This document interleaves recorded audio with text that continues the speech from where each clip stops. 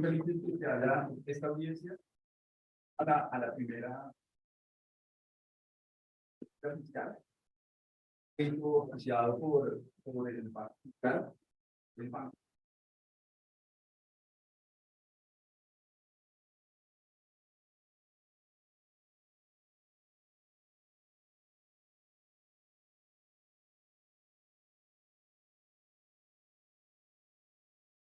Uno, dos.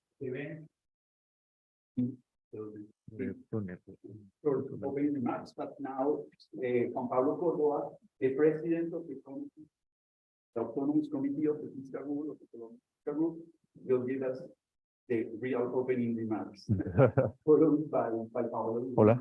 Of the World Bank. The real opening remarks. Good morning, everyone, and thanks for joining us. Thanks for being here. We are definitely delighted to have the first fiscal policy conference and starting the first conference with such high-level speakers. So thank you very much to all the speakers that have accepted to join and to come to Colombia for this conference. This, as Andres mentioned, has been an effort of the CARF, but of Andres personally. So thanks, Andres, for the initiative and for moving everybody's interest in this conference to make it happen. But in partnership with the World Bank. So thank you very much, World Bank representatives. Thank you very much for the sponsorship and for making it happen. Also with the Central Bank of Colombia, very strong research department in the Central Bank and the economics department at the Universidad de Los Andes. So we're very, very happy to be here and make this possible. The CARF, the Autonomous Fiscal Council, I guess it's called, is only 1 year old. So we're very young and we have a tremendous task at hand. One of the tasks that I like to say that we have is to educate the population on the implications of fiscal policy and the, let's say, no free lunch discussion about different trade-offs in fiscal policy. And it's a very difficult task because, of course, you all know there is always a political consensus for more expenditure. So it's easy to agree for more expenditure, but not to implement reasonable fiscal policy. So one of the tasks that we have, apart from the official tasks of making comments on the different fiscal documents that the government produces, is precisely to create an open debate about fiscal policy and the implications of fiscal policy, sustainability of the debt, and why that is important, and why that is important in society, not just for us in this room.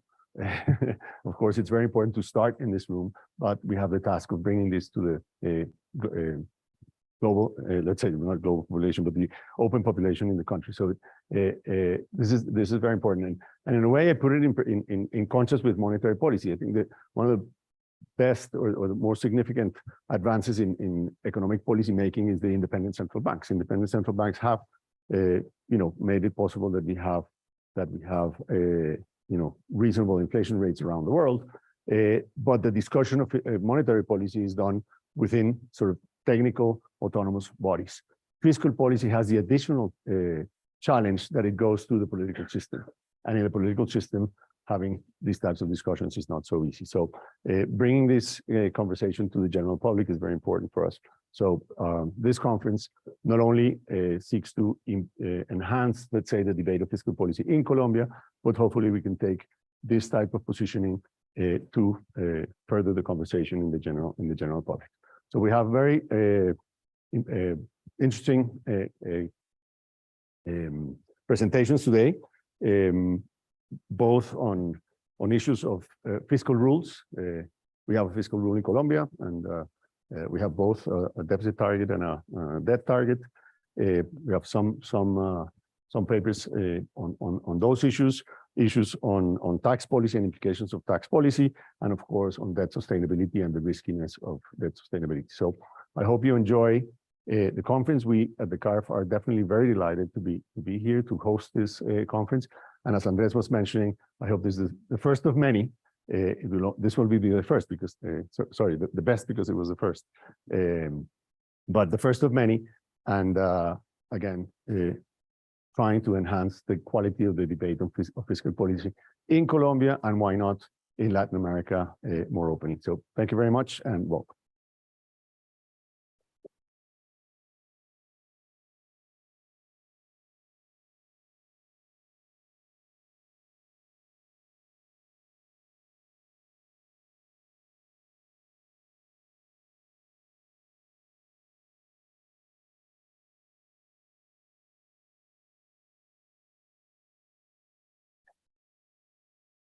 Bueno, capaz puedo tratar de proyectar mi voz. Muy bien. Ah, entonces mejor. Yes. Is it fine?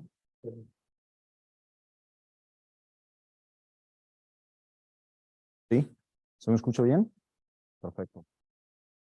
Good morning, everyone. First of all, let me thank the university for making this conference possible and for giving us, the World Bank, the great honor of being co-sponsor of this conference. Let me also thank Andres for actually organizing and putting together this wonderful agenda. And thank you to all of you, presenters and attendees alike, presential or virtual, for being with us today. This is, in our view, World Bank, a great conference for two reasons: for the relevance of the topic, possibly the reborn relevance of the topic, and the timeliness of the topic for the Latin American and Caribbean region. Why am I saying relevance? First of all, the pandemic has made it clear that fiscal policies were key, not only to support economic activities, but also livelihood. It has also now become clear that fiscal policy has been a key ingredient of the fast recovery from the 2020 contraction. But we think that fiscal policy is relevant not just because of the conjuncture. If we take a longer perspective, actually the relevance of fiscal policy becomes even starker. Let's take one example, Colombia. In Colombia, the credibility, sustainability, and the fact that fiscal policy has been rule-based, we think it has been a key ingredient of the macroeconomic stability that the country has enjoyed in the past 20 years, of course, along with inflation targeting and the flexible exchange rate. Not all countries in the region can say the same.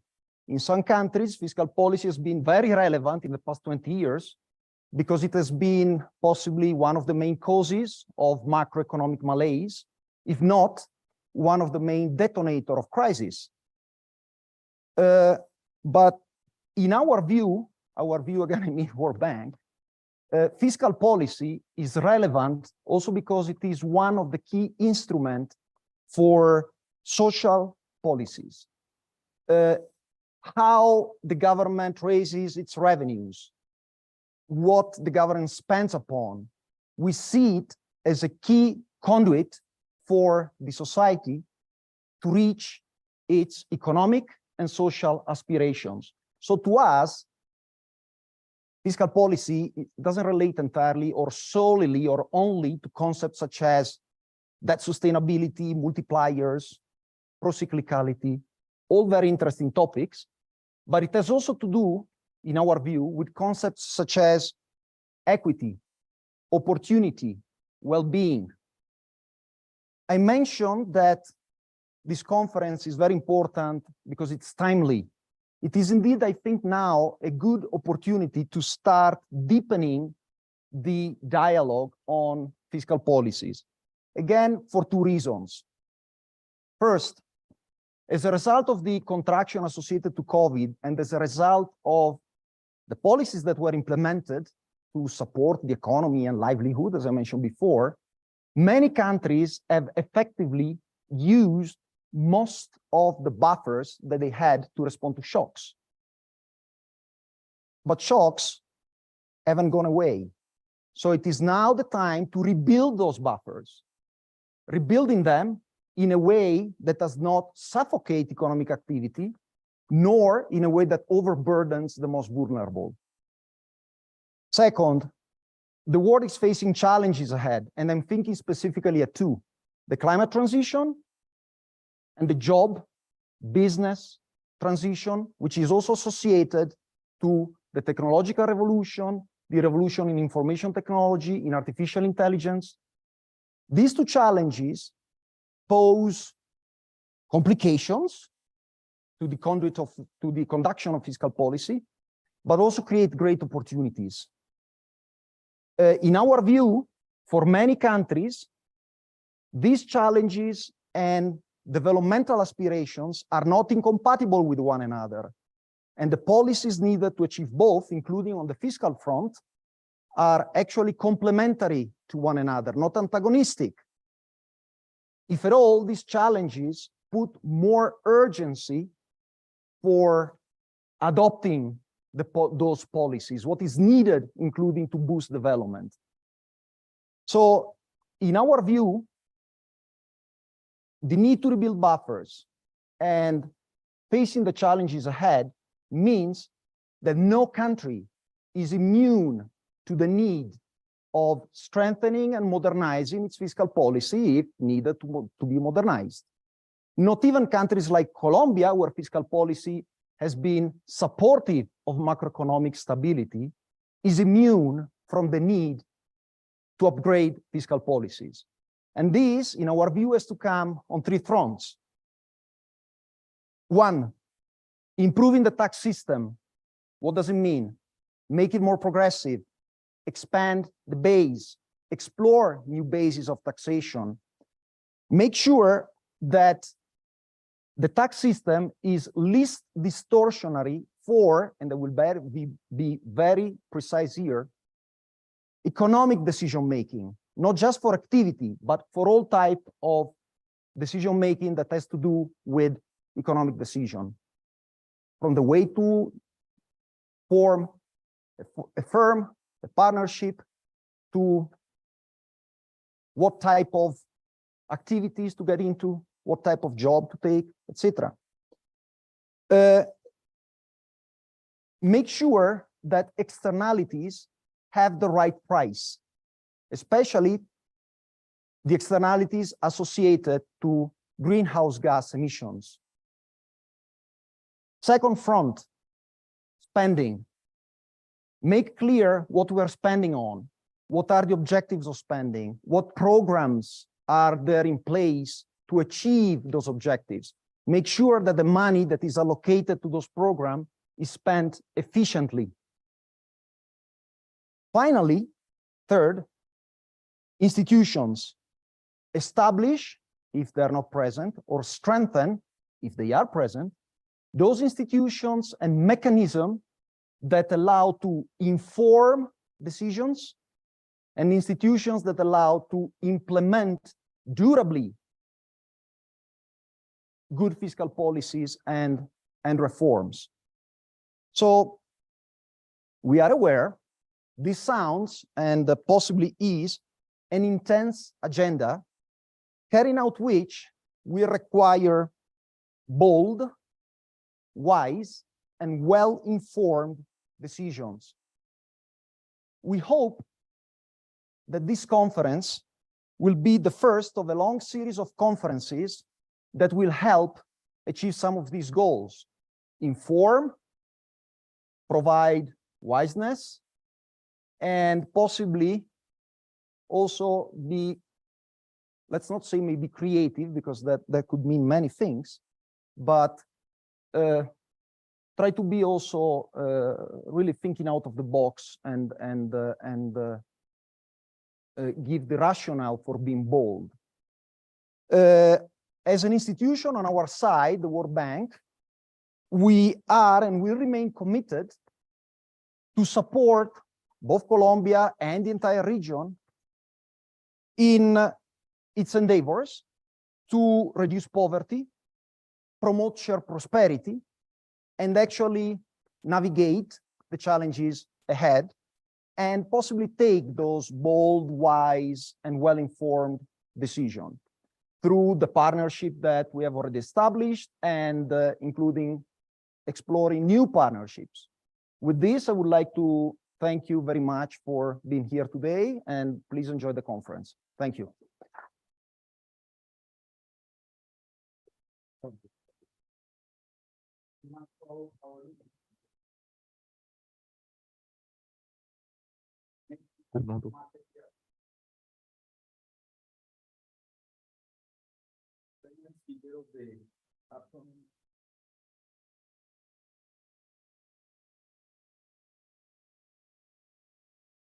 So now we will have 35 minutes of presentation and then.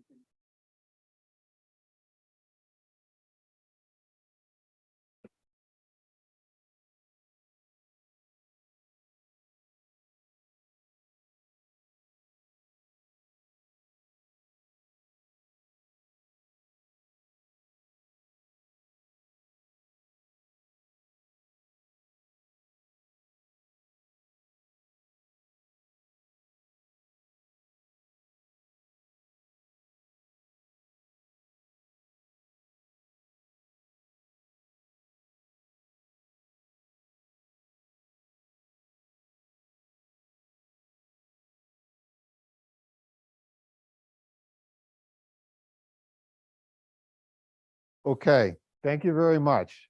I'm very happy to be here. I'm pleased you invited me. I'm going to be a bit of a bad guest because I'm going to talk about a free lunch. Manuel and I and Christina, we spent probably the last 15 years working on emerging market debt crises and things like that. And lately, we have actually been thinking about safe assets. And the US in particular as kind of the world's provider of safe assets. So this is going to be a paper about what the US in that role could do. So in this sense, it's probably not maybe the best fit to kick this off, but it is important to think about both sides of these debt markets, those that have the luxury, really, of being the world store of value, and that's kind of the focus of what I'm going to talk about. So hopefully, it'll be of interest. Okay, so in that context, thinking about the U.S., you could think about other safe havens as well, like Switzerland or Japan, but really the U.S. is the dominant one. We have very low interest rates on government bonds. And the question that we were thinking about is what is the role of government policy in this, and fiscal policy in particular? Okay, so this is it's going to be very different than what we have done in the past, where interest rates were very high, and typically the issues there we focused on were how to get debt down. This is going to be the reverse problem.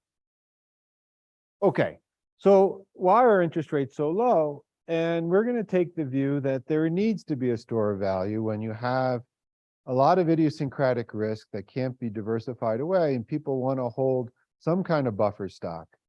And that can very easily generate low interest on this store of value.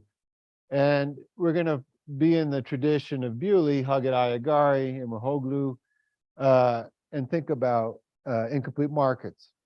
Okay, so we're going to work firmly in that tradition.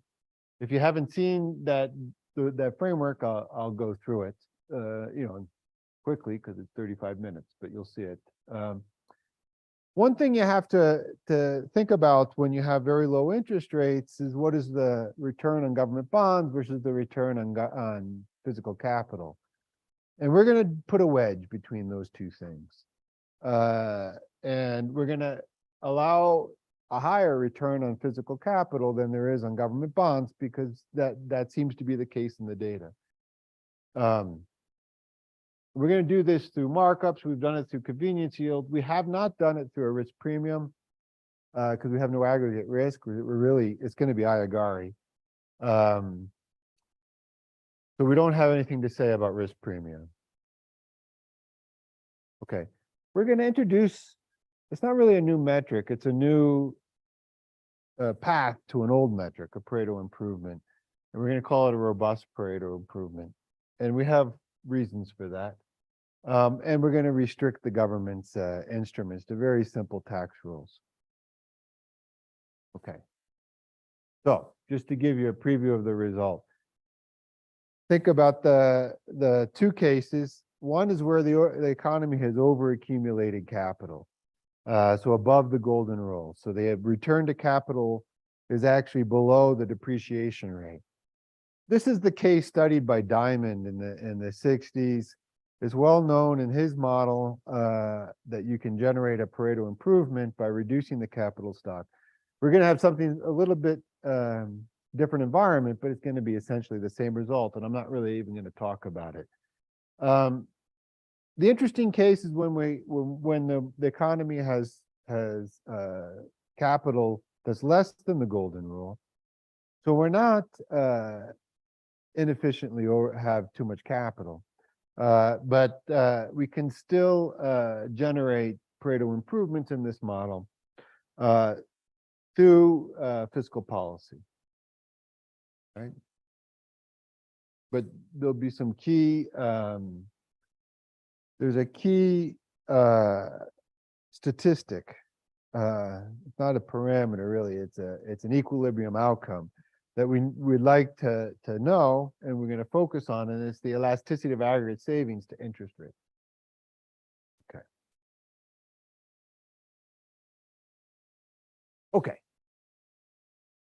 So the environment is Aguiar. I'll go through it. Ask questions if something's not clear, okay? Because there's certain things I assume everybody might know, but they might not know, or there's certain things I know and you don't know, and I'm not clear about what I'm trying to say. So please just don't hesitate to interrupt. Okay, so the key to Aguiar is that agents have this idiosyncratic risk. I'm going to take the baseline, no growth.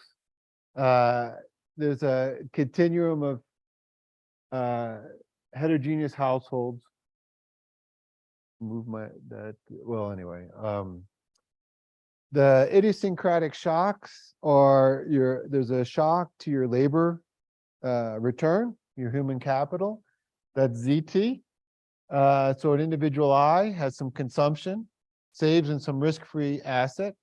They get some labor earnings, which is the market wage, times their idiosyncratic endowment of human capital. So how much they're worth in the labor market that day, which could have some kind of stochastic process, the amount of hours they work. We're going to have, potentially, we could have profits in this economy. So we have markups, and we're going to model those symmetrically like we do labor, is that people have some managerial talent. There's some claim on the aggregate profits, and that could be stochastic, and it's not traded, just like their labor earnings are not traded. They return to the existing savings and some transfers. And then there's a borrowing constraint. And I'm going to set that to 0 for most of this discussion. Okay, so this is the household's budget set. Preferences can be very general. I'm going to talk about the case where there's no wealth effect on labor supply. That's going to be tractable in many ways, but we really can allow for general preferences. Yes, it's a closed economy, yeah. We could nest different cohorts and have an OLG structure in there by turning preferences on and off for different periods of time. On the open economy, we can come back to that. I'll talk about how we thought about that. So the technology, oh, thank you. The technology is a standard constant returns to scale. We can have a representative firm. We tax linearly the factor inputs. This is so everything I showed you before on the household side was already after tax. That's without loss, but for convenience, we're putting it on the firm. They tax their rental. There's a rental market of capital. There's a competitive market for labor inputs. There's these tax wedges. The first order condition, standard marginal product of capital, marginal product of labor. The only wrinkle is that there's potentially a markup that drives a wedge between the return to capital and the factor markets that I mentioned before. And then profits, they're also taxed, okay, at some rate. Okay. And then the government issues bonds and sets taxes, and they have a budget constraint. The tax revenue and bond revenue has to be enough to cover any kind of lump sum transfers back to the households. Okay, and then equilibrium is standard asset markets. So all the households' wealth is held in physical capital or government bonds. The labor market clears, and then the goods market clears. Okay, so that's the economy. Very neoclassical in that sense.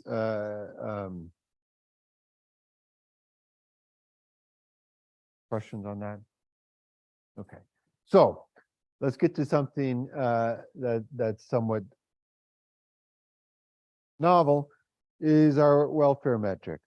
So we'd like to think of, we like to do policies relative to some baseline economy, say a laissez-faire or something like that. And we'd like to think about Pareto improvement. And we're going to do what we call a robust Pareto improvement.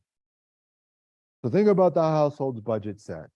On the right-hand side are their sources of income. And I've put in blue all the equilibrium prices, right? The return to labor, the return, the profit, the amount of profits, the return to saving, and the transfers. Transfer is not a price, but it's a source of income. And think about a reference equilibrium, which I'm going to put as superscript O as a original, as a starting equilibrium. And we're going to look for policies that can weekly increase all the factor prices. So the wage weekly increases, the interest rate weekly increases, profits weekly go up, and transfers weekly go up. With the non-zero borrowing constraint, we have a more complicated, which I'll come back to that, with at least one inequality strict. Okay, so we're doing something a little bit unusual. We're going to look for a Pareto improvement. Typically, when we think about a Pareto improvement, we think about the set of allocations that are feasible, that could generate higher welfare for somebody and make sure everybody else is not worse off. Here we're working through prices. Allocations are very complicated objects in this economy because of the whole distribution of agents with idiosyncratic consumption profiles. It's easier to work through prices, and by working through prices and budget sets, we can be a bit agnostic about preferences. Okay, so it's robust to a lot of things. The nature of preferences, idiosyncratic risks, lifespans, how agents trade off one state versus another, their risk aversion. It really requires limited information. Let me give you a couple of alternatives that are popular in the literature. It differs from the utilitarian, or even the traditional Pareto metric, which, as I said, can just look across the whole set of feasible allocations. Think about Aguiar-McGrattan. In that paper, the government issues bonds. They lump sum rebate the proceeds. Households that aren't constrained can save that and use that to fund taxes in the future. Households that are constrained can spend it and then pay the taxes in the future. And that's basically a way around the borrowing constraint to the government. We're not doing that here because there's no intertemporal trade-offs. Davila, Hong, Crisel, Rios, Roll have a paper that looks at constrained efficient allocations with a utilitarian metric. Their story is that they want to basically, you can think of it as they want to raise wages and lower return to assets because that helps the poorest in the economy. Okay, it also is different than, you know, unemployment insurance where you pay when you're employed and you are taxed when you get the benefits when you're unemployed. Here, that's a trade-off across states. We're not allowing that. Okay, so it's kind of a, this is what I mean, that it's kind of a weird way of thinking about this is where's the trade-offs? And so I'll show you when this is feasible. Okay. So here's the thought experiment. Take our initial equilibrium, and I'm going to use the laissez-faire as a beginning. No debt, no taxes, just start from a pure competitive equilibrium with no government intervention, and then look for a set of policies that can improve upon this.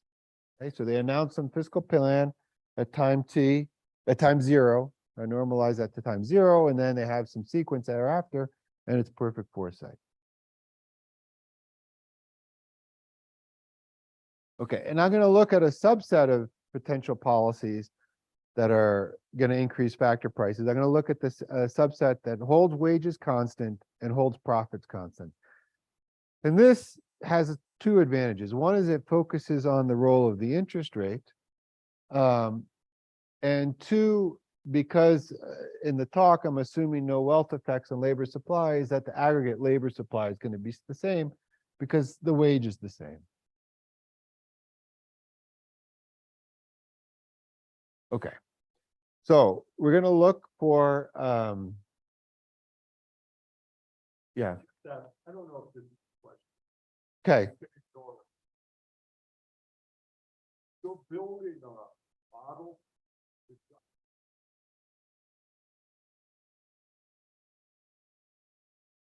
Okay.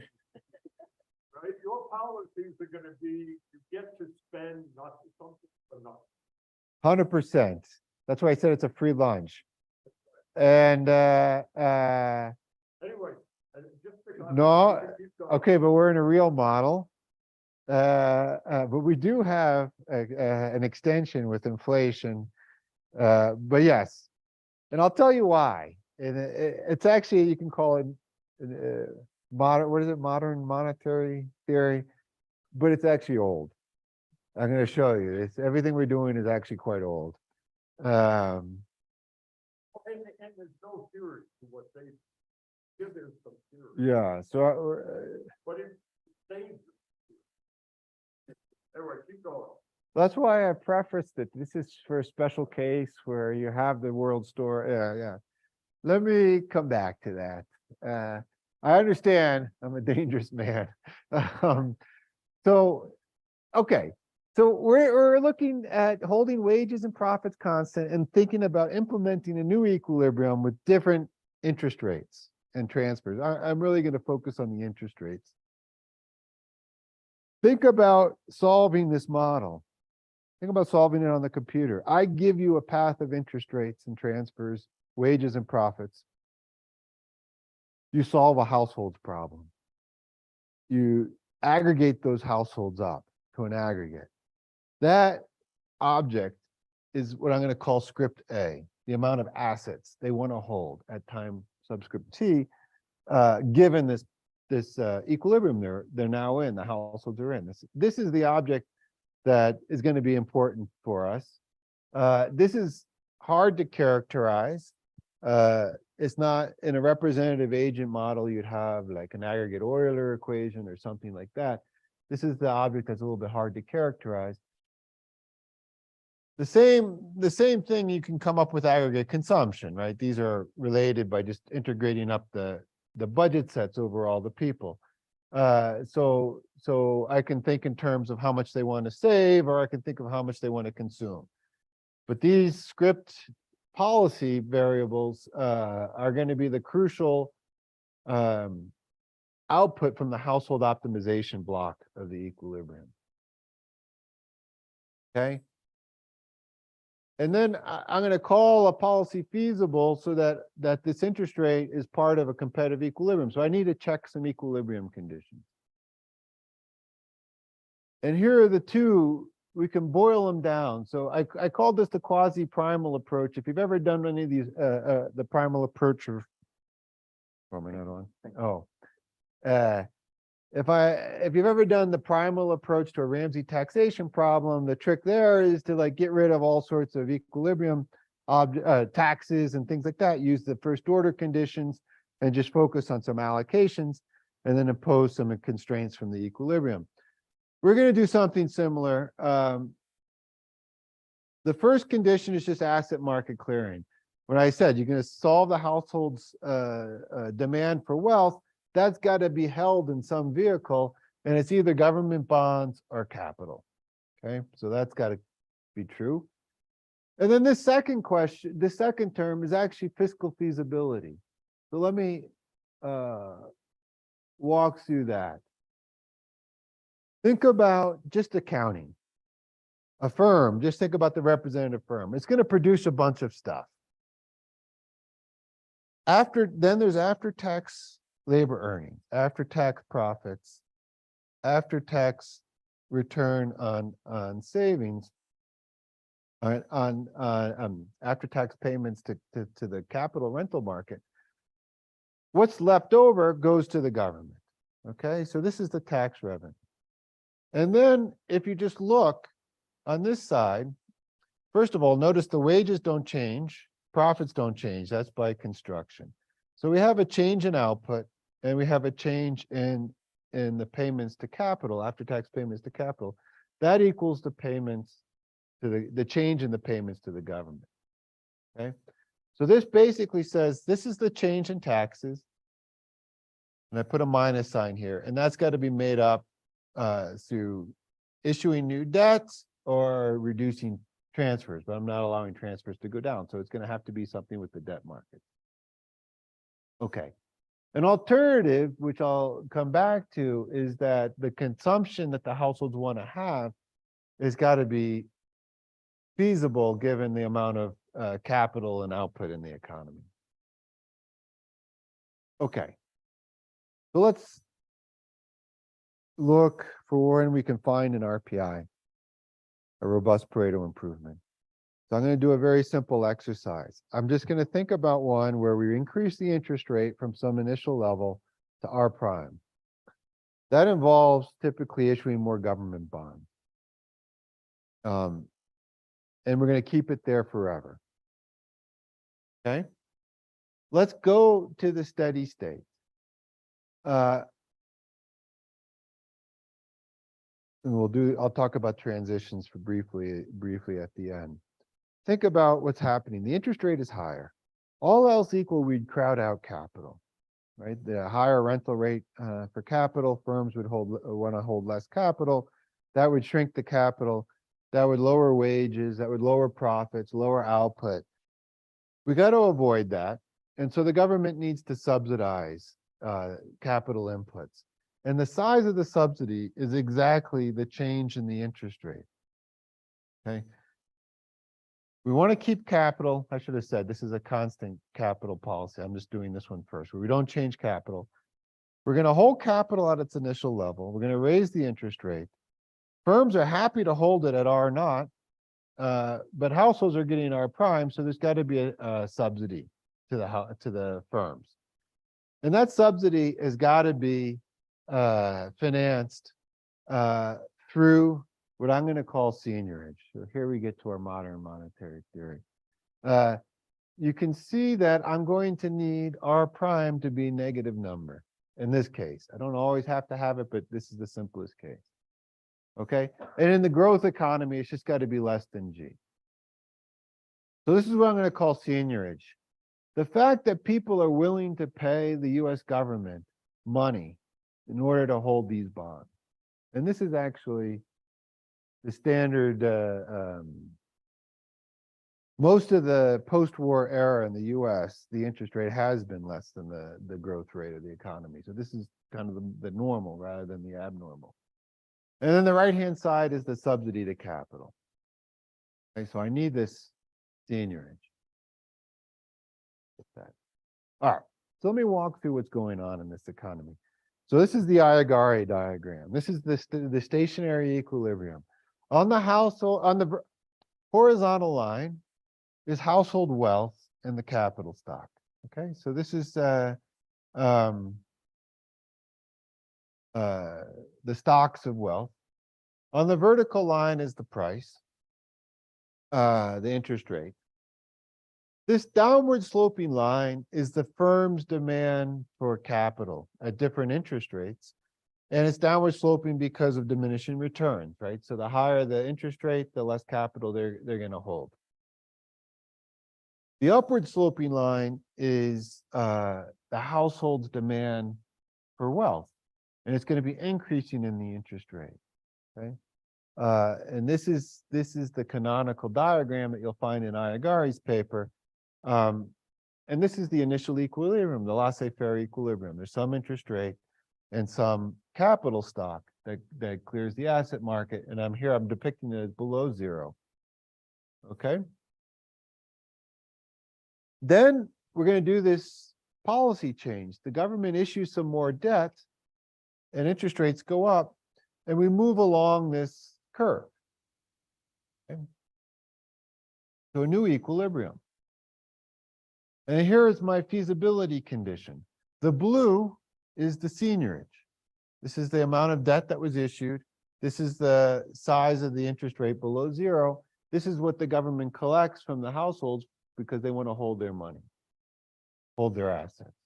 This red rectangle is the cost of the subsidy, the change in the interest rate times the capital stock. We need, the feasibility says that this blue rectangle has got to be bigger than the red rectangle.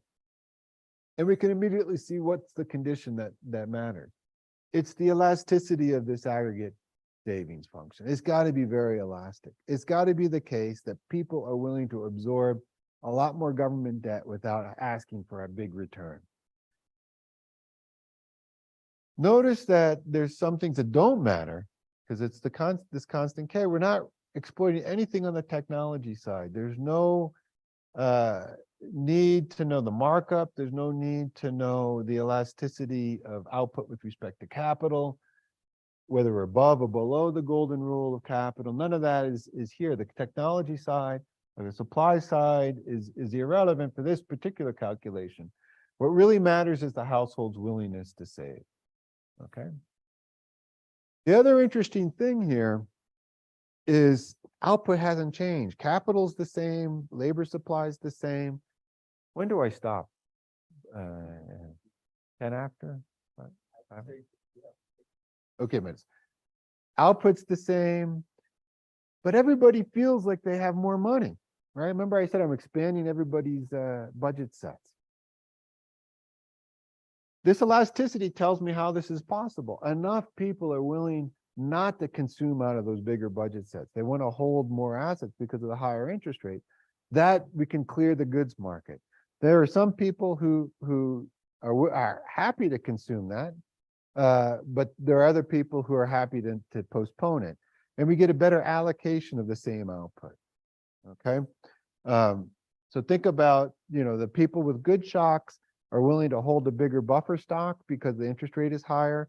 And the people with bad shocks have a bigger buffer stock so they can consume more. Yeah. Yeah. So far, what I'm saying, everything is dependent on that, or less than G, less than the growth rate. That's what I'm saying. It's really for the U.S. Yeah.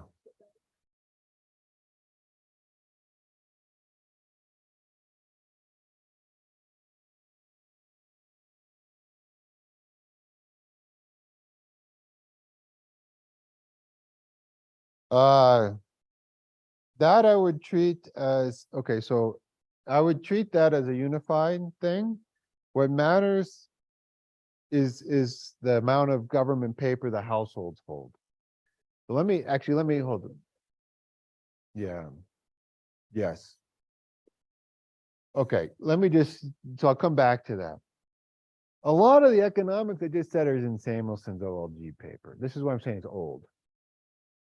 he had a very beautiful insight that there could be equilibria where people don't have enough pieces of paper. And in that model, what he called the social contrivance, which is like something out of nothing. He said people have an endowment of chocolate, and then all of a sudden, if you allow them to trade chocolate wrappers, you can improve the allocation. We're doing something similar here. There's a couple of wrinkles.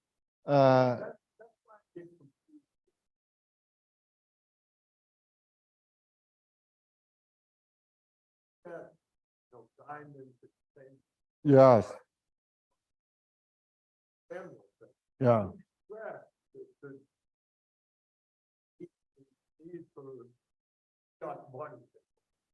Yes. If an interest rate, there was the interest rate, if the interest rate was equal to the growth rate, then there was no room for fiat money. But if the interest rate was greater. 100%. What's that? Yes. Yeah. So, and you keep saying, and now I always think R equals G is the golden rule, the overlapping generation. yes. So why do you keep saying it doesn't make any difference with the capital structure? okay. So You don't have to answer. no. It's an important question, and this is so now I have two returns. The return on government bonds, I'm calling that R. The return on capital, I'm calling that the marginal F prime of K. I'm allowing those to be different. Diamond did not. All right. Okay, so exactly. So if you think about dynamic efficiency, gets very confused in the literature. So we can have capital below the golden rule, but we can still fail Belasco-Shell's condition for efficiency. And that's why I have the markup or convenience yield or something that people see capital and bonds as different. And this goes back to your point about the Fed. It's the amount of government liquidity, whether you call it money or bonds, doesn't really matter. I have two, so I've been reading this old OLG stuff. Bewley's 1980 model, he actually has like bonds, but it's money. I mean, it's I ran across Tim in this OLG literature, which I hadn't realized, but he and David Levine have a bunch of papers on efficiency. Just going back to that, it's always the initial old who get the reap the benefit of this. I'm giving it to the government. So if there's a chicken in this model, that's what I'm doing, is I'm endowing the government with this ability to write pieces of paper. Okay. All right. So loose ends. I ignored the transitions. I also ruled out capital changes. We go through and we allow a bunch of alternatives that we can do, more sophisticated. So first of all, if capital's above the golden rule, we're basically in diamond. It's not that hard to map it into our environment. A little bit more work to do, but we end up in the same place. Capital below the golden rule. Okay, and this is what I mean. The marginal product of capital is bigger than the rate of depreciation.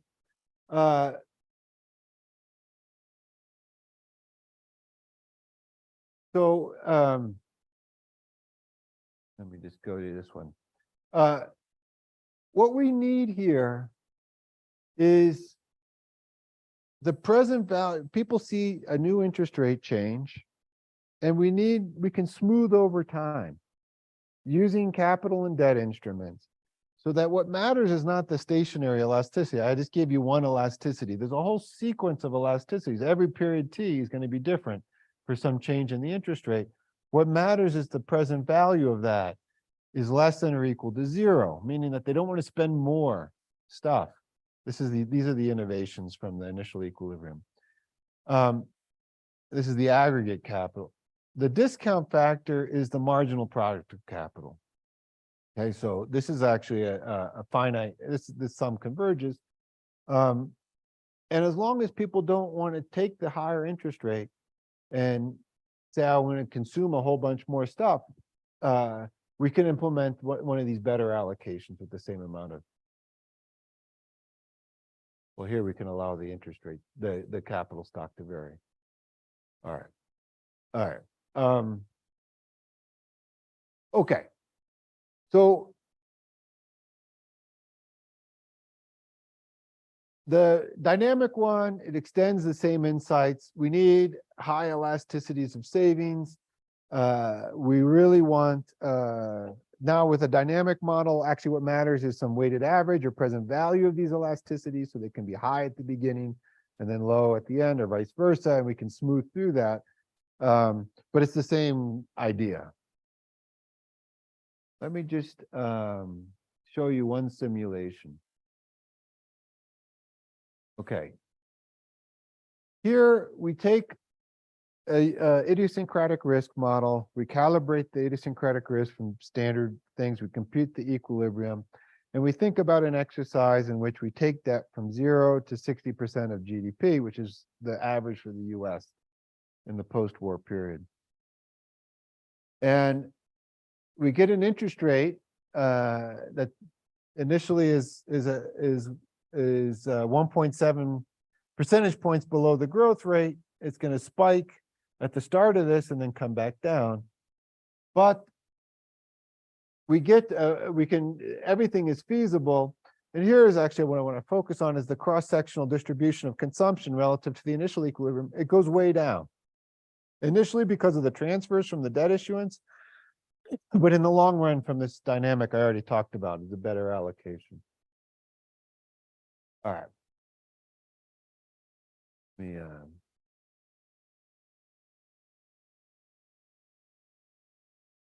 all right. So, one thing I wanted to say on the open economy for the U.S., this is even you can think about the elasticity of demand for U.S. bonds as even being more elastic because of the foreign central banks want to hold U.S. money. Foreign households want to hold it. It's one of the. This is kind of the U.S. and maybe, as I said, one or two others has a monopoly on the safe store value, and then there's something they can do with it. Okay, so we introduced this robust Pareto improvements. I showed you that the important thing is how willing are people to hold additional government bonds, safe government bonds. You have to worry about crowding out capital, but I showed you the conditions under which that can be taken care of. We have this computational part that we exploit, this sequence Jacobian that Auclair et al. Have developed to show you can easily compute this in models, these elasticities. All right. Yeah, let me stop there. Okay.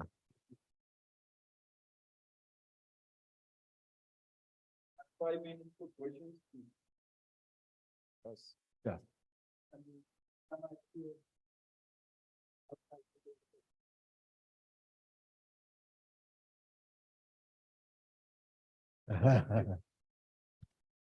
you very much. I'm not an expert in this area, but we are thinking of this as a way of saying, look, if you have incomplete market and you have a chance of providing liquidity, what I got was maybe excess liquidity in some sense.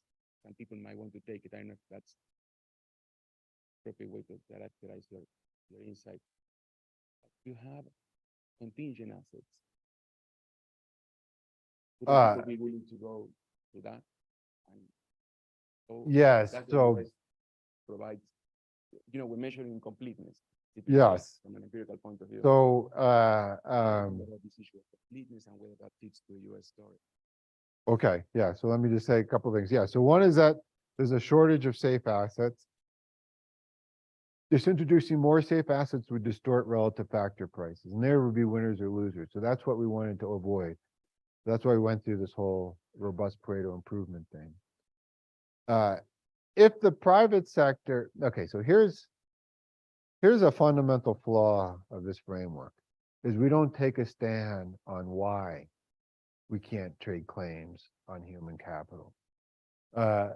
And so we don't have insurance markets in this economy, and we don't take a stand on why. So it's tempting to say the government's going to step in and complete these markets. It's a little dangerous in the sense that we don't know why the private sector can't do it. But the other thing that we're focusing on as well is that the government requires a lot of information. They need to know if it's going to be done through the tax system. They need to know exactly how private individuals trade off risk or trade off different states of nature and how those should be priced. If we had error securities or something similar to that, obviously that would be great. We're in a world where we have some of those. We do have insurance markets, but we don't have complete insurance markets. And we're not going down the path of trying to have the government complete those markets.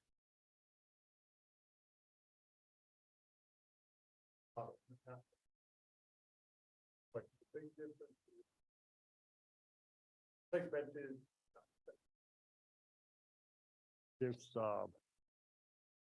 This wedge between the returns on capital and the return on the government bonds. And your Pareto improving the policies are issuance of more government bonds, which raises the return on government bonds towards zero, and what you'd like them to be is zero, but they're negative. That drives up the return on capital, doesn't it?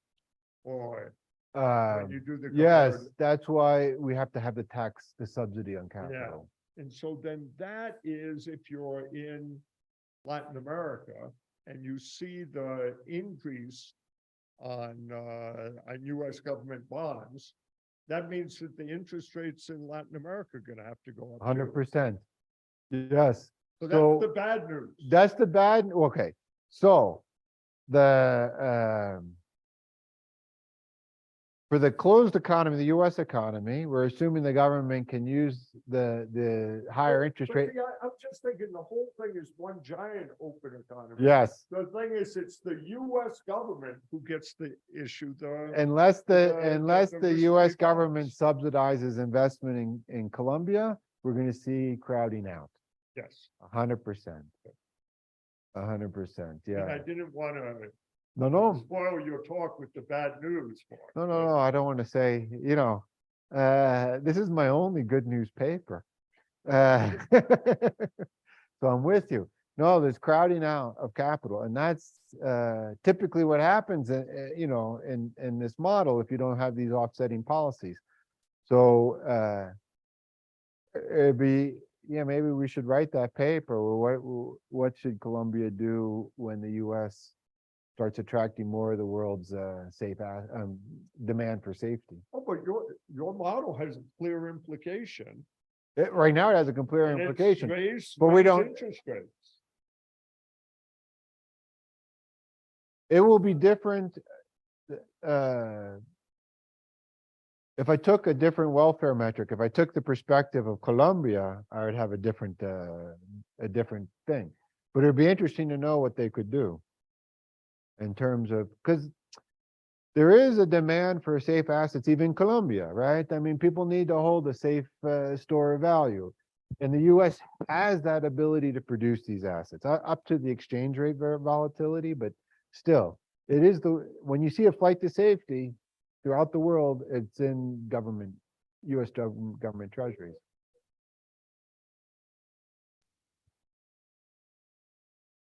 Yes. And so having more of these things, since there's such a big demand, doesn't necessarily seem like a bad thing, but it does have distortionary impacts on relative prices, which is why I went through the whole thing about crowding out of capital. But here I'm just using the case where the government that issues the bonds internalizes the crowding out. And in the global economy, that won't be the case unless there's some altruism or something, or maybe the World Bank needs to do it. Where's our World Bank? Sharing the benefits. Sure, yeah. So, I mean, there's also in these you know, in these crises, we see this now, these swap lines, the dollar swap lines, because the US does have the ability to create this, not everybody has access to it. And that's expanding the access to dollar, which seems like that seems like a win-win thing along these kinds of lines.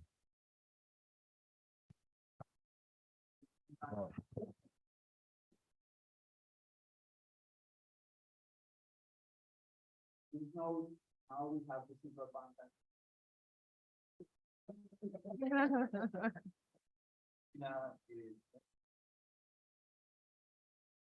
Just print the money. That's the list for everything. Reaction to that, Catalina? Gracias. Hola, ¿ahí me oyen? ¿Sí? ¿Sí? ¿Todos me oyen? Okay, thank you for the organizers for inviting us, for putting this together. Times of high rates and high debt, larger deficits, it's good to get together and think about these things. I should be writing the monetary policy recommendation today, but I'm here. So, thank you for the invitation. I don't know if I should thank you though, because you put me in a room with these guys, big guys, and I get nervous. Anyways, I hope I don't embarrass myself too much today. This is a preliminary work and joint work with Marcela Castro and Nicolas Moreno, both at the Central Bank, going on to do their PhDs now at the University of Wisconsin-Madison. So I brought backup so I can answer the question. This is my first time presenting the paper. So, I hope I don't do a terrible job. We're going to start with this picture, and you see that debt has grown remarkably over the years across different countries. You see advanced economies, emerging economies, and it just keeps going up. And this might be the result of the counter cyclical response from governments to shocks like COVID-19 or the Great Recession, for example, right? But this behavior, I think Alessina and Palasco at 2016 will tell you it's at odds with, say, the prescription from Barrow 79 or Stokely Lucas 83 or Agari 2002, I think. So behind this pattern, it could also be some, maybe some pressure on governments to meet some, social needs of them, right? And this has also been facilitated by long periods of low interest rates. Oh,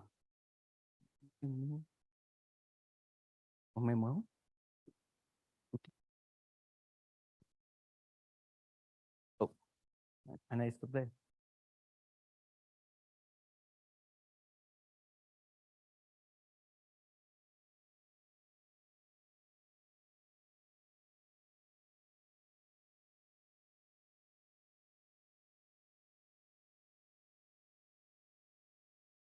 Solution to this problem, lower interest rates. Oh, yeah. Keep going. Okay. Now, but economic institutions have responded, right? And you see in this picture the number of countries that have some fiscal rules of some sort. Okay, so more than 100 countries now, right? And you will find some support in the literature to say, well, you can devise some fiscal rule to try to offset the effects from governments that have some kind of like deficit, like a deficit bias, right? So they tend to spend in the short run just for political motives or for some reason, right? Now, once you put some fiscal rule in place in that context, and you see like these big guys there putting this literature together, they will say, well, the problem kind of like disappears, right? Well, you solve the problem of the deficit bias, done. So you have a rule on the deficit, that's it. But now it's working. Okay. Yeah. But now this strikingly, there has been an increase in the number of fiscal rules that a given country has. So on the left-hand side, you see the gray line here. It's just the number of countries that have just one fiscal rule going down, right? And then the number of countries that have 2, 3, 4 fiscal rules going up. And here on the right-hand side, you see the number of shared fiscal rules, kind of like, multiple combinations of fiscal rules, right? So you often have like a budget balance rule and a debt rule, right? But, the debt in principle should be, should change with the deficit. So how is that the case? So that's kind of like the question that this paper is after, okay? So should countries use a combination of fiscal rules? If so, kind of like why and maybe how, okay? We're going to try to provide an answer to this question. It's not the answer to the question, it's just a possible answer to the question, right? We're going to provide a setting in which two rules kind of like make sense, okay? It's going to be hard though. I'll show you. We're going to need too much stuff, even in a simple setting, to make it work. Now, just to fix ideas, let me tell you what a fiscal rule here is going to be, and maybe by telling you what it's not going to be. It's not going to be like a policy reaction function, like a Taylor rule that responds to the state of the economy automatically moving G or T, right? It's not going to be that. It's going to be just constraints, okay? Constraints, inequality constraints in the end. So if you're below the constraint, then the government can, move any budgetary aggregate as they wish, okay? So we're going to have like two rules, two objectives, that kind of like two issues. Okay, so one issue is going to be that this is going to be like imperfect credibility going on here. Okay, and yeah, credibility about your ability and willingness to pay the debt from the government side. It's not that we're going to have default or anything like this here. Our default models are too hard. So our model is not going to have that, but it's going to have the flavor that people kind of like sometimes don't believe that the government will be willing or able to pay. So we're going to have a debt target fiscal rule that is going to work mainly through expectations on the path of debt, and in that way is going to improve fiscal credibility. And the way it's going to work is the government is going to, after a shock, is going to announce, this is my target, like 5 periods ahead, and this is the path that I'm gonna follow to get to that target. And then and part of the work is going to be of this rule is going to be because the government is going to internalize the fact that the borrowing decisions affects the interest rate that it faces, and also that the rest of the economy faces. Okay, and there's going to be a budget balance fiscal rule. Okay, that basically is going to constrain fiscal balance every period. Okay, and it's going to try to just solve that deficit bias, that tendency of governments to overspend in the short run for any political motives. Okay. So the results, basically, both fiscal rules individually improve welfare on average. But the combination of both rules is better than each rule. Okay, that's what we're going to find. But the reason is they operate through different mechanisms and solve different problems. Some of the mechanisms a little bit here. The budget balance rule sets a limit on your balance, so you cannot overspend in the short run. And what that's going to happen is that that's going to kind of like dampen like the amplification distortions that deficit bias has whenever you receive an income shock. And the debt target rule operates more dynamically. Okay, and basically it's going to affect expectations of debt, and in that way it's going to kind of like dampen the propagation of shocks over time. That's kind of like the way it's going to work.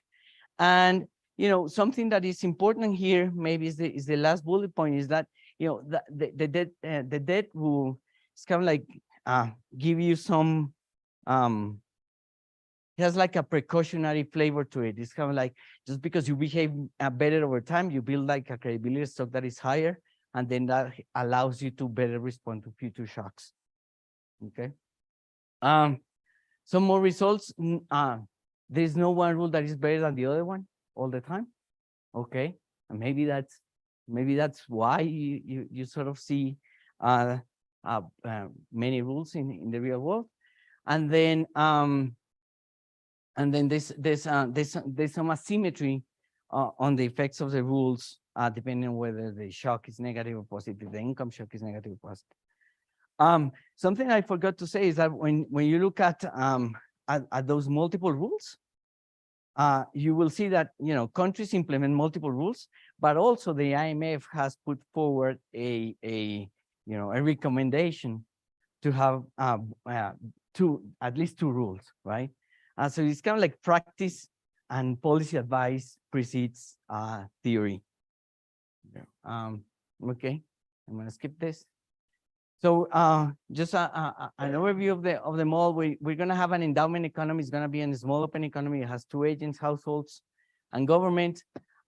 Households, they just basically consume public and private goods, and then they can borrow from abroad. The same with the government. The important thing from the government is there's going to be a benevolent government. It tries to maximize household utility. Is not going to be a central planner, and it faces the present bias. So it's kind of, and the way we're going to engineer this is that we're going to put like some impatient shocks. The government is going to become more impatient, and in that way is going to exhibit, timing consistent like behavior. Okay, and I'm doing something here. Okay. One thing that's going to be important is that government loses credibility when the current debt is away from the state, and the loss of credibility is going to impact interest rates, the borrowing costs for the government, but also for the economy. That's kind of like going to be important. Yeah. Thinking about the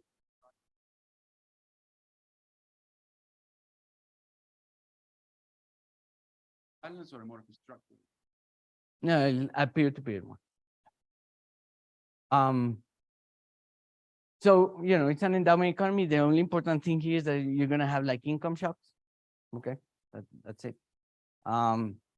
Here's the household problem. Derives utility from G and C. Nothing important there. Just, it borrows at that rate ITP star from abroad. The important thing there is that maybe, so just keep that in mind because the government is going to be involved here. But that's not very important here. Just first order conditions, keep that. Government, okay? So here's, so three things to notice. Is going to have an enabling government, so it's going to try to maximize the same utility as the households, okay? It's going to borrow at a rate G star, ITG star. And here's the thing, is going to have impatient shocks, okay? And that's going to induce that like this timing consistent like behavior. The way we engineer that is with some shocks that are truncated. The distribution is truncated, so it's always positive. So the impatience of the government is going to be maximum as big as the household, or lower whenever it receives shocks. So this is the government's, the first of the condition. The important thing here is that the bias, the deficit bias is going to distort, if you wish, the intertemporal decision, okay? So now let me introduce two counterfactual economies here, okay? So one is, and they're going to depend on what type of government they have. So I'm going to call the first one the prudent government. And in this one, basically the prudent government is a government that takes into account that it affects the interest rates that the economy faces, that its own decisions affect the rates that it faces, okay? And that's following Arellano 2008. And that prudent government is going to, so these two economies are going to help us like set the limits for the actual government in let's call it the real world economy, if that were, okay?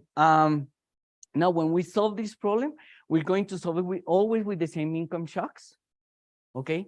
And the government is going to exhibit deficit bias. So we're kind of like trying to isolate some of the problems, right? Now, there's another economy, which is the non-distorted, characterized by the non-distorted government, which is basically a government that has no deficit bias, okay? When we solve that problem, we're going to solve it with the same income shocks. But this government is going to have also like variable credibility, okay? So in this case, the government is not going to be time inconsistent, okay? Just to give you a flavor of how this works, if this was the problem from the government, okay? So what just basically when you have a prudent government, you add it takes into account how its interest rate is determined. There's some risk-free rate out there, and there's also some risk premium from the deviation from the long run debt level. And then so you can solve this problem still with phi-t, okay? And then the non-distorted government doesn't have this restriction, but the discount rate is constant and set at beta, okay? So those are the economies that we're going to solve. And we use the results from those economies to set the rules, the limits for the actual government, okay? So the government is going to have this problem as before, but now it's going to have a bunch of constraints, okay? So from the prudent government, we're going to get an announcement on a debt target that is going to happen like K periods ahead. We're going to fix K at 5. And then it's going to have from 0 to K, from time T plus 0 to T plus K, is going to have some path that it has to follow. Your debt is going to have to be below these boundaries, and those boundaries come from what the prudent government would do in the face of the same shocks, okay? And now we're going to limit also the debt to GDP, the deficit to GDP, the balance to GDP ratio, using the non-distorted government. What the government would do if it didn't have the deficit bias, okay? So these are the first order conditions. I just want to point out here that, whenever the constraints are binding, okay, these things are going to be different from 0, okay? And when they are, they're going to distort, again, the government's decision, depending on which one it is binding, okay? So here we're going to be in this solution, we're going to be facing like these issues of like occasionally binding constraints and things like that, okay, in the simulation. So now I need to close the economy. And so I want you to, so this is basically like following Schmidt-Grohe and Uribe 2003. So this is just the interest rate for the household. So I told you, remember that I have ITP. Okay, now it depends on ITG, which is the rate of the government, plus some risk premium for how long you are from, how far away you are from your state debt level. And then the interesting part is going to be the interest rate on the government. So it's going to have a risk-free rate, okay? And it's going to have some deviation from the debt level. So in that sense, it looks the same.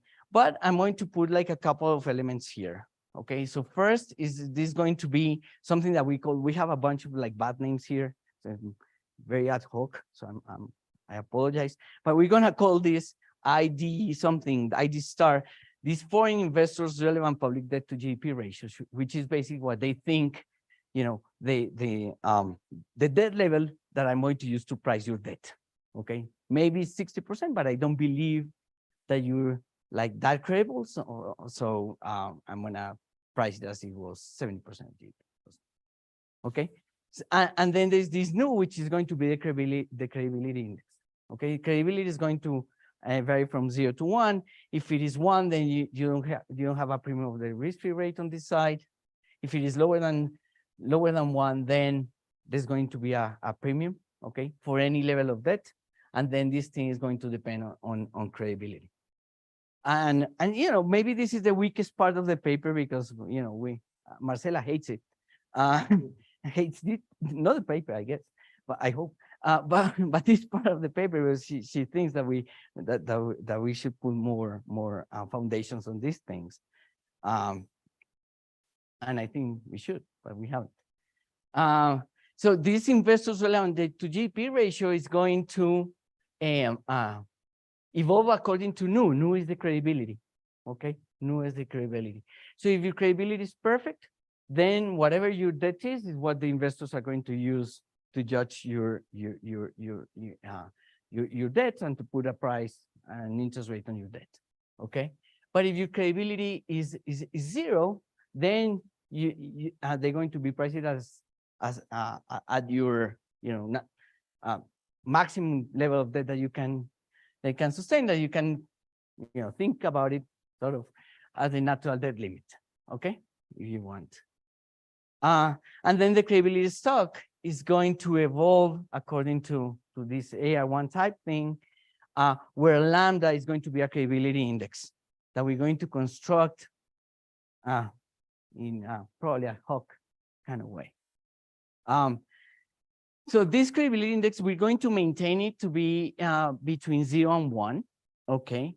And it has like three elements. So the first element is like how far away is your debt from whatever target you chose in the medium run, okay? And this so you see, if for example you announce a debt target, you receive a shock, and then you say, well, I'm going to, and you're at 60% of GDP, and you say, well, I'm going to 20% of GDP, that's not very credible, okay? So if you put targets that are too ambitious, you lose a little bit of credibility, okay? So this is the first part, and it depends on how much you're using of the fiscal space that you think you're going to have in the future. Then the second part is kind of like where the second rule, where the target rule, the debt target rule is going to work, which is, you know, on average, how long do you expect to be, how far do you expect to be from the target that you put yourself, okay? And then there's this term, this is, this OFT is kind of like, it's like a premium for deviating from what a government with a non-deficit bias would do. Okay, so if it is above 1, then you're gonna be punished for having this deficit bias in the short run. And as Juan Pablo said, it's easy to find, you know, ways to try to spend. Okay, so that that OF, which this is failing again. Oh, yes. Okay. Oh, yeah. So this, you know, we call it over indebtedness augmenting factor for, you know, lack of a better name. But whenever your debt is higher than what the non-distorted government will do, then you will get a premium there, and you will lose credibility. Okay.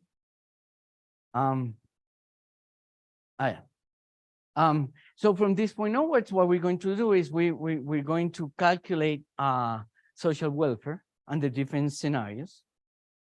So we're going to put some shocks. So we're going to shock the economy, and we're going to do like a very clean experiment, or like just one negative income shock plus deficit bias, and see how that evolves. Okay. Here, you know, the simulations, once you shock it, you just know everything that's going to happen. Okay. So, you know, to some extent, once you announce a debt target, you can think of it as a fully credible or enforceable, if you want, announcement. So, you know, once it happens and the government announces that it's going to have that debt, everyone believes it and everyone follows it. Okay. And we're going to entertain these shocks in like different scenarios, different cases. So one, we're going to call it the RBC case, in which, you know, there's no deficit bias and credibility is constant and perfect. Okay. Then we're going to have like, call it both distortions, which is, you know, you have variable credibility plus deficit bias. And then we're gonna put each rule at a time and then the combination rules and see what happens with welfare. And then we're going to simulate these 200 periods, with shocks every period and see on average what the rules do. Okay. So here's how am I doing on time? Okay. Great. Okay. So focus on the black line, which is going to be our benchmark. So you receive a negative income shock, okay? And then the discount factor of the government is flat, right? There's no loss of credibility, right? You receive a negative income shock, right? And you would like to smooth it out, taking on some debt. And you actually do. So this is what the government does, right? Look, when the government takes some debt, but because your credibility is perfect, what the investors use to judge your debt and put a price on it is still the same. Look, this over-indebtedness augmenting factor, or that premium for not being responsible in the short run doesn't change, right? And people are able to smooth out the shocks with debt, with little variation in consumption, but a little bit, right? Okay, now what happens when both distortions are in place, right? So the government becomes impatient, right? Okay, it increases public expenditure. The actual debt goes way above the benchmark, right? The investors' relevant debt to GDP ratio goes well above the benchmark case, right? And then because you're not behaving, because you have this bias, right? So you receive a shock, and we kind of like, that's kind of like what happened here in COVID-19. Receive a shock, and the government is not doing enough. Let's do more. Let's do more. Let's do more, right? And we've been, deficits of like 7% of GDP for like 3 years, right? Then the government interest rate rises, but also the household interest rate rises by a lot. And what happens is the household kind of like takes a little bit of debt, but then the cost is so high that it has to repay very quickly, right? And it cannot run smooth out the shock like as well. So consumption falls, right? And then the credibility stock all the time is just following and then recovering very slow, right? Okay, so that's kind of like what's going on there. Then, so take the pink distorted world where you have all these things, and now put the same shocks. So an income shock plus the government is biased, right? And then let's put a one rule at a time, okay? So let me start with the debt rule, which is the blue one, right? And then what happens here is so the debt is going to increase, but then the government is going to make an announcement. It's going to say, well, I'm putting a medium-term target here, right? That is below the steady state, right? And then it's going to deliver on the promise. So once it delivers on the promise, the credibility stock that fell by a lot, it fell because, well, for several reasons. But first, because you took on some debt, but also you still have the short-term bias, right? But then the credibility stock recovers very quickly, and as the credibility stock recovers very quickly, then the government interest rate falls quickly, and then the household interest rate also falls very quickly, right? So in the end, the household is able to smooth out the shock, and then after falling consumption, it increases consumption back. And then this is our measure of welfare here, right? So I think I forgot to tell you, this was welfare in the RBC case. This is welfare in when there's no rules, okay? And here's welfare when you put the debt rule. Okay. Now, what happens with the balance, the budget balance rule? You basically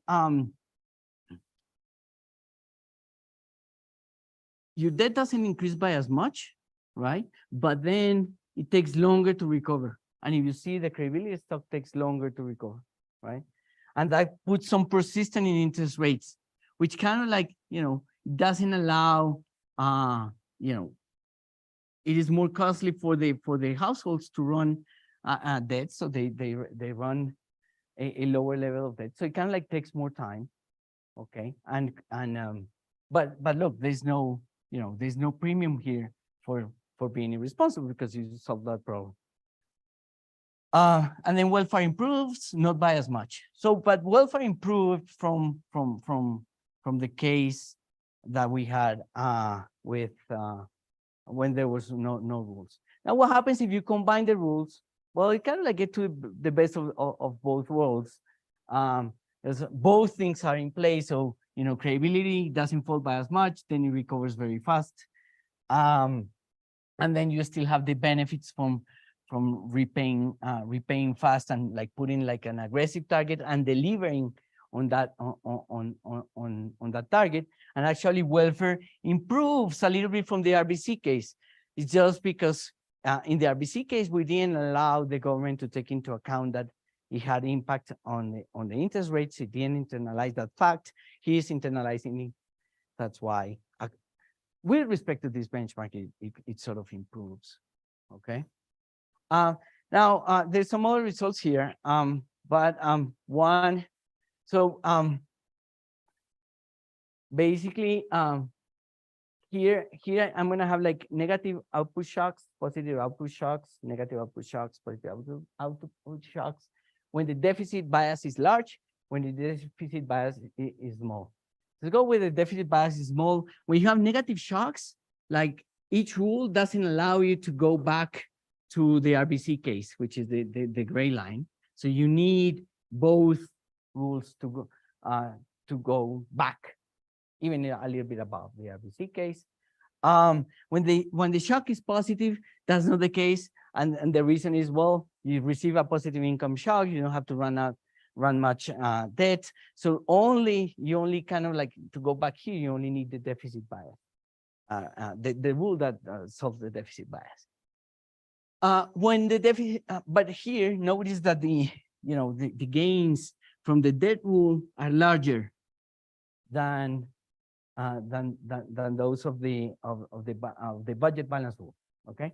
Now, but if the deficit bias is too large, that's not the case necessarily, right? Well, you have a lot of deficit bias. In that case, the fiscal rule that constrains you every period to not to have it, then it becomes a little bit more important. Then we simulate this thing like 200 periods, shocks every period, and see what happens on average. And we see that on average, both rules improve welfare. And actually, the debt target rule is a little bit better than just the budget balance rule. And we think that that's the case because you have that rule kind of like has this dynamic component to it. So it kind of like, it has some precautionary flavor, right? So you kind of like maintain and stock up on credibility and lower your debt level so that when the next shock comes, then you can respond a little bit better. Okay. So this is what we've done. We gave you a small opening in a general equilibrium model to study welfare effects of constraining the government with a debt fiscal rule and a budget balance rule, or both. Okay. We have like sort of, let me put it in quotation marks, distortions that generate suboptimal fiscal responses, have variable imperfect credibility, even though you want to deliver on your promises. And then there's a distortion altering the government decisions, which is this deficit bias. We show that each rule improves welfare, but and basically the debt anchor rule kind of like reduces the propagation of shocks over time, whereas I forgot, I should have erased this operational rule. This is the balance budget rule, reduces the amplification of shocks that is caused in part by this deficit bias distortion. But then the combination is optimal. And then let me finish with this. So I think our results sort of like provide some theoretical support for the use of a combination fiscal rule.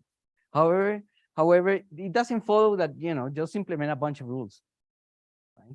Just do it and put lots of them. Rules may be redundant or conflicting, right? And we did, even in this simple setting, we have to do and use a lot of machinery and sort of like creativity to try to make them work and give a reason to each of them, right?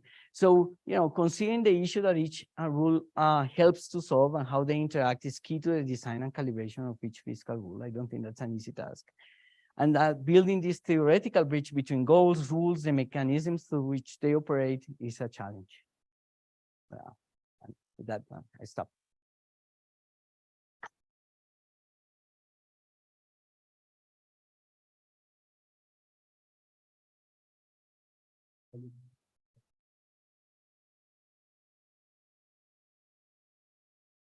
I have one question on, so let's add some monetary, monetary issues here. So if you have prices here, another way to decrease the level of debt is by generating inflation. That also could affect credibility, right? Have you thought something about it? No, like, fiscal rules under some monetary loose central bank or something. Yeah, I mean, fiscal yeah, policy no, can know. also generate inflation. Yeah, no, Here, I it's agree. another Yeah. important cost of this. And Mm. but that's also part of the credibility of a government, not preventing episodes of inflation, and so that's how they can fund the fiscal policy with debt. Yeah, no, I haven't thought about the combination of the two policies say in this world. Let me just I don't know. Well, that I guess you can put all the nominal rigidities and stuff. But let me just give you here the credibility stuff is sometimes, for at least for me, it's just kind of like hard to manage. This is how we put credibility here, and you see when you're not credible, then your debt is priced as your at your maximum debt level, the maximum that you can sustain here. That kind of like the flavor that Blackstone, for example, uses for the credibility in the monetary policy literature, which in which they say, well, if you're not credible, then we don't know what maybe your inflation target is just higher than what you actually say. So I guess we have the elements, but I haven't thought about the combination of the two things and how they would interact. And I don't know if maybe you're thinking that if you put like a fully credible central bank, then maybe you can get away without one of the rules. Or the other way, the other way around is decreasing the value of debt by having the monetary policy that increases inflation on purpose. Yeah, but the question is if you, but you should lose credibility as you do. Yeah. No, that's the thing. That's an endogenous mechanism for credibility. No, it's interesting, but we haven't thought about it. You can write that paper.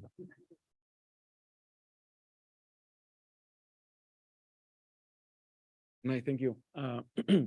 I like your framework of thinking of these two rules as two time horizon frameworks.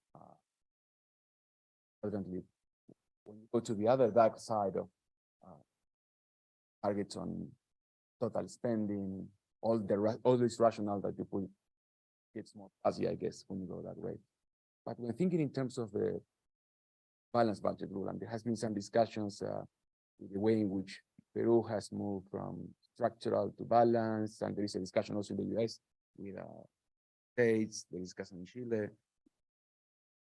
Perhaps will happen here if you put not the debt and the stringent balanced budget rule, but if you have the chance of having either more structural balanced budget rule or a more multi-year balanced budget rule, that will give you more of a contracyclical chance, I guess. So yeah, I mean, depending on how you count that in terms of credibility, but in Yeah. principle, that will give you more space to react.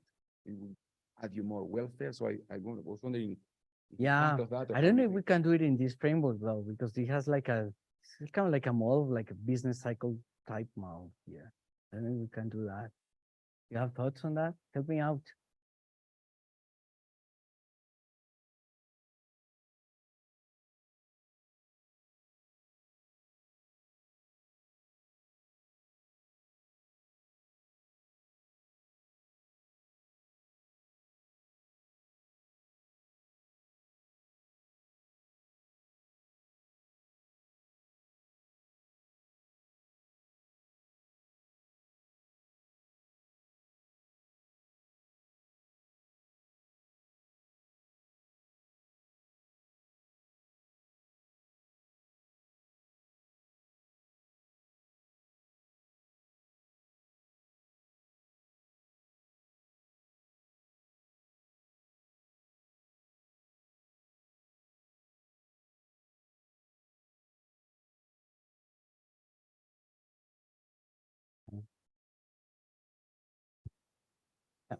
But, yeah, but I'm not sure how, yeah, Patient shock. yeah, that would also far away, right? So it's, yeah, it's a risk. yeah.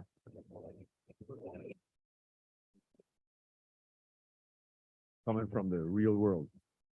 The incentive to creative accounting with balanced budget rules is huge. So in theory, the business cycle adjusted budget is perfect. But there are so many parameters that are fuzzy that it just exacerbates the potential for creative accounting. So the combination seems to at least have some sort of number that you have to pursue. But I think in the real world, the balanced budget rule, either the one that is allowing for the business cycle, is very difficult to implement in the real world. Fiscal institutes, councils, that will temper that, right? I mean, the whole creative accounting, the over optimism, this is where these institutions, I mean, it's not that they're going to predict what happens tomorrow because nobody will predict it. At least you will not be doing that in a static bias, very optimistic. Yeah, here, for example, we move away, we remove any creative accounting stuff, and then we do some advertising to a paper that Marcela has on creative accounting, which here, in Colombia we have like the rules since 2012. We always comply with the rule, but then that went from like 38% of GDP to 50% of GDP. Anyways. That might be an outcome of what the rule allows in countercyclical expenditure too. So it's not only the fact of creating accounting, but also the fact that the economy faces shocks. Negative shocks, yeah, since 2010. Oh, actually, you anticipated somewhat my question. So one rationale, if I understand correctly, to have a debt target and the rule on the budget balance is basically because the stock of debt is subjected to shocks that you cannot control directly with fiscal policy entirely, no? So, and for example, for the case of Colombia, I would argue that the reason why debt kept going up was because of the depreciation of the pesos. Oh, all right. So basically there are certain shocks that you cannot control. So you say, well, even if I keep meeting the budget balance target, still the stock of debt can go anywhere because, for example, of the exchange rate, no? In your model, if I understand correctly, the only shock that you have is to the endowment, to Y, correct? Yeah, And you the way also we have it- engineer the deficit bias. So we have like the impatient shock to the government. But yeah, I would argue that possibly in the path of the stock of debt, the impact of those two shocks is very minimal. So the variance that you create around the path of debt out of the shock of credibility and the shock of the deficit bias is somewhat minimal. So in a way, if you fix a constraint on your budget balance, you more or less determine a path for your stock of debt. So the question that I have is, in your model, when you do your simulation, how do you calibrate the limit on debt and the limit on the deficit? And do you really need both in your model? I'm not talking about reality. In reality, I get it that you need both. But in your model, do you really need both limits to actually show some welfare improvement? Yeah, well, so each rule will give you improvements in welfare. So the limits, so I guess, for example, like in this, you can help me in a second, but in these simulations where we simulate 200 periods, what we're going to find is that this rule, the debt target rule, is going to be binding 70% of the time. The balance budget rule is going, the budget balance rule is going to be binding 30% of the time. And, you know, we get that question a lot. It's just, but the way we kind of like rationalizing that you need both rules is because we use two problems to calibrate both, right? And they're not going to be binding all the time, right? So from the problems, the counterfactual economies, like, okay, suppose you have a government with no bias, or suppose you have a government that takes into that it is prudent in the sense that it takes into account its impact on interest rates, and that delivers on the promises of like lowering debt once it receives a negative income shock. Then from those promises that we calibrate the limits, and those limits are going to be binding, as I told you, 70% of the time, 30% of the time. So, you know, with these shocks and these simulations, we sort of like need both to achieve these results. But if you have only one rule, then you do improve from the world in which you have no rules. I don't know if you want to complement that. Yes, just one thing to complement, and is that maybe you can think of like the rule, the budget balance, like for the key periods ahead, right? Like the combination of whatever you decide to put there. I mean, like constrain the deficit bias or anchor your credibility by being prudent. That is our suggestion. But what is important here, and what makes like the difference between the two rules, is the announcement and the path that you compromise to get that. So when you usually think of a budget balance budget, you usually think like period by period, but not all the path. That is what we like basically take into account to consider at that rule, and that it also considers the path and the announcement and compliance with it. So I think that that's where the two rules like are different, or the two parts of the rule are important, because that is what anchors credibility.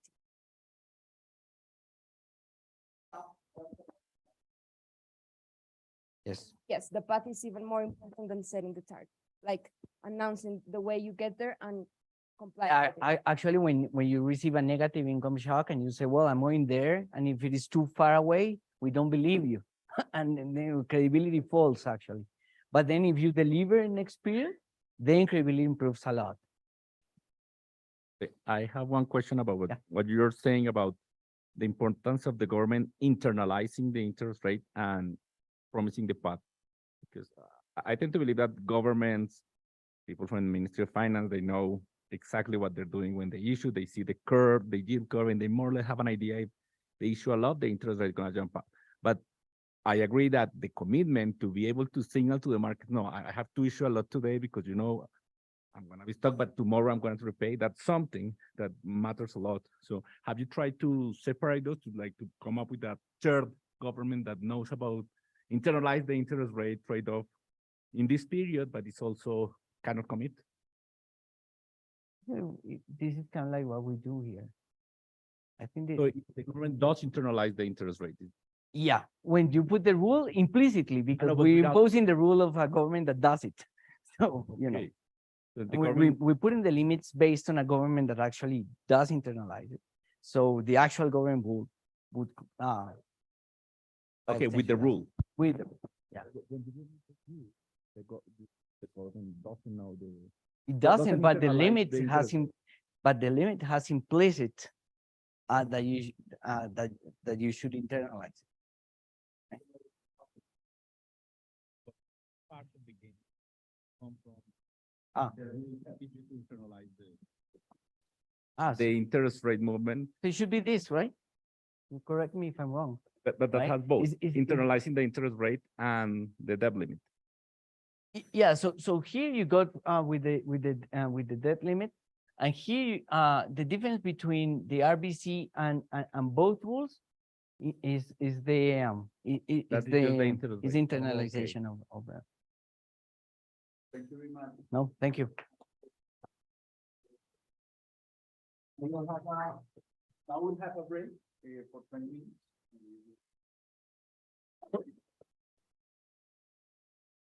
No sé cómo meter eso del déficit como estructural y eso, la verdad. en este Nosotros tema. estamos elaborando en un paper de Fiscal Rule.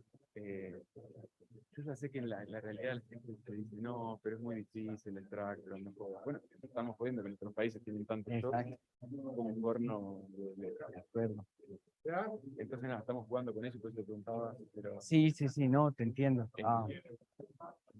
y estamos poniendo un poco qué pasa si tenés unemployment insurance, que Wow. es como un Thank you for the question. que es como te permite tener lo mejor de la regla, porque es flexible, vos tenés una recepción, vos buscás, y mañana no. ¿Y qué pasa cuando no tenés una unemployment insurance y usás social transfer más estructural? Claro. En la unemployment insurance es more targeted, debería ser Claro, mejor. Claro, Si eres focus. tal cual. Muy bueno. Repetimos, ¿qué pasa con el déficit bias? ¿Qué significa el déficit bias? ¿En el modelo? Sí.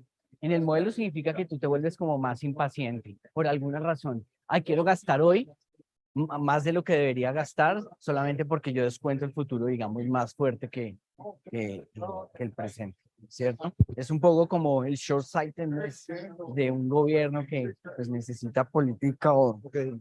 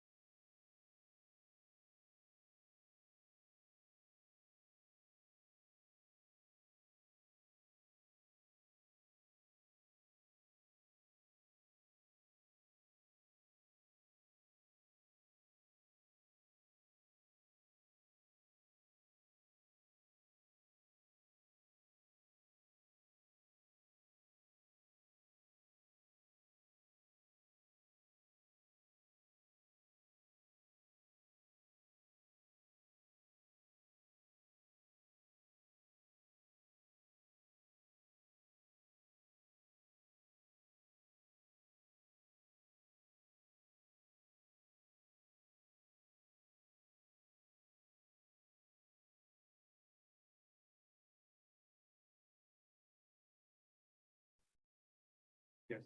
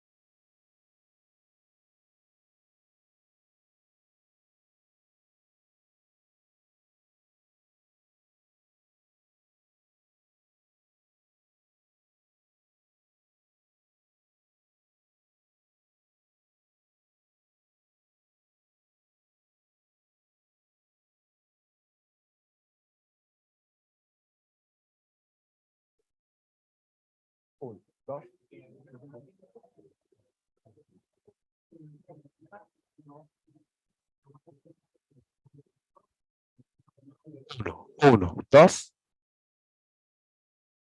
Uno, dos.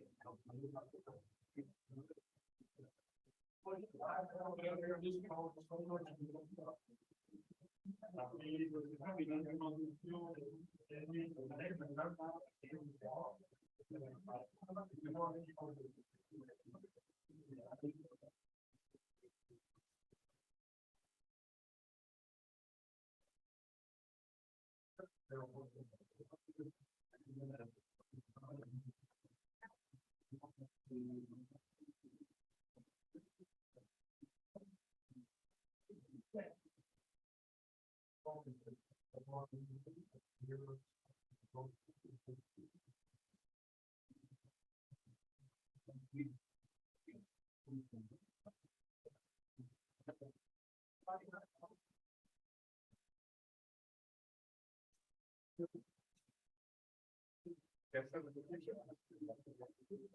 dijo el defensa de la comisión de esta.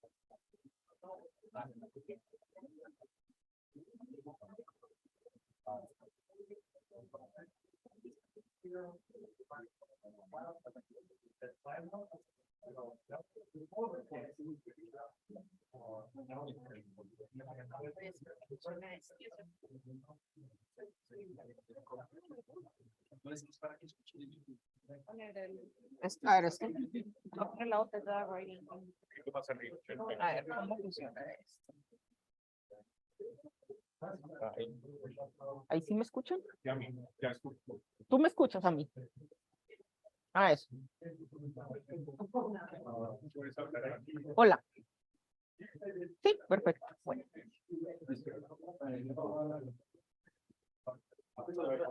Okay, let's start our second session of the day. Now we'll have Catalina Granda from Universidad de Antioquia, presenting about the role of informality and tax policy. Okay, thank you for inviting me to this conference. It is such an honor for me to be in front of these big names and sharing stage with them, so to speak. Thank you to all the people who are attending the conference. I hope you can have some insights from all of our presentations. So I'm going to talk about the role of informality in tax policy cyclicality.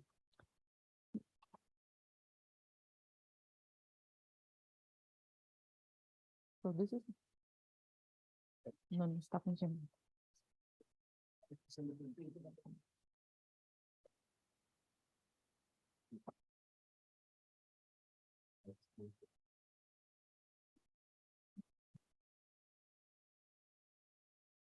So as many of you know, there is extensive evidence that fiscal policy is procyclical in developing countries, and it is countercyclical or acyclical in developed ones.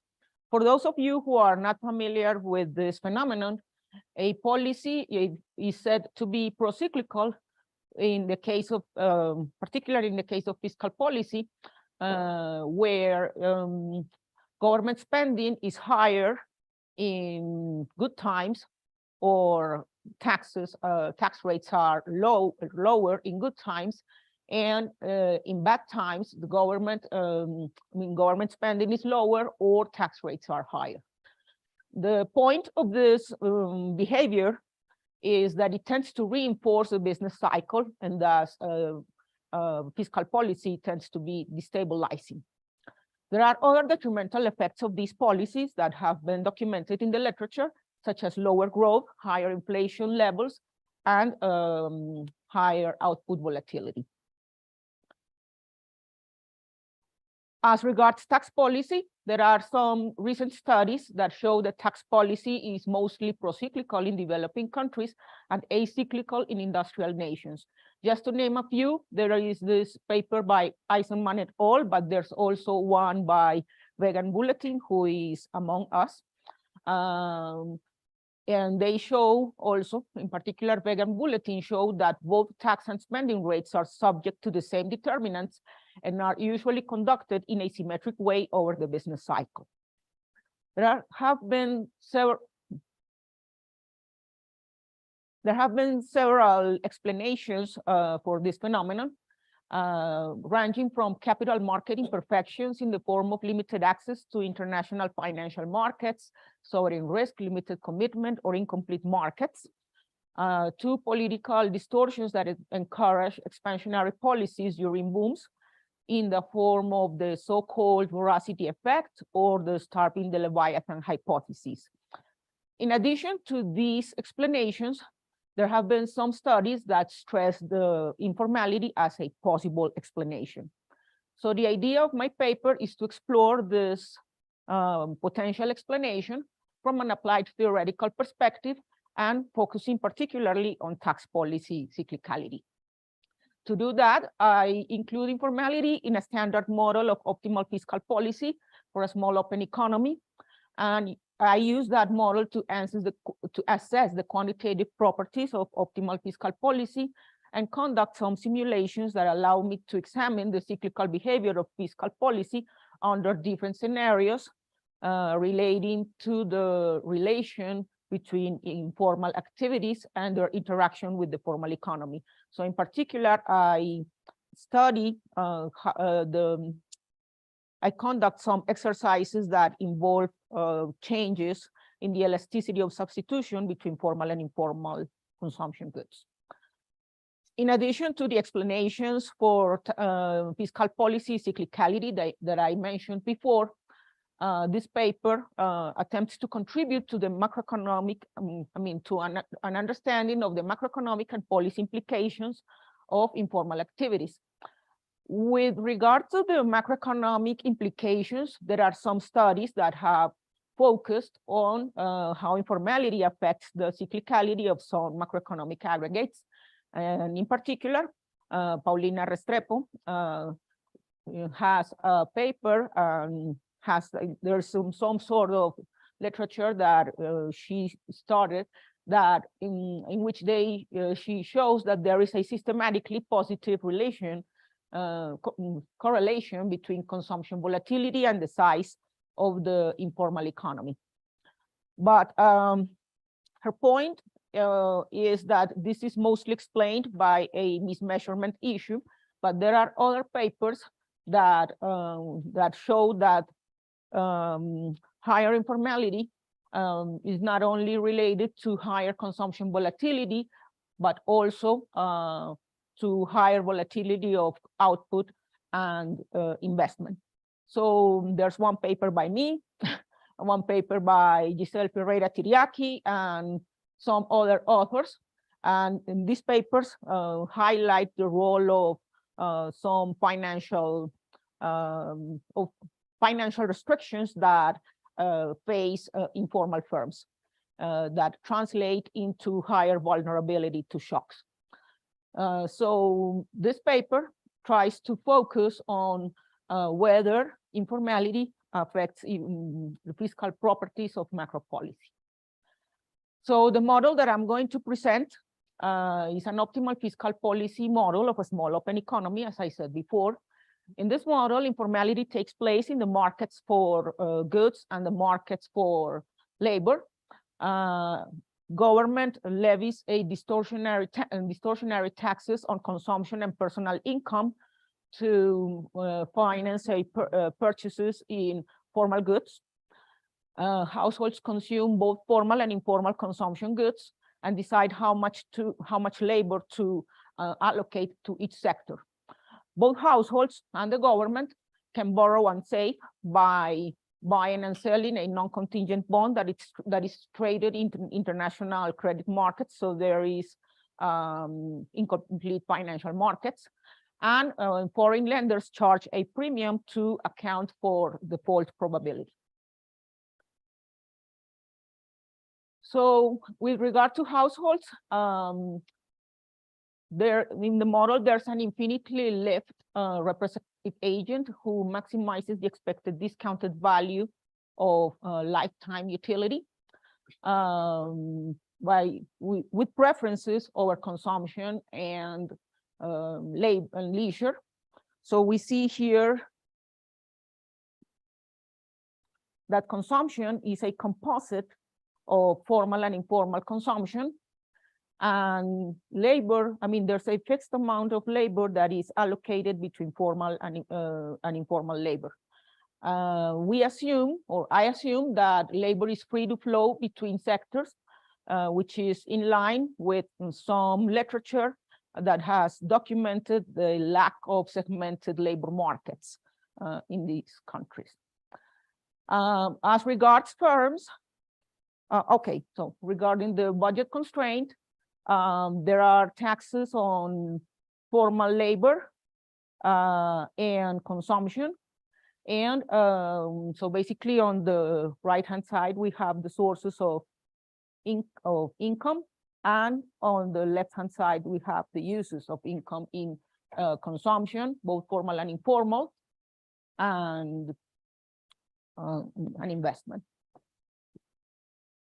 Okay, as for firms, the two types of firms are competitive firms, are perfectly competitive. And the firms in the formal sector face a constant returns to scale production function, whereas in the informal sector, the technology is labor intensive, meaning that it uses only labor. So we can have a grasp of the distortions by looking at the optimality conditions. I'm not going to fully show them in detail, but what we can see from them is that the labor tax introduces a wedge between the intratemporal marginal rate of substitution between formal labor and consumption and the marginal productivity of labor in the formal sector. In addition to that, we have that given that labor is homogeneous and is free to flow between sectors, it follows that in equilibrium there is a non-arbitrage condition by which the informal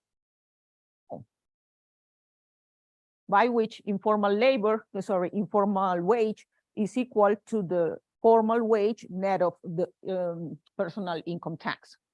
So given that wages equal their marginal productivities because firms are competitive, this equilibrium condition implies that the marginal productivity of labor in the formal sector is different from the marginal productivity of labor in the informal sector, which is a suboptimal condition, given that since it is desirable that labor is allocated to the sector where it is more productive. In addition to this intratemporal distortion, we have an intertemporal distortion since both the current and next period's consumption tax entered into the Euler equation. So the task of the fiscal authority is to find the optimal tax mix to raise revenue given these two distortions. The government balances a budget constraint every period given by this equation that we have here. So basically, it finances a stream of government expenditures that are wasteful, using taxes that on consumption and personal income. These taxes are flat, are proportional taxes, and can change over time, and also by borrowing from abroad. So the government is unable to observe and punish informal activities. So informal activities are not taxed. So having all these elements, we can characterize the equilibrium. I don't show like the definition, but I think it's important to mention the market clearing conditions in the goods markets. So in the market for formal goods, formal production equals formal consumption, investment, government expenditures, and net exports, whereas in the market for informal goods, informal production is entirely consumed. So having this set up, the social planner chooses the competitive equilibrium that maximizes the expected discounted value of household utility, subject to the goods market clearing conditions, the government budget constraint, and households and firms optimality conditions. It is assumed that the social planner knows each sector's production function so that he can pursue the tax policies that are consistent with allocations in a second best equilibrium. And we assume that fiscal policy is conducted under commitment. So having all this framework, the model is calibrated, and the functional forms, or some of the functional forms that I use for the instantaneous utility function, I have this function here in which a Cobb-Douglas function is embedded into a CRRA function, which is a very common, very commonly used utility function in the optimal tax literature. There's a Cobb-Douglas production function for the formal sector and a linear production function for the informal sector.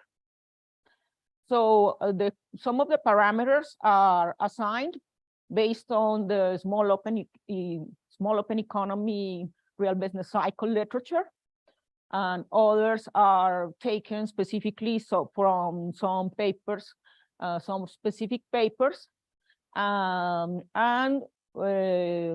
there's one parameter that is calibrated, which is the weight on formal consumption, which is equal to 0.6, and it's calibrated so that the ratio of informal employment to of informal labor to total employment is equal to 0.68, which is more or less what we have in the Colombian economy and also in some other countries.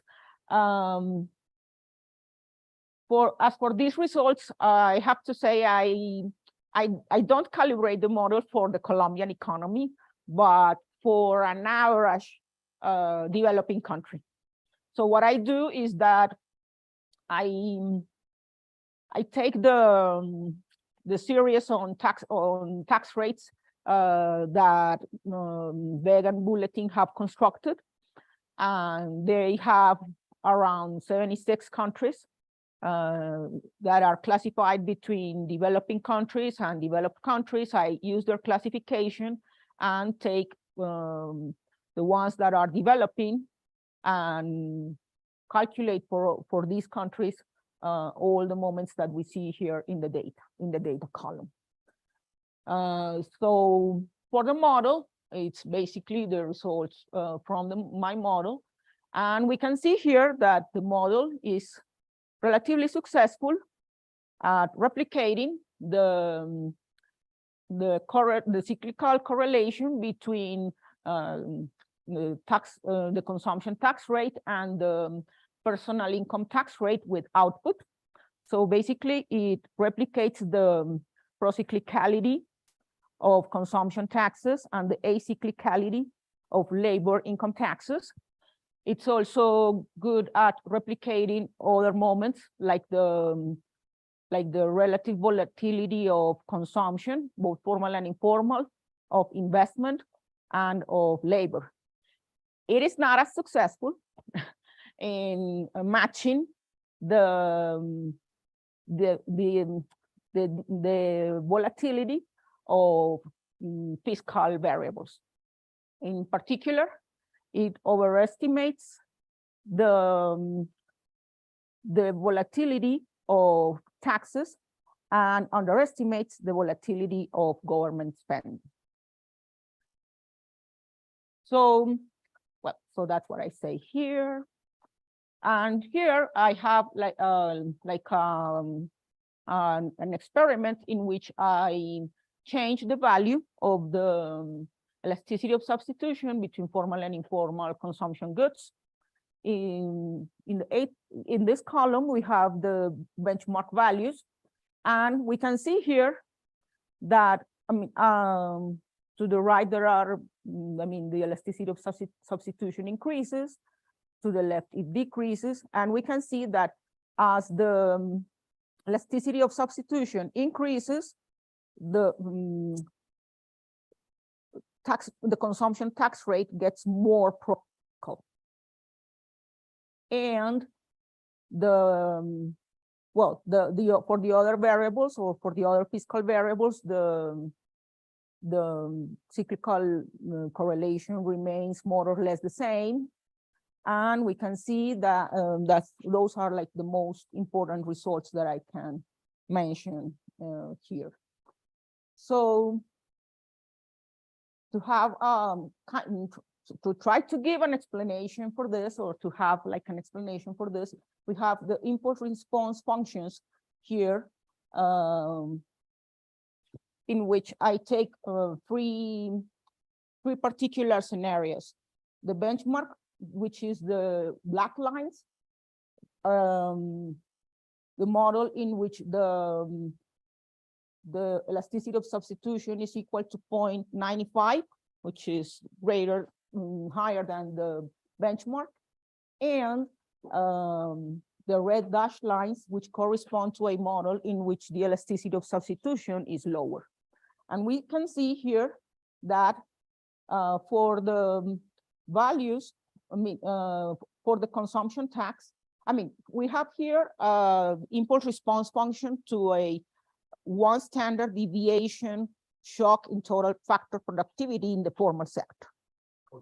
Positive, yes, positive shock. So we have here that can you see it? So is it clear? Very, okay, perfect. So we see here that for the case of the higher elasticity of substitution, the consumption tax rate decreases on impact instead of increasing when we have this shock. Whereas the other, for the other cases, the consumption tax rate has a slight increase. For the labor tax rate, there are no significant variations.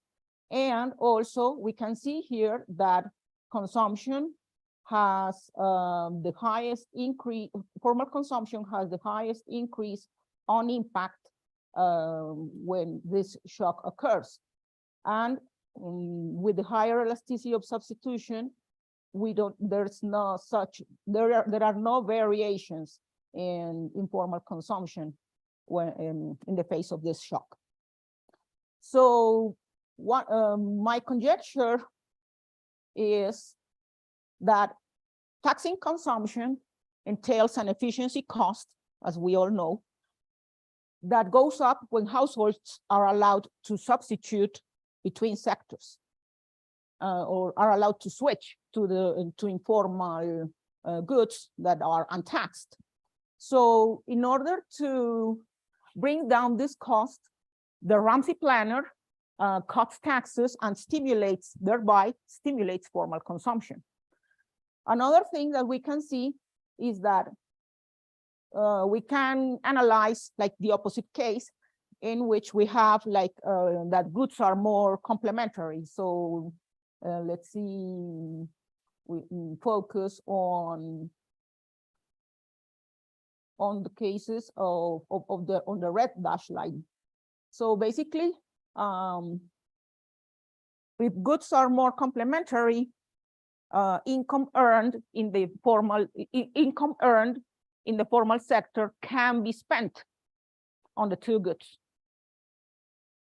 So we see here that with this shock, with an expansionary shock like this, there is a complementary demand for informal goods.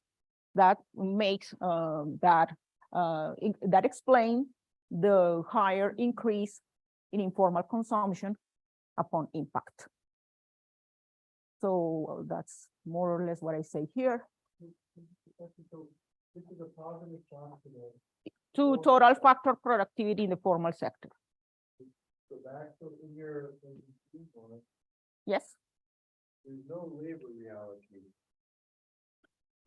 Formal, there's no labor reallocation. Yeah, there's no labor reallocation with this. Wouldn't the planner want to move labor somehow from the informal to the formal sector? They're making kind of the same good because it's highly substitutable.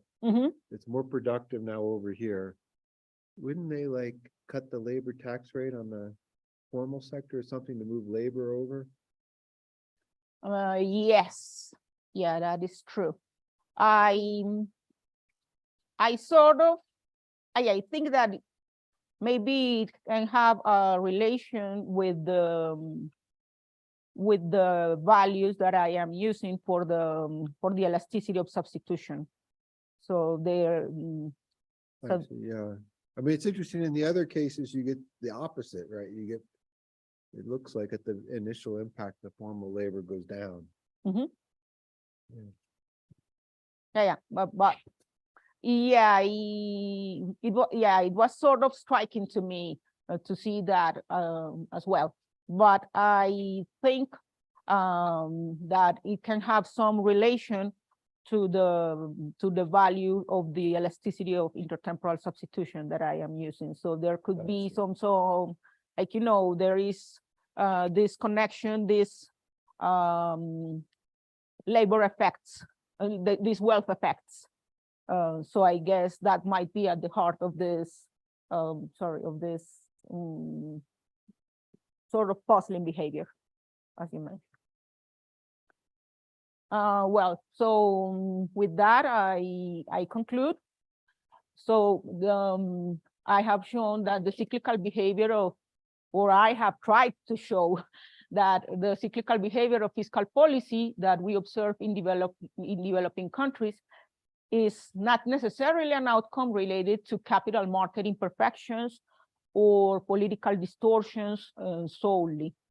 The idea is that I don't mean to claim that this is the only explanation, but it could be a complementary explanation to the ones that are in the literature.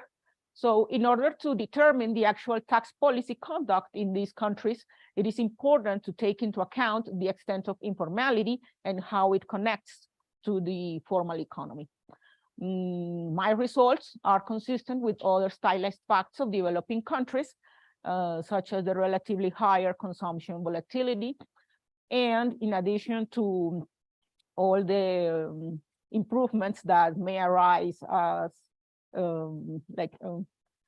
I work on this project, an important task for future research is to analyze the distributional impact of tax policy arrangements by using a heterogeneous agent model, something along the lines of what Paolo Dudine was mentioning at the beginning of the conference.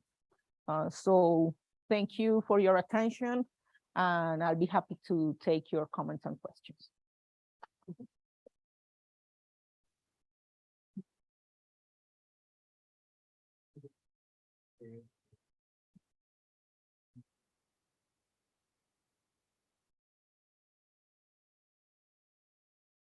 Regarding the last question, the Mark's question, so your impulse response is about a shock on aggregate productivity.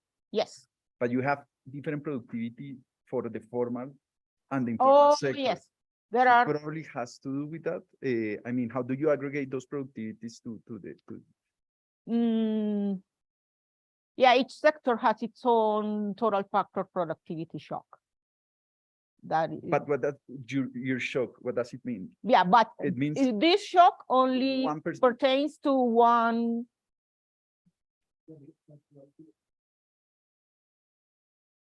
But Here, this shock is only concerned with total factor productivity in the formal sector. in the form, it's a In shock the to the formal sector, to the yes, formal sector. yes. Because there should be a way to aggregate, to have an aggregate production function with the formal and informal goods and derive an aggregate. An aggregate. Well, I PSP haven't shock. done that, but it could be one possible way to explain this. Or maybe, well, in the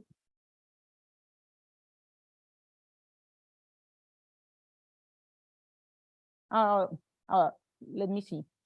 There is the two sectors face different shocks. And I haven't mentioned that, but the shocks are, I mean, I also tried, I don't show that here, but I tried with different levels of correlation between the two sectors, like try to have some sort of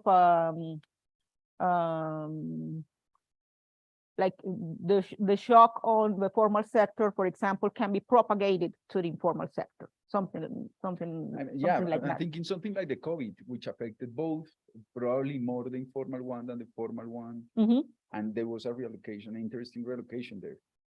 You know, our paper on Yes. on COVID informality. Well, that what in that model, what happens is reallocation I mean, the informal sector suffers more, but in the recovery, the informal sector goes up quicker than the formal sector. Mhm. But so you need some correlated shock that would be interesting to see here and see what happens in terms of taxes. Mhm. Optimal taxes. Yeah, I sort of tried that, but maybe I haven't been the way I did it is not that good. So I'll take a look at the way you did it. Yeah, because that could be another explanation. Thank you. Thank you. Just to add up,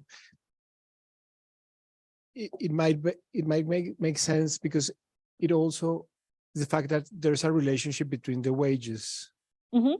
and you have shown that, and Yes. For competitive or near competitive Mhm. labor markets, you would have an adjustment Mhm. in both wages independently on where you put the shock, Mhm. the productivity shock. So there's a labor market effect in both markets for every productivity shock independently on where you put it. Is that right? Yeah, that's also something I should take into consideration more carefully to provide an explanation to this. Is there any other Okay. question? Okay, thank you. Thank you.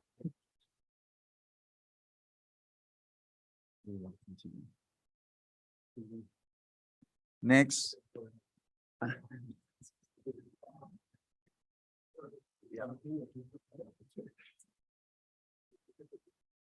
Yo se la envié, ¿no? ¿No? Está, pues no se la envié.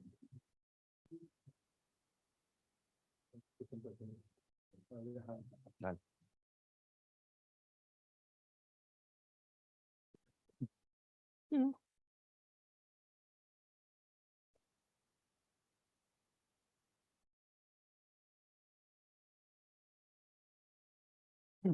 If I may, maybe in these minutes, I could make a small propaganda of a little bit of the background of this paper, and especially for the younger crowd in terms of what is that we do in a place like the World Bank. As you know, the World Bank lends countries for development. We are the good guys. And one of the things we do in the Office of the Chief Economist for LAC is that we have an important role in terms of doing research, analytical work for a couple of things. The first one is to, so when I was at Brookings, to help shape the policy debate on how we discuss things. The second is, especially with our interaction with countries, is to provide some feedback in the way we think some things work and have an exchange of ideas and interaction with countries in the way they are thinking it works. In particular, at the office, I'm mostly working on macro issues, fiscal issues in particular. For a long time, we have been working on spending issues, cyclicality of fiscal policies, tax multipliers, spending rigidity, and all these type of things. We have several reports that have come out of that. The way in which we support ourselves is we do research. With that research, build up some sort of storyline about why these issues matters, and we build a narrative to try to sell ideas. One a couple of years ago, when I was at the time at the research department at the IDB, which is very similar to what I'm now, is to work on issues of efficiency of public spending, and some of the biases you have in countries when urgent matters dominates long-term matters, and what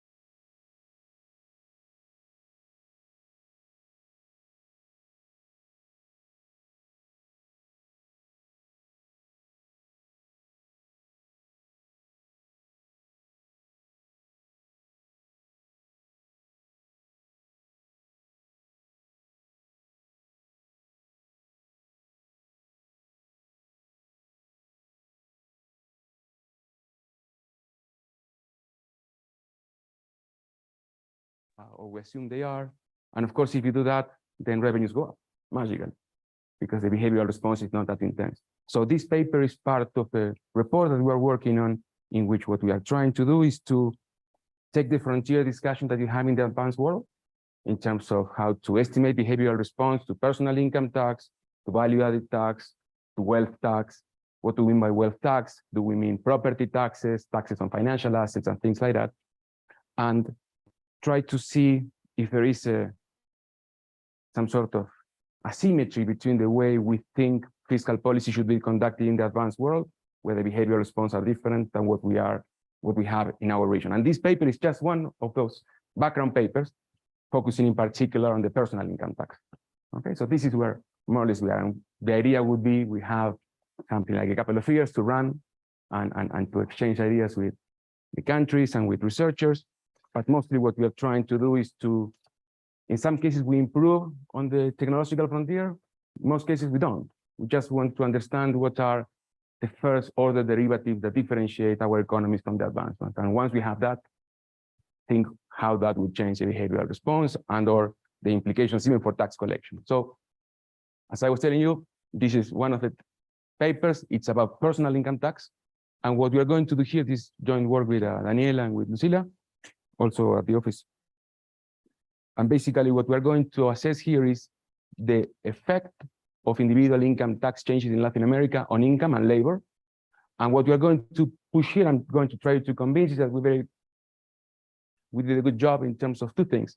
First, to create series of income tax shocks, which is very difficult, especially if you don't have administrative data. And second, use those changes with the way in which the literature has worked on that, which is particularly through the eyes of identifying exogenous shocks, to see what is the response in the labor market. And a little bit of a summary here is that this works, in the sense that when you think about the impact of taxes on behavioral responses, it seems that our region is much more enthusiastic in changing their behavior than some of the results that you get for the advanced economy. Okay. So a little bit of the motivation and a sneak peek of our contribution. There is a large literature on the effects on individual income tax changes on the aggregate income. And this relates to a lot of literature has been very prolific in the US. In terms of aggregate papers, you have Size, Romer and Romer, Mertens and Montiel Olea, the usual suspects, leaders in this literature. You also have other people doing similar studies, but focusing instead of individual income, aggregate income, focusing on aggregate components of GDP, investment, consumption, and so on and so forth. And there is also a much more long-standing literature exploiting the micro part, the micro responses, individual responses, which are very useful. But what this literature tries to do is aggregate them up. So we are very much linked to this first one. So what is that this literature typically do? Well, first they have to create a measure for the tax shock. And basically what they do is a so-called average marginal individual income tax rate change using administrative data. It's easy to do things when you have data. And basically what you do is you take into account the income of a certain person belonging to a certain bracket, the legislation code, you calculate the highest rate that that person is paying, you add them up, weighting them by brackets, and you end up with a measure of the level of the average marginal income tax rate. And how is that they do that? Well, because you have very rich administrative data in the US, going back to the 1900s. You have a very well information about the tax code, and with that you are able to calculate it. And again, it's very easy, not very easy, but it's easier to do research when you have administrative data. And what is that they do after they have this measure, this type of measure? Well, they do regressions that vary, but more or less, as one would expect, basically, what you do is you create a shock on that measure. This is very much along the lines of public finance literature, that they use the net tax. For macro people, we would just put that thing over there, but these people put the 1 minus. So whenever you see the beta, in a regular world, we would like it, if the model works as one would like, one would suspect, that beta should be negative, increasing the taxes, reduces income. The model more or less, the world works as one would expect. But in the case of this literature, it's expected to have a positive coefficient. So don't be afraid when you see a positive coefficient. It's not that people love to work. It's just that it's defined this way. And basically, whole literature estimates the response of income, aggregate income, at different time horizons. At the time of the shock, 1 year after the shock, and so on and so forth, given an initial change in the average marginal income tax rate. Okay? And they estimate that. And one caveat here, which is nerdy, but let's do it. We are in a nerdy sort of meeting with smart people. Basically, in order to this shock not to be contaminated by endogeneity concerns, what you typically do is to fix the distribution of income before the shock. And the only thing you allow in this measure to change is just the legislation code. So you have a shock, and you see what is the response of the shock. If we didn't do that, of course, it would be by construction endogeneity. All right? So with this, what is that these studies have found? Again, using more or less the same data, they have found elasticity of taxable income, this beta that we were discussing here, ranging for the US somewhere between 0.02 in size, meaning you have an income tax shock and the income response is not much, to a 1.2 in Mertens and Montiel Olea, basically saying if you shock, the response is more than proportional. Of course, if you think about the implications of having those two types of estimates, the policy implications are different, right? If it is 0, why not? Why not increase taxes? If it is 1.2, you have to be more careful about it. And the reason why I point this out is not because I'm particularly a fan of this or that, but just to say that even within the US, with the same data, with similar empirical strategies, you have an interesting range of variation of these estimates. Another thing that this literature does is especially to exploit the mechanisms behind this aggregate response, is to exploit the heterogeneity you have within states. In the US, you have a lot of heterogeneity within US states. You have US states that are very, very rich and some others that are not. And if you think of that kind of heterogeneity, even though it's very large, it's much smaller than the one we have in our countries. In our countries, we have a lot of heterogeneity within our countries. In our countries, we would have Ethiopia and Portugal within our countries. Right? So this is another thing that these people do, exploit that variation to get a sense of the mechanisms, why not? And lastly, which is our contribution of our paper, is when we started to do this, we say, okay, what do we know about this type of studies outside the US? And the answer is not much. There is some studies in France, there are some studies in Spain, but when you go to the developing world, not much. The first question was why? And the answer is, well, because we don't have access to administrative data. And believe me, I try my best. I'm in Colombia. I offer my services. If someone has administrative data that is willing to share, I'm happy to do so. Okay, I know your face now. The next thing I have to know is where you live. I have to follow you. But so what is that we try to do? We have two answers: do nothing until we get administrative data, or try to do something that we thought was fairly reasonable. And that's what we did. What we did was to use two things. The first one is household survey data. Latin America is very good in household survey data. We have long time series of household survey data. We're going to get into the discussion of whether this is a good idea, the issues of whether you get a good measure of income or not. So there are some caveats, I'm not going to deny it. So that's one piece of information. The other thing we need is the tax code. But that's fine because we have lawyers and we're able to do that. So what is it we did? We did that. We did use household level data, income of each of these guys. We could also exploit the heterogeneity I was describing before in terms of different areas, because household level data is organized and certainly quite representative at the state level. We combine that with the tax code. The good thing about the tax code, and the individual income tax code, is that it's defined by rates, brackets, and deductions. Most of the deductions we have in the tax code are associated with the type of variables you would get in the household data, the number of kids, your marital status, so on and so forth, whether your capital is taxed or not. So as you can imagine, and we did this for 6 Latin American countries for about 20 years each, ranging, and we also have Colombia here. We also have Argentina, and we also have Peru that introduced the personal income tax just 10 years ago. This gives you a sense of the stage of maturity we are with that tax vis-a-vis the United States that implemented that in the 1900s. So this is a fairly recent tax for us. The VAT, we know it very well. We have played with that monster for a long time, but the personal, not that much, at least not that much in the size of the tax base. So I'm going to show you what is that we do, but it's basically following that definition we had before and that econometric strategy. Part of what we do is characterize some of the properties of this average marginal income tax rate series. And then we do all the technical work to do the proper identification of shocks and hopefully get some good estimates about those responses.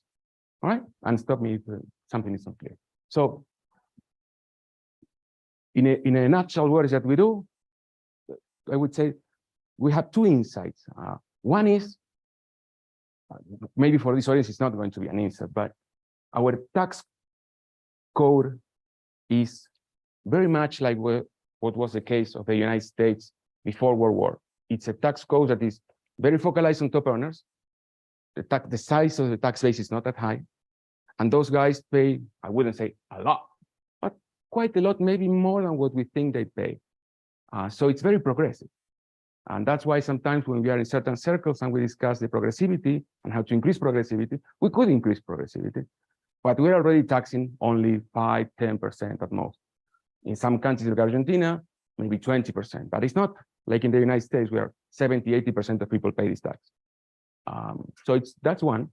And the second one, when going to the behavioral response in income, it's quite large, much larger than the United States, even larger than the large estimate in the United States. And this, we are working based on some comments from referees, but basically the story there is more related to precisely who is that you are taxing. And there is some evidence in the United States that when you tax top earners, these people are much more responsive.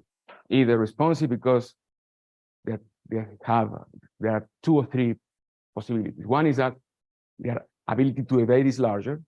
So maybe what we get in terms of income response is not true income response, but their ability to hide some of that income. Possible? Possible.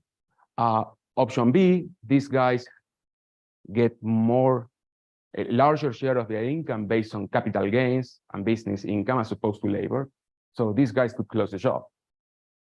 And third, if you're taxing in one country, they could go to the next one. And we see some evidence here in Latin America. So one has to be more careful. So we're still working on the why. And this is actually a part of the second paper where we're identifying how taxing these people affect not only themselves, but the rest of the population, because having a sense of that is insightful in how to treat them. But in this paper, I'm just going to show you the measurement itself and how is that we think these people tend to respond. Very responsive.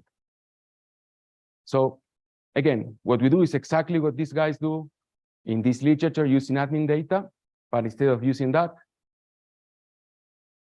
there you go. We do a very strong effort to collect this tax code over 20 years, but not, I mean, getting the tax code is easy, right? Combining this tax code with the household data is a little bit more of a challenge.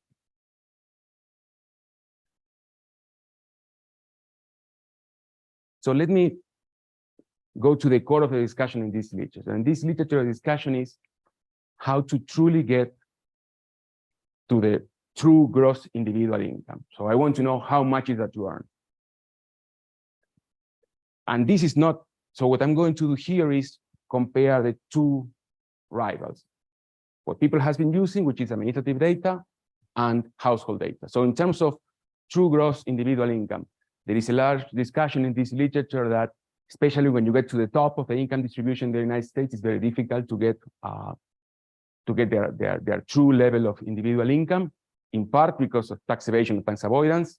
If you think what could be your expectation of that in Latin America, it's even worse because the ability to evade and elude are much larger. So even if we had access to admin data, which would give us a better sense of the top earners, still that income might not be totally true. So we're not saying that administrative data sucks, but that it has its limitations. Otherwise, we wouldn't be chasing these people, right? How about the household level data? Well, we know some of these limitations, and especially it's the same one. Especially when going to the very top, it's very difficult to get those earnings. Especially some calculations that we have done for Brazil, where we also have a little bit of admin data, is when you get to the 1% or the 1% of the 1%. So, so that is one limitation of household level data. The other one is regarding the type of income that you have. Household level data is very good in terms of labor income, but not that good in terms of capital income. So do we have limitations? Of course we have. What can we do? Either do nothing or try to do something and try to fix as much as we can and maybe convince some people that to share that admin data. Just a quick technical question. Yeah. So usually you're looking only at salary work or income from salary. Thank you, sorry. So you're looking only at income from salary, or how do you treat, I don't know, self-employed or professionals or los monotributaristas or régimen simple para Colombia? We capture all of them. And the reason, and goes to exactly this point, in the US, informality is about 18%, depending on who you talk to. In Latin America, it's much higher. So when we do this study, what we try to get is everybody. And why is that? Precisely because when increasing taxes, one of the behavioral response could be going into informality. Or if you reduce taxes, and this was very symmetrically, you could induce people to go into the formal worker. So we want to have every type of income.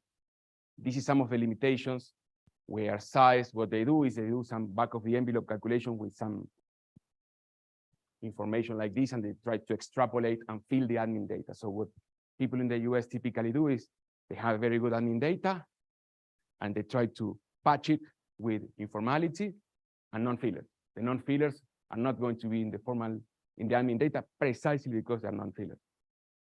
What we do is the other way around. We claim to have the whole income, and we use the tax code to build that tax series. But we use all the people. Okay?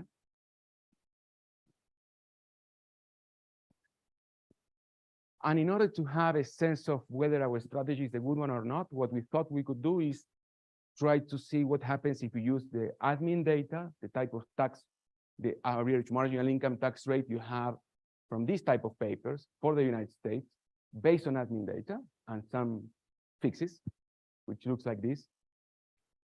Average marginal tax rate has gone down, and more or less the same in these two papers. What if we use the household level data in the US, use the tax code, and see what happens? Not that different. We're not saying it's perfect, it's just more or less is decent to capture the level. How about the changes?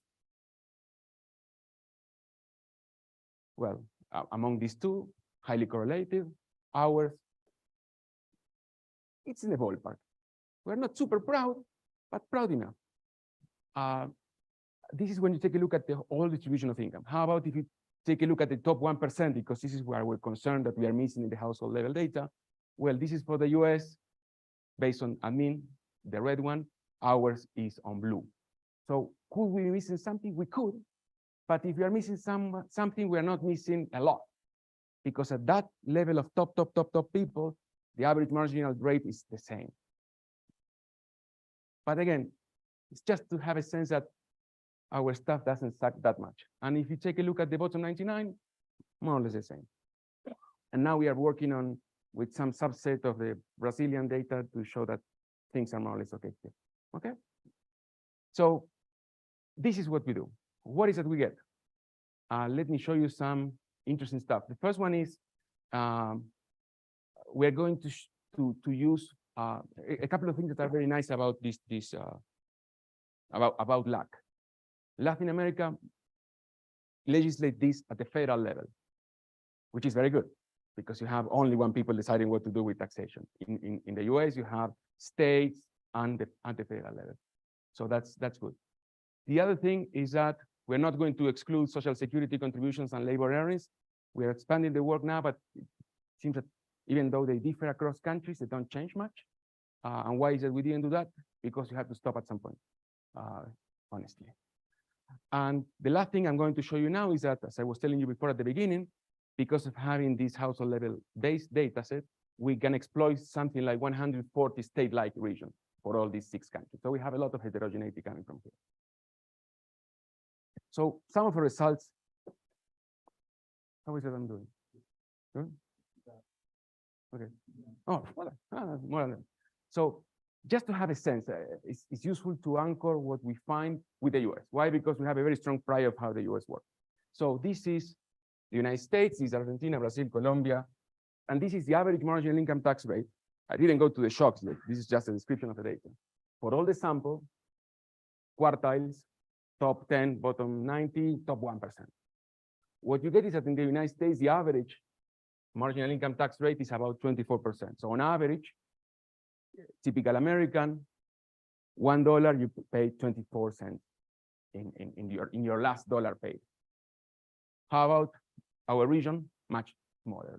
Colombia is 5 cents, Peru this, Paraguay 1, just because these guys introduced this 10 years ago. I mean, they haven't had the chance to play with it much. Argentina and Brazil a little bit low, higher, but still very far away from this one. And these are the kind of data that shows that that induce some people to, oh, we can have some fun with this tax. We can increase them, and we are too far away from where the advanced world is. Well, yeah, but it's different in the way we collect this tax. In the United States, even the first quantile, the first 20% pays in the income taxes. This is not the case in Latin America. In the case of Colombia, top 20%, top 10%. So only 10% of the people pay this tax. In the case of Argentina, we go further down the road. We are more enthusiastic about things. In the case of Paraguay, you truly have to go to the 1% or 5%. It's very, very difficult to pay these taxes. But if you focus on, for example, the top 1%, which is a nice paradigm always, it's true that in the United States they pay much more, but in Colombia it's 30. I mean, 30 is less than 38, but it's less difference than 24 and 5. So whoever is paying, they're paying. Maybe they're not paying as much as they should because of evasion and so on and so forth, but at least the legal rate that applies on the dollars they pay, and most of these people are formal. So maybe they are evading in the intensive margin, but not in the extensive one. It's not that they are declaring themselves monotributistas, having 5 firms or a large practice. It's much, much higher. So just to say that the reason why the average marginal income tax rate in LAC is very small is because we don't have a large tax base. Okay, so this is one fact. The other fact is that there is a lot of heterogeneity among our countries, precisely because this tax code is a mix of the distribution, the variance in the average marginal income tax rate within states is a result of how much differences you have in the tax code, but mostly how much difference you have in the income across states. And what we find is that, not surprisingly, LAC is very large, so we're going to have a huge heterogeneity in the average marginal income tax rate across regions. This is a typical picture in the United States. In order to have a paper, you have to have a map. At least that's on the empirics front you have these days. So this is the share of top 10% taxpayers per state. In the US, West Virginia has only 5% of top 10 payers. And for those living in the US, this makes sense. A lot of people, high-income people, especially because of high cost of living in Alaska, but not surprisingly, the high average marginal income tax rates are on the coast, unless in the middle. If you go to LAC, this is very much in line. I'm not an expert here, but there are large asymmetries also in Colombia. And it's very important also when thinking about taxation from a regional response, right? I mean, we tend to think of taxation sometimes like a little T, but this little T hits differently in different regions. So in the same way, when you make social transfers, different regions are more absorbing of some of these transfers. The costs here in Colombia seem to be paid by some states more heavily than others because they have higher income people. Okay. So this is another thing that is fun about this, that you could have a sense of it.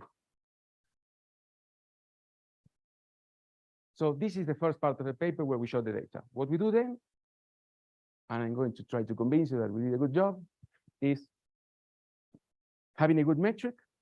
Now, the rest of the job is to say that hopefully some of these tax reforms are more exogenous than others, and that they are unanticipated, because as we know in macroeconomics, it's very important to have an unanticipated response to an exogenous shock as opposed to an anticipated response to an endogenous shock, because this doesn't make sense. All right. So here, what we do in the exogenous front is to follow a narrative approach, a la Romer. Basically, we read a lot of the documents at the time. We try to identify why is that those tax changes were introduced, and hopefully split them in the ones that are more endogenous, which in our region are many, because somehow when we're going back to the paper by fiscal rules, sometimes the fiscal rules, the debt rule, we get there. So we have to pay the party, and when we have to pay a party, we increase taxes. That's the only way in which Congress will respond sometimes. It's difficult to introduce reforms, especially in our countries. It's much easier to spend, but to change the legislation in the tax front is much difficult. So we take a very serious look at this. And basically we have in our tax code almost 40 changes if you analyze this at the country level, about 1,000 if you exploit that heterogeneity coming from states. If we split them into exogenous and endogenous, the endogenous one being contracyclical or procyclical, the procyclical being negative income shock, you increase taxes. Why? Because our economy is just falling apart, or contracyclical in an attempt to restore economic activity. We get rid of these ones, of these 8. And the exogenous comes in different varieties. Some of them articulated by Romer, in others characterized by the bracket creep adjustments in our codes. Sometimes inflation is not automatically introduced into the movements of the brackets. It's subject to discussions in Congress that depends on the pushback of policymakers and unions and workers and so on and so forth. So it's more discretionary than automatic. And once we have these changes, so we lose these ones, we get these ones, we get to the 30. The next stage is to split them into anticipated and unanticipated category. This is and here we follow Mertens and Rabin. What they do basically, this is for the United States. This is the gap between the approval of the law and implementation. Of course, the approval of the law could have been taking place after a long discussion. So it's the idea is so maybe something else could be done in that front. But here we are following these people to see how is that one could characterize anticipation of tax reforms. In the United States, this is the difference in days between 0 and 30 days, more than 150 days. That's very anticipated, right? So what is that they do? They cut it there. Why? Because they can, because they're the author of those papers. This is how it looks if you do the same procedure in LAC. We are much more extreme. Either we, and especially we are much more unanticipated. 30 versus 70. And that sort of makes sense. Sometimes we do reforms in a swift manner. I don't know if it's good or bad, but it's good for identification purposes.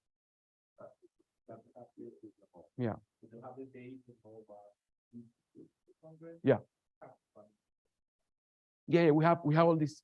We have the date of the approval, the date of the enter the Congress, they left the Congress, the implementation date, and there are some subtleties here. What happens if your legislation was changed after you are working? So you have to, that shock is going to catch up in the next period, but not in the current one, because you already made a decision based on the previous tax code. So there are a lot of things that we do in the paper. I'm not going to bore you with that, but so after doing that, basically we lose half of the observations, because these are the total number of changes, and these are the ones we use as exogenous unanticipated. And with that, we play. We press F1 and we estimate regression.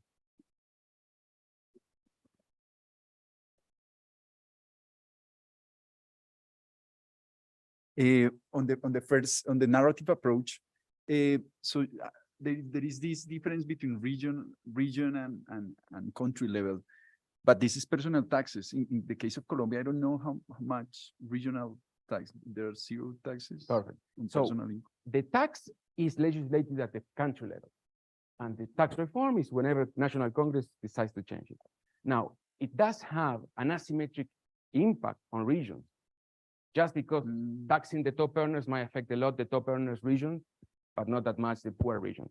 So what we are exploiting is not that the regions change their tax codes differently, but that the same national tax code has different implications in terms of the incidence given the different income level of different regions. So, and that is a neat exercise. Even more, if you do this, a lot of our colleagues would tell us the hell with exogeneity, because basically, not this, if you do this, regional tax level, the same way in monetary policy, you exploit changes in interest rates across different regions or across different counties with different degrees of financial development, financial intermediation, and so on and so forth. And they do that like, well, the government policy was not attempting to affect Philadelphia, so we can exploit that without doing that much of a narrative. We are still very cautious, and we try to do it. In some cases, because in our economy, some regions are too much large to be all of them exogenous, or to have that degree of confidence in that alternative approach. All right. So we do that. And in the paper, we have a lot of exercises. I'm going to split that and we run this type of regression. Now we are changing this based on some referee comment. but basically we do the same as the other people do. And we control by forward looking, backward looking. My econometricians colleagues, wow, impressive. They're good. They're very good. So they did a good job. So what is the effect? This is the elasticity we have. It's coming down now. It's not that large, but in next some revisions. But for this version, it's quite high. Remember, positive shouldn't surprise you because positive for macro people is negative. So it's this is saying on impact, a 1% increase in the average marginal income tax rate decrease, or in this case, increase the net. The net, the shock is the net.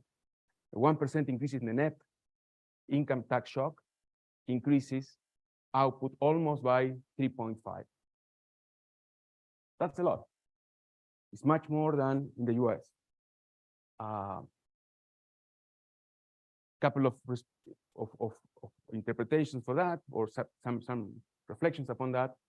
It's large and it just seems to persist. The good thing, and this is something that people do, they introduce what happens before the shock with income. The good thing is that income doesn't respond. That proves to be a validation exercise that the shocks identify as sort of exogenous. Romer would tell you, no, don't do that, because if you believe that the shock is exogenous, you shouldn't be testing for it because it's a matter of principle, but we do it because it looks good. So this is one result, it's very high. And then what we did, and this is an advantage of using household level data where you have all these labor variables, is to try to have a sense of where it works in the way we would expect it to work. So for example, if you take a look at the labor force participation rate and increasing the tax, reduce labor force participation rate. It does make sense. People are less willing to work. On the extensive margin and also in the intensive margin, people work less hours. Okay, I was going to ask that. Intensive versus extensive margin. In both margins, it works. But again, remember that effectively, we are taxing top people and analyzing the response on the whole economy.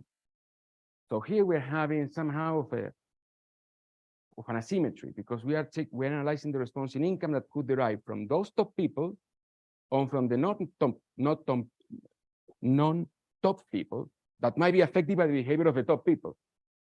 So here we're having too much of an aggregate effect. Some work that we are doing now is trying to get the sort of the cross response of what happens if you tax top people on top people and on not top people, because that is another insight on what is that it's so special about the top earners. Is their ability to evade, is their ability to respond, or is their ability to affect other people's lives? And we have other things in the study, but let me show you another one that is also very relevant for informality. In household level data, we have whether you are formal or not. So if you assign that if you are informal, all of your income is informal, and if you are formal, all of your income is formal, increasing taxes increases informality. So right? I mean, yeah, it makes sense, right? It's not that clear in Colombia. Okay. And to finish the project and paper and stop here, sorry about this, what we try to do is, and especially to try to convince this internally at the bank, where some of our micro friends have done tremendous work, but usually they assume no behavioral response. Suppose that their only objective function was to collect revenues. Forget about the behavioral response, the labor market. No, I just want to collect more money. Okay. What would happen if, given a shock, you analyze the impact on revenue? And let me call it without behavioral response, where I impute the change in revenue, assuming that the distribution of income doesn't change. So people keep working as they were before the tax shock, much like people doing micro simulations exercise. Surprise, surprise, revenue goes up. Of course, if you are fixing people not to change their behavior and you increase their taxes, you will collect more. Now, what would happen if you allow them to change their behavior? Like we do on income, but now imputing the change in income associated with the change in revenue. Well, the point estimate is going to be positive, but the intervals are going to cross zero, meaning be careful, because when people respond and when they respond a lot, you have to take care of, you have to be more careful when thinking about the revenues implications of that. Again, it's not that we are pushing this as don't increase the tax, but let's have a more balanced discussion on what are the implications, especially on people that are so reactive. And with that, I stop.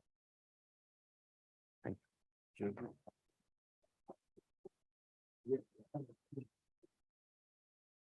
Thank you. Questions?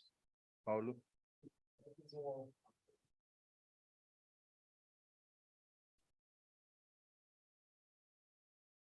So I have a question for you. Do you know what makes this number bigger? Do you know anything about the determinants?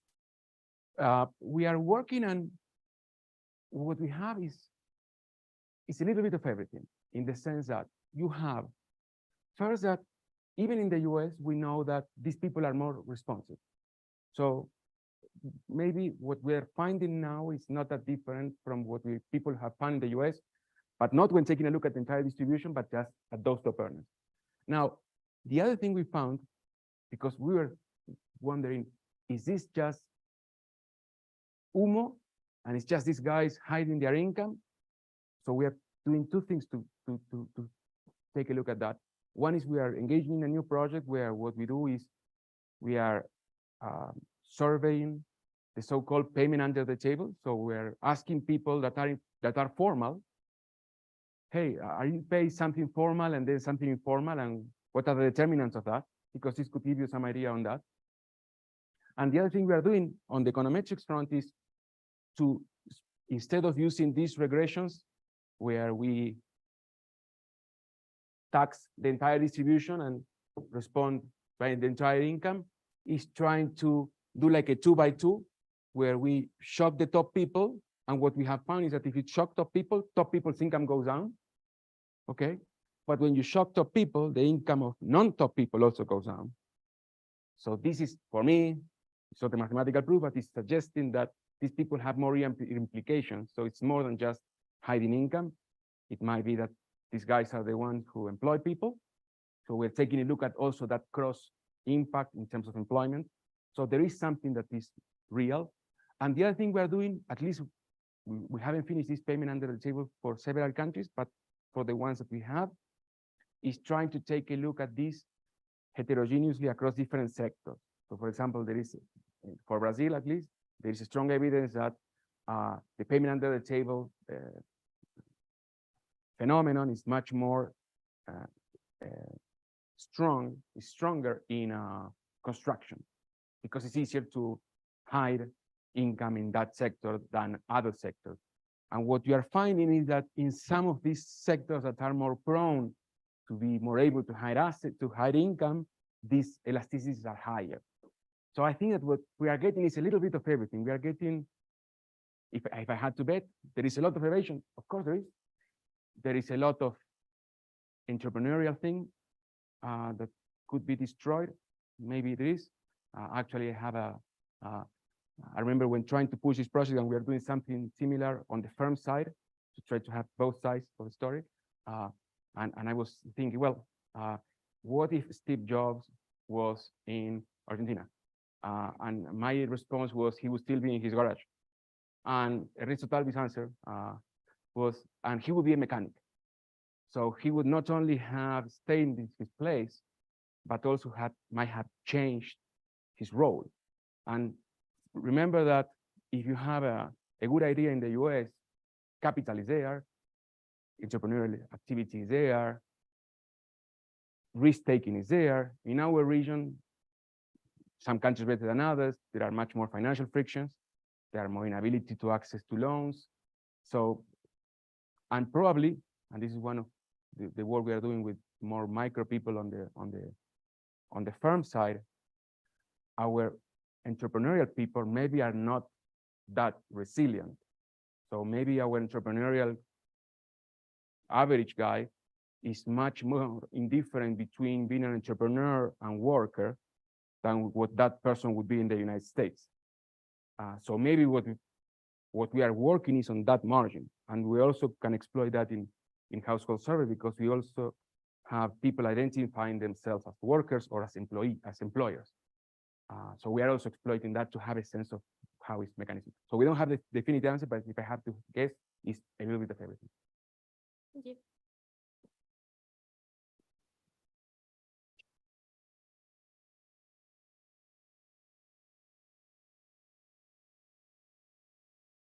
So my observations, questions, feedback relate to the policy implication of what you showed. Policy implication that honestly I have to admit I don't necessarily like, or I'm not very enthusiastic about them. Italy or about the Come again? about the Italy or about this result? No, about the 20 rather than the 0.3, 0.4. Okay. So let me start from my bias. My bias is that if at all, Latin America has to expand the base for the personal income tax.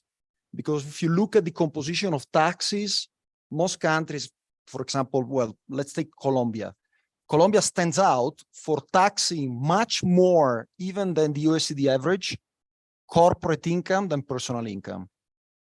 That's right. Second, it seems to me that in general in the region, there is this idea that because we have an increase in the marginal rate of the personal income taxes, then the system is progressive.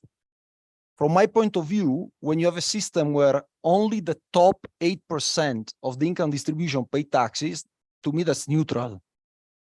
It's not a progressive system because basically, yes, it's progressive if you look at the marginal rate, but when 92% of people pay 0 and only 9 pay something, you're basically excluding also people who are high middle income, almost rich. Of course, there is a caveat in the numbers that you show, which I invite you to be, of course, careful when you present some of the, for example, the 20%.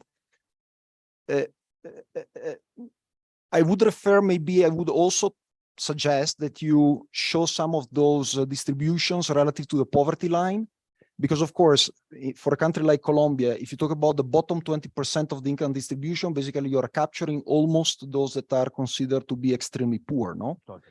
If you talk about the 40%, the bottom 40% of the income distribution, we're talking about poverty line. So we have to scale also to poverty, no? But again, we should wonder whether the top 20% is rich, is middle class or what, or whether they can afford to pay something in personal income taxes, which leads me to why you might be, I wonder, why you might be observing these short responses. From what I understand, maybe if we look at the last 20% in Latin America, the history of personal income taxes, you see that most of the changes, I wouldn't be surprised if they are on the marginal rates, a little bit on the deduction, but I don't think, I cannot recall a big reform that has expanded tremendously the base. So what historically in the numbers you might be capturing are basically, again, the usual top 8% of the income distribution, who might be those people who say, oh my God, they have this reform, now I'll go and live in Miami. So there you have a large response because they bring to Miami their business, their firm, etc. No?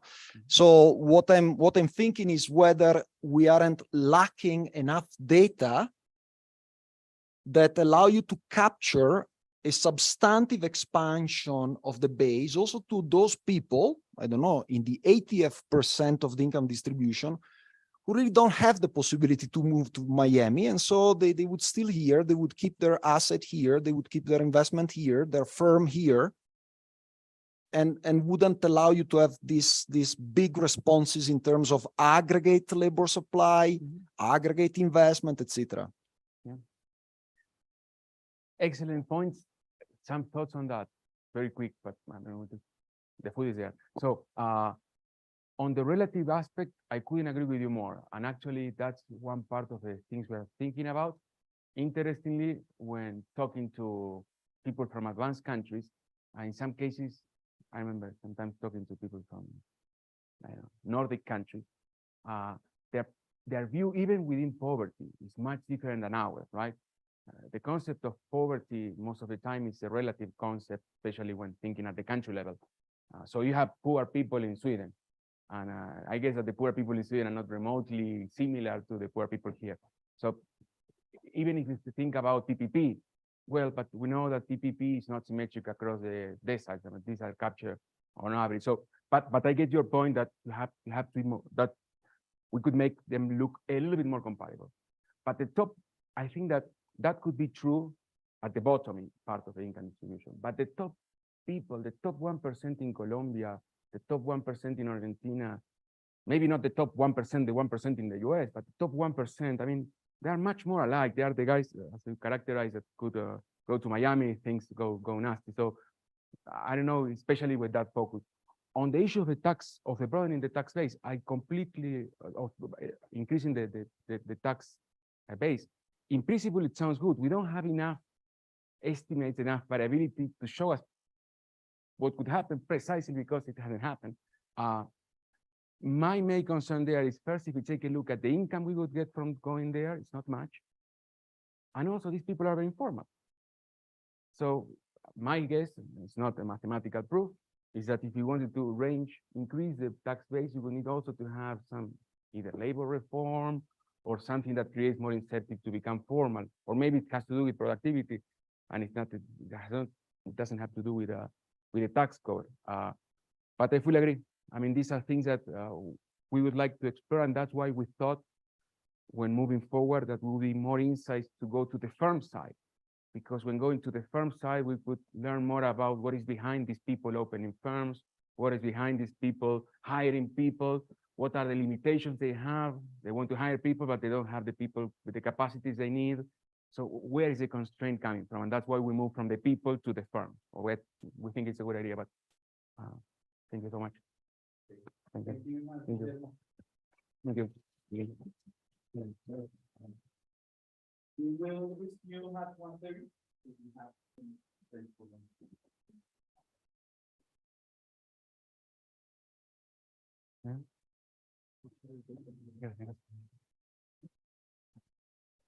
Y si hay administración directa, hacemos todo el laburo para ustedes. Le elaboramos ustedes.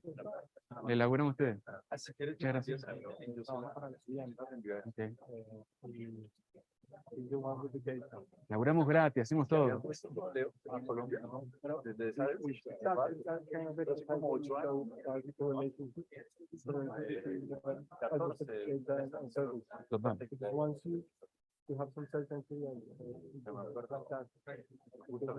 La parte que nosotros nos comemos bastante es la parte de capital gain. Porque eso en la encuesta no te lo...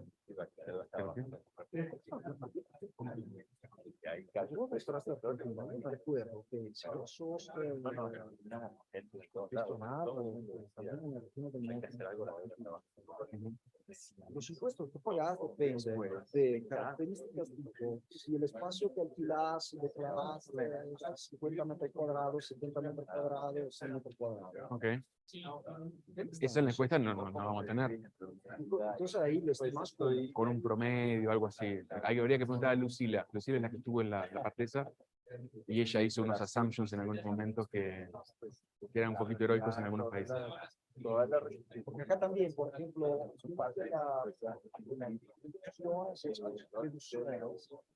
son supontes similares. Pues estás invirtiendo y ahora en una cuenta de ahorro para comprar una casa. No, tenemos.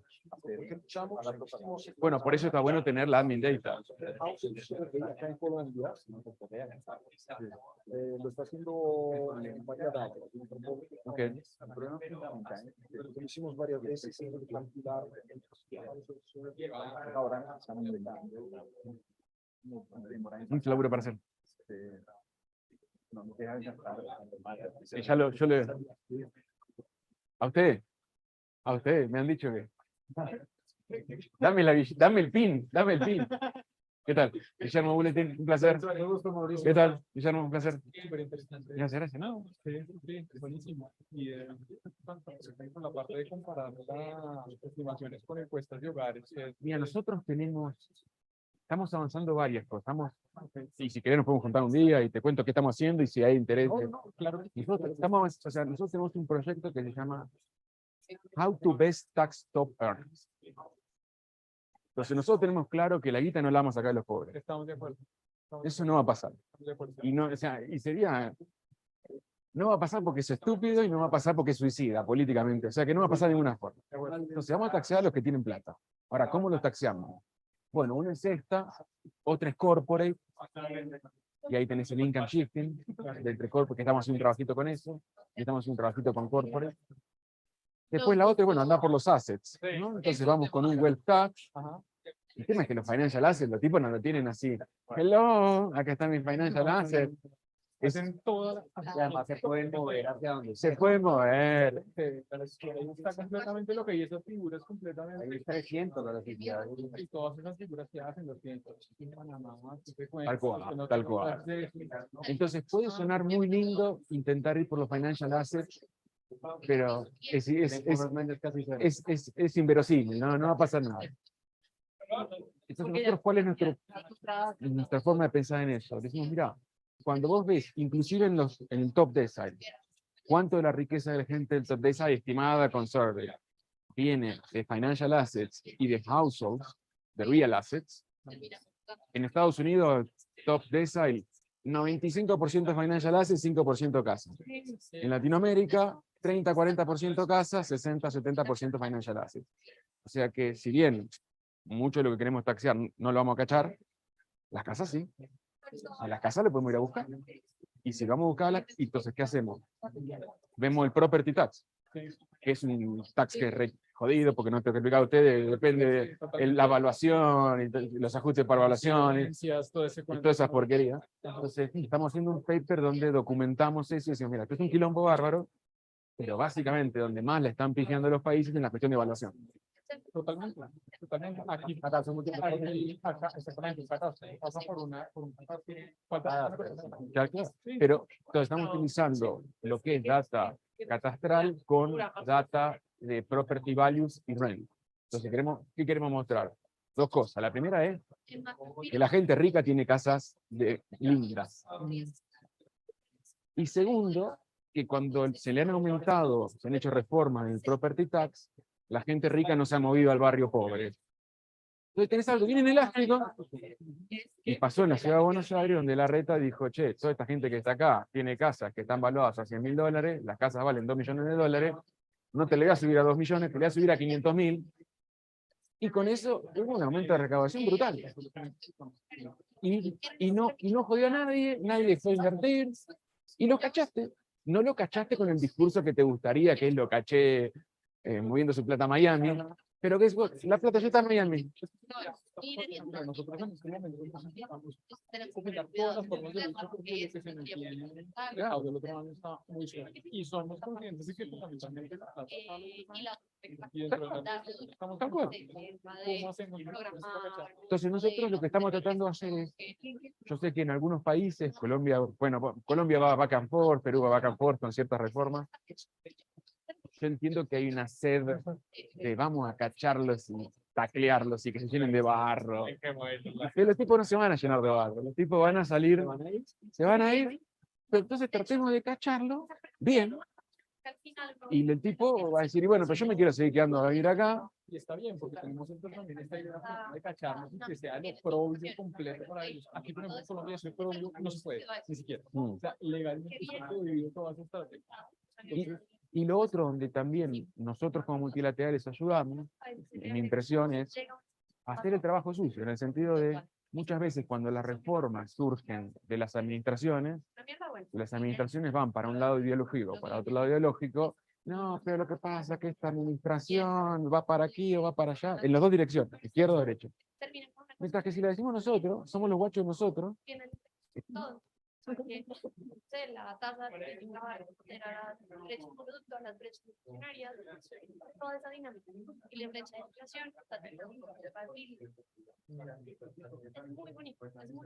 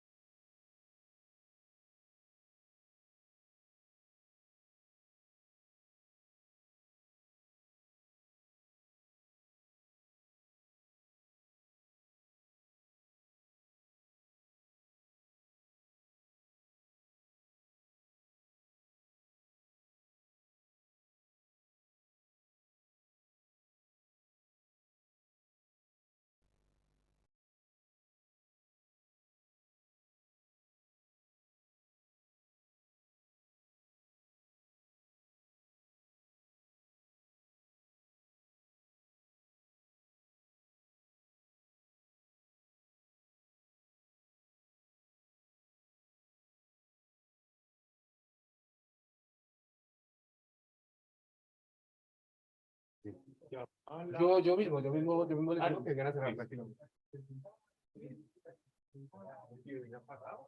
Antes de que vengan, damos seguridad y les digo todo esto, ¿vale?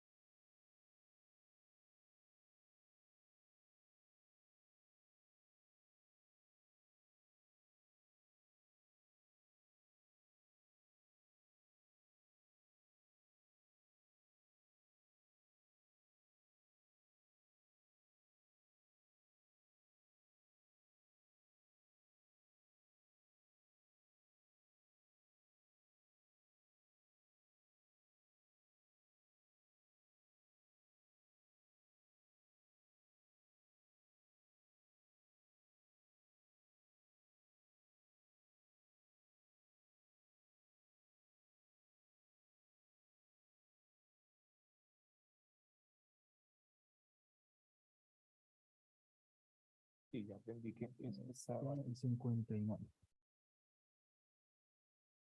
Ya sé que tienen que estar los cuatro conectados, ¿no? Sí, señor. Prendidos sobre todo. Entendido, sí, señor. Igual ya los habilito porque se debieron desconfigurar de la plataforma. ¿Cómo es que mide? ¿Cuál es el tope de esto? Eso es de contaminación. 728. Llegamos a 900. Ahorita, Sí. igual solo es abrir ventanas, de pronto dejar los 5 minutos a que ventile. ¿Cómo se abre la de abajo? Sí, señor. Hola, hola, hola, hola, hola. Por tanto, bien arriba, porque he escuchado tanto. Están amplificando acá. Estamos como hay transmisión. Solo es para que se escuche en la transmisión, ¿sí? Pero si lo dejamos ahí. Los. Hola, hola, hola, hola, hola, hola, hola, hola. Sí, sí, está. Hola. Hola, hola, hola. Hola, hola, hola. Listo. Ahí están los dos. Sí.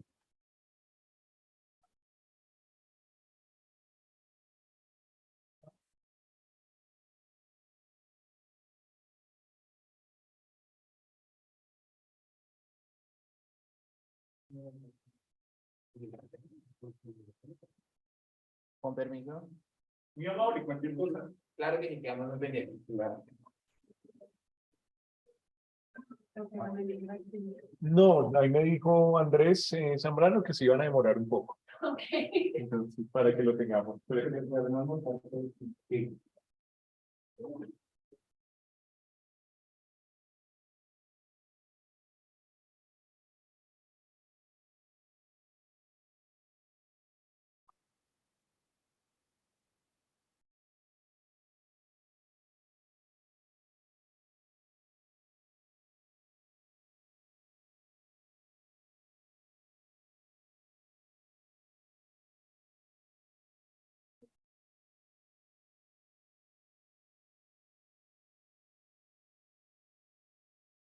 Pero hace poco pasó ya el primer año.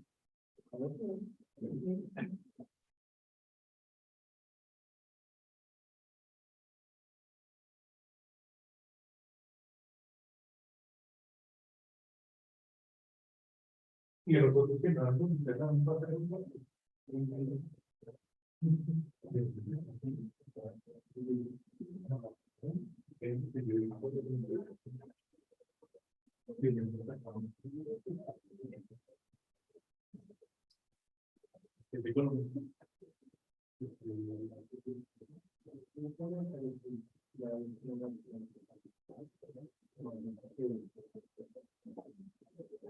y la mayoría acá.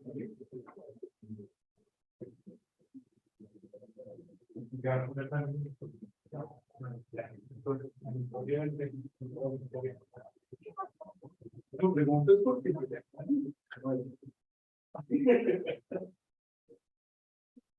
no,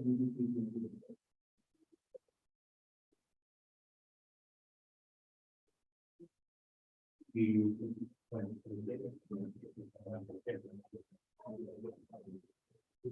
bueno, ¿cómo están? Estamos un poquito atrasados que el equipo vuelve como los invitados que estaban afuera o que vienen de afuera, estaban almorzando y después en unos 10, 15 minutos.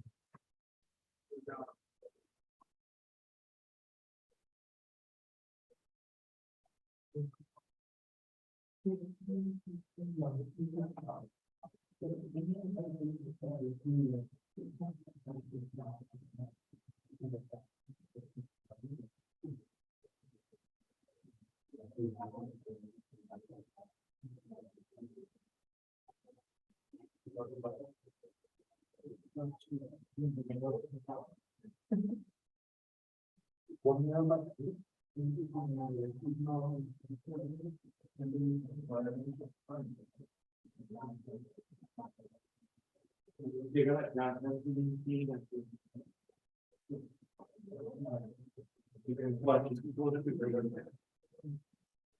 ¿qué va a hacer? Todo bien.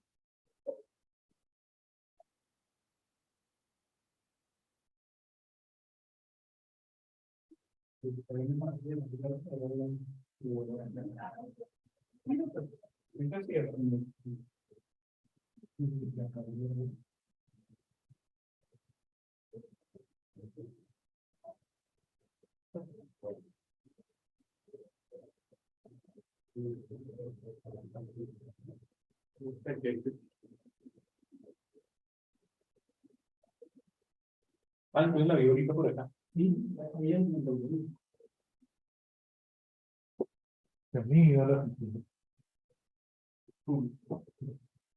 Yo sabía igual, no más. Transmisión.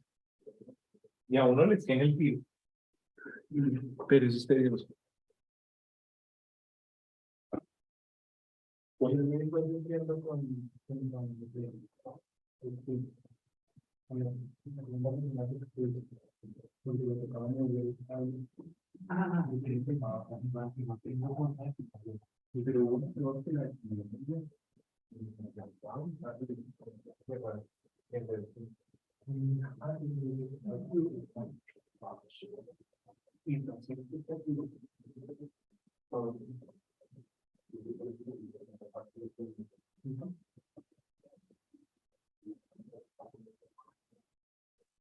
estamos un poco atrasados, en 10, 15 minutos que me hago las manos.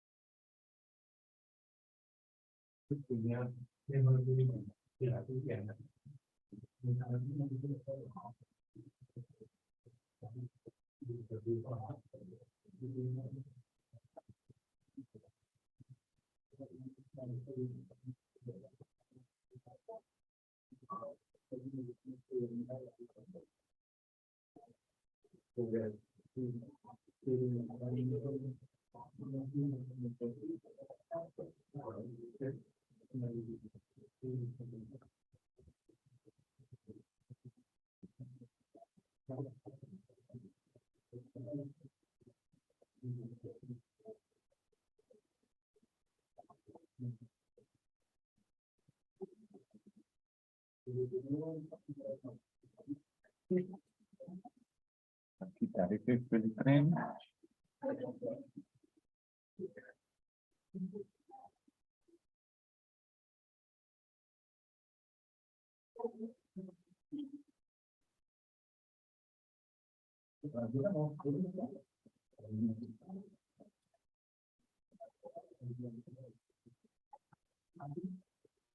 Sí, estamos un poquito. Un 5 días.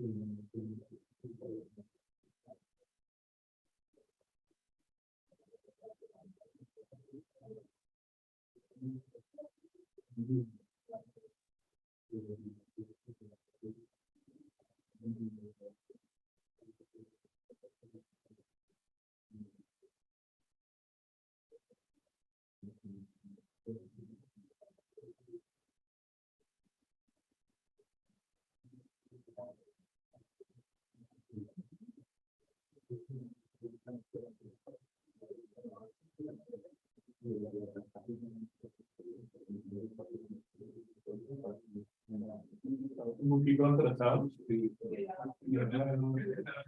grupo internacional estaba almorzando y lo parece que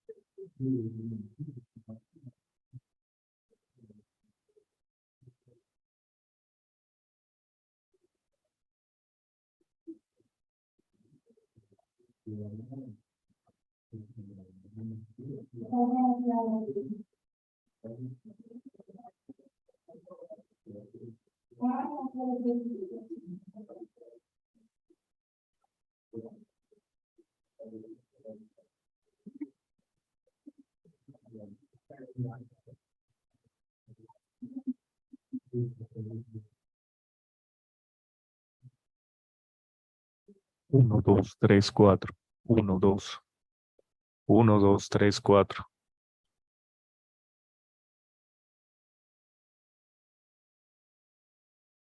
Uno, dos, tres, cuatro.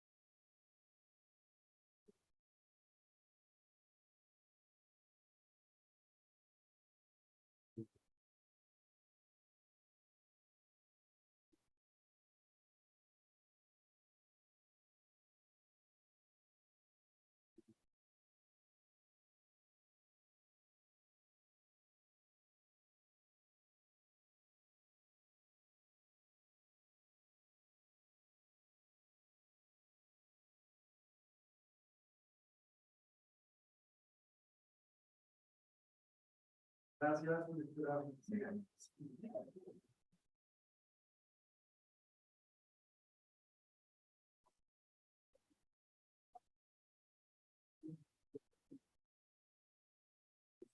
¿Cómo les fue? Desplazamiento.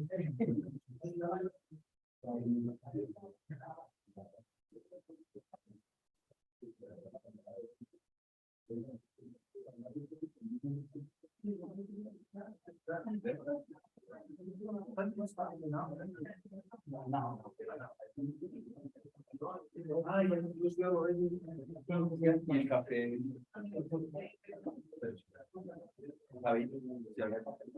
Ya lo van a poner.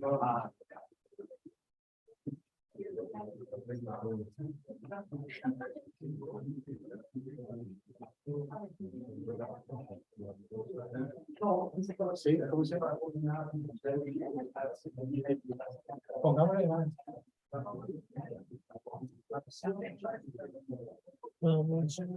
Leonardo Martinez.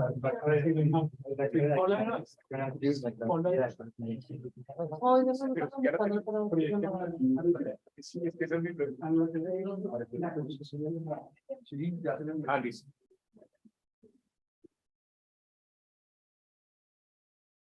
Compilación. Sí, y lo acaban de cambiar.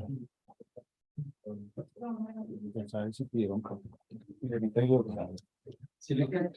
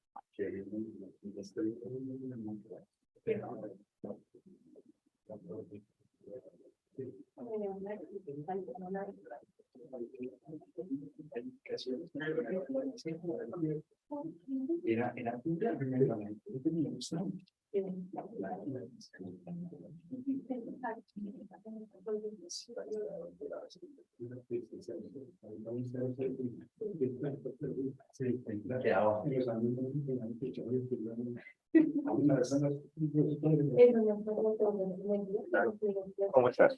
Muy bien.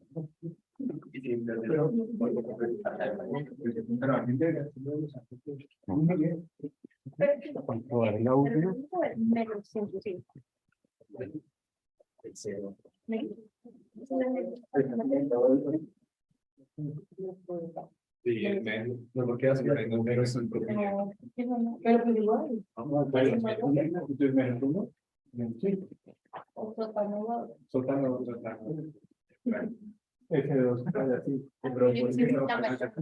Hola, hola. ¿Me escucha? Sí, bien.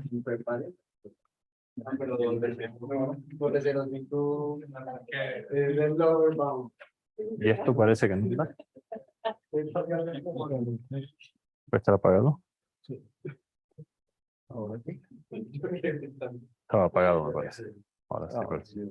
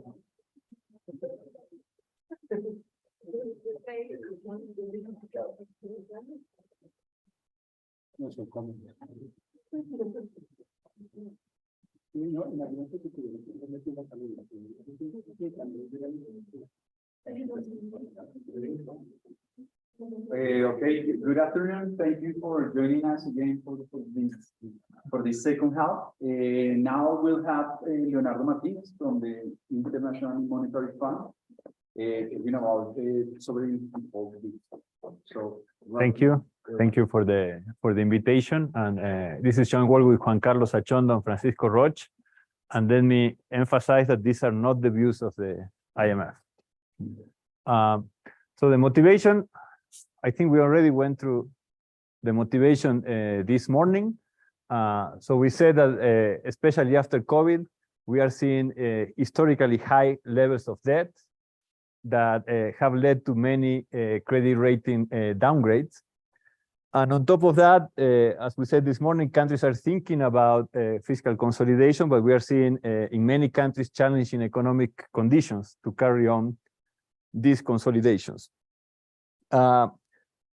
in policy circles, and we also talk about this morning, is well recognized that if you have commitment to your future fiscal consolidation, this may help. So for example, this is the IMF fiscal monitor in 2021. And they were saying that commitment could help reducing debt levels by facilitating the financing of deficits. And so this is what I'm going to have in the model I'm going to present today. And there is also some empirical evidence on how commitment can help improve the outcomes of fiscal consolidation programs.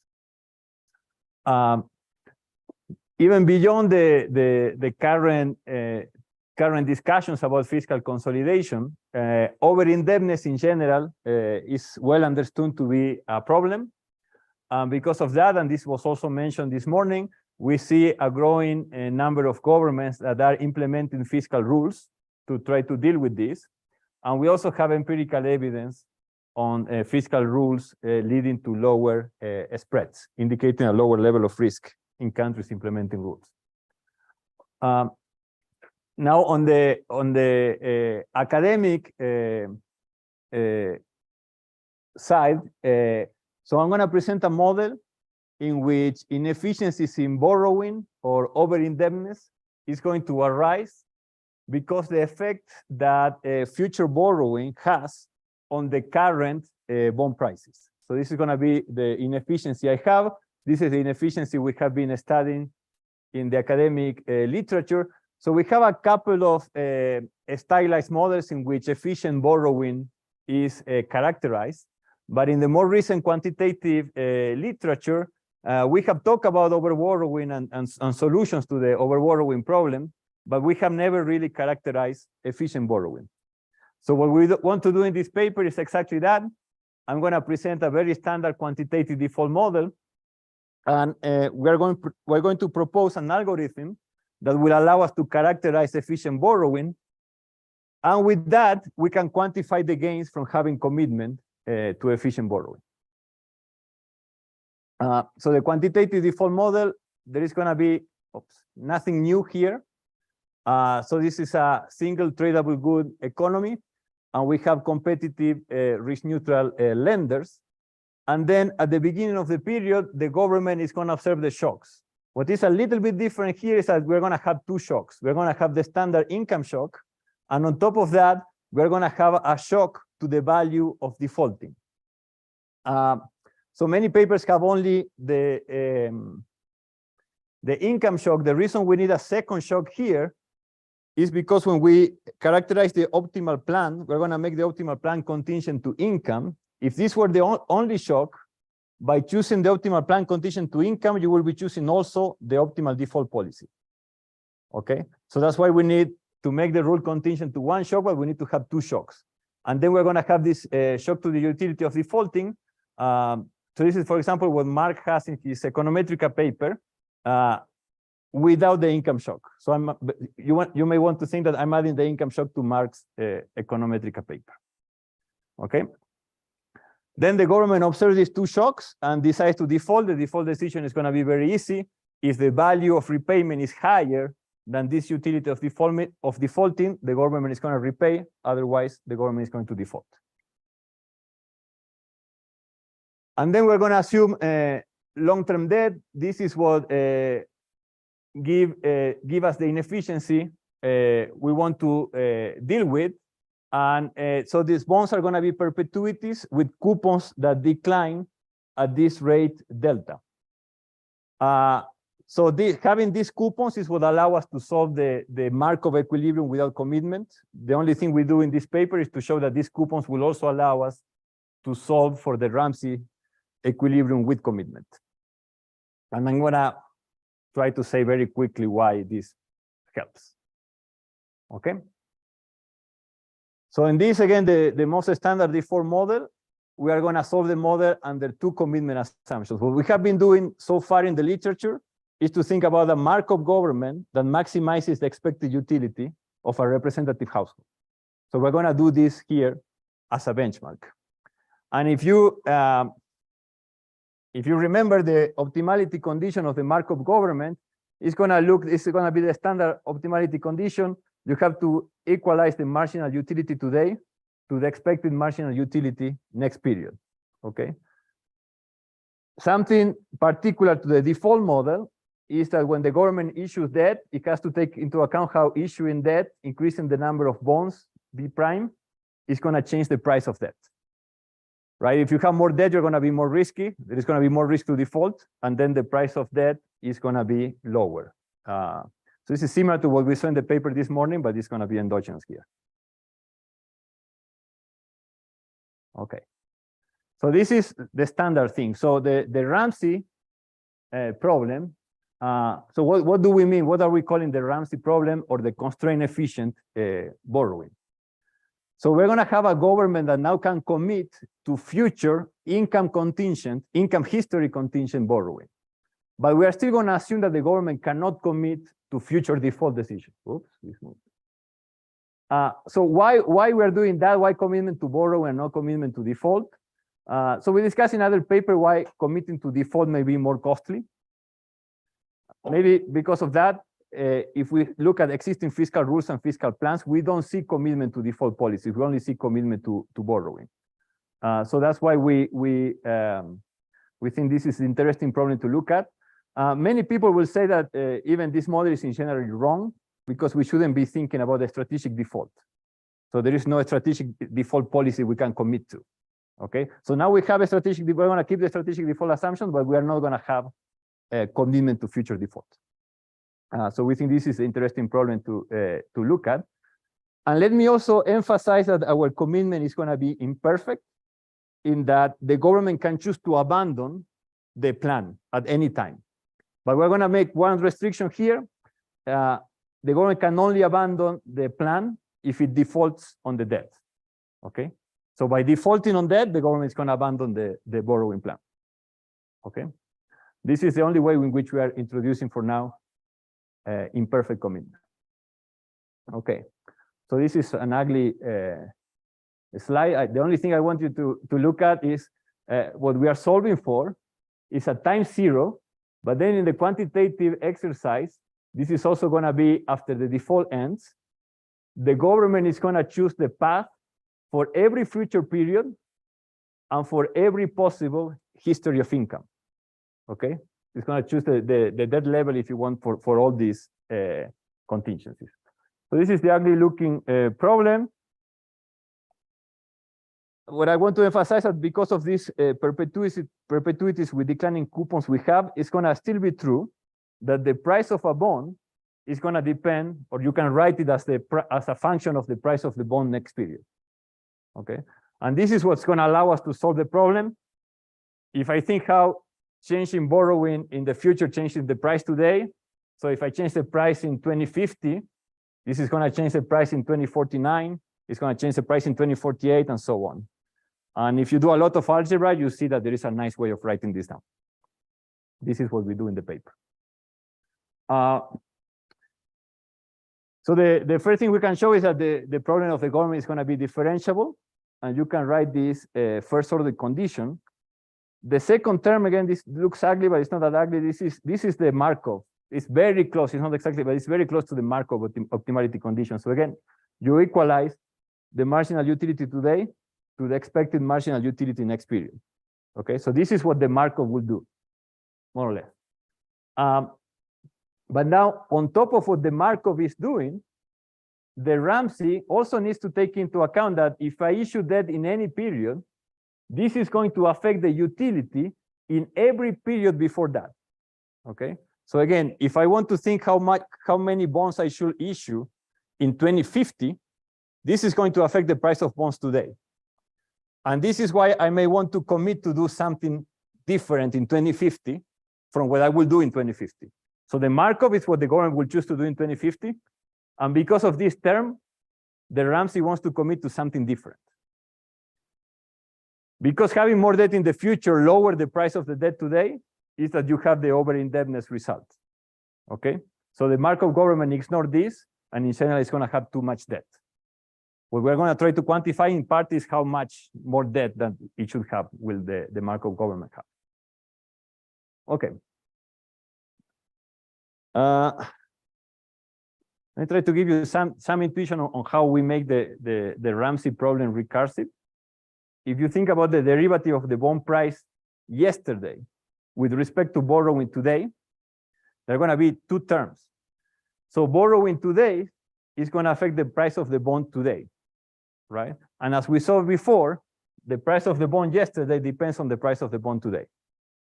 Okay, so this is what I was telling you before. In general, you're going to want to commit to borrow less tomorrow so you have a better price today. This is what the Ramsey is going to do. This is what fiscal rules are trying to do. Okay, but there is a second term that now, if I commit to borrow more tomorrow, I'm going to have a higher expected utility tomorrow. And because of that, I'm going to be less likely to default tomorrow. Okay. So this is saying when you make a plan, you have to be careful. If a plan is too restrictive, the government is going to default and it's going to abandon the plan. Okay. So this is the second term. And basically the result for the recursive formulation of the Ramsey problem is going to be that the optimality condition now, we can write it as a function of these two derivatives, the derivative of the value I had before and the derivative of the price I had before, multiply by these two new, these are the history state variables we find, and you have a recursive structure for these two variables, and this is what will allow us to solve this problem. Now notice one more thing.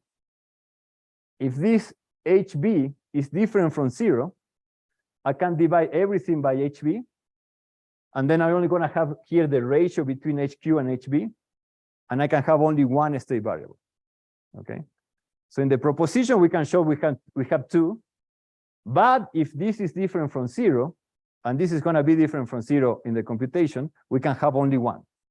So when we solve this model in the computer, we basically need the same state variables we need for the Markov problem, plus this one history state variable. And if this HB is different from 0, you can write the optimality condition of the Markov, of the Ramsey government like this. And you can see that this is almost identical to the optimality condition of the Markov. So remember, the marginal utility today should be equal to the expected marginal utility tomorrow. Okay. But the Markov for the derivative of the price was only taking into account the marginal utility today and the debt issue today. Now, they will have to take into account the history of marginal utilities and debt issue in every previous period. And if you look at this history state variable, it's something like a function of the history in the previous period, and what you add every period is the marginal utility and the issuances in that period. Okay, so this variable is a summary of the history of past marginal utilities and issuances. So I know I'm going very fast. I'm happy to answer questions, but I'm trying to give you, yeah. But maybe I'm missing the. I got you. It all depends on it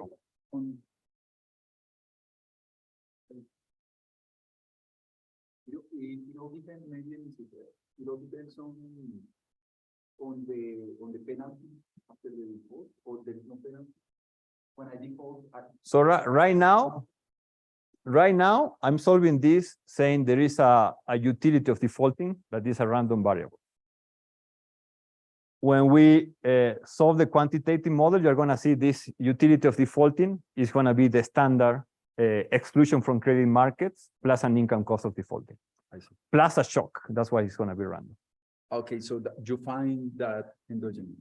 Yeah, it's going to be the standard quantitative default model. Yeah, I see. So that's coming.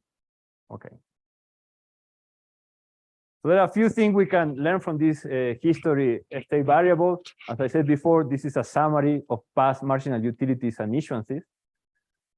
If you look at the case without a history, so in the first period, H is equal 0. So you only take into account the marginal utility and the issuances of that period. So it's like close to a Markov. It's not exactly Markov because the derivative of the price are different from the Markov and the Ramsey. That's why I'm saying it's not exactly Markov. If H is higher than 0, the marginal cost of borrowing is going to be higher by the Ramsey. So this is why when we have fiscal rules, typically the fiscal rule is saying you have to borrow less, right? The fiscal rule is not saying you have to borrow more, except for Mark's paper maybe. But not in this context, okay? Because we have positive issuances on average, H is going to be positive, and that's why H prime is going to be well defined, and this HB I told you before is going to be different from 0. That's why we can work with only one state variable instead of two. If you think about the one period debt model, as I said before, the only inefficiency I have here is because of long-term debt. So if you make delta equal to 1, this is going to be 0, and then you're going to get the optimality condition of the Markov. You only care about the marginal utility today with one period debt.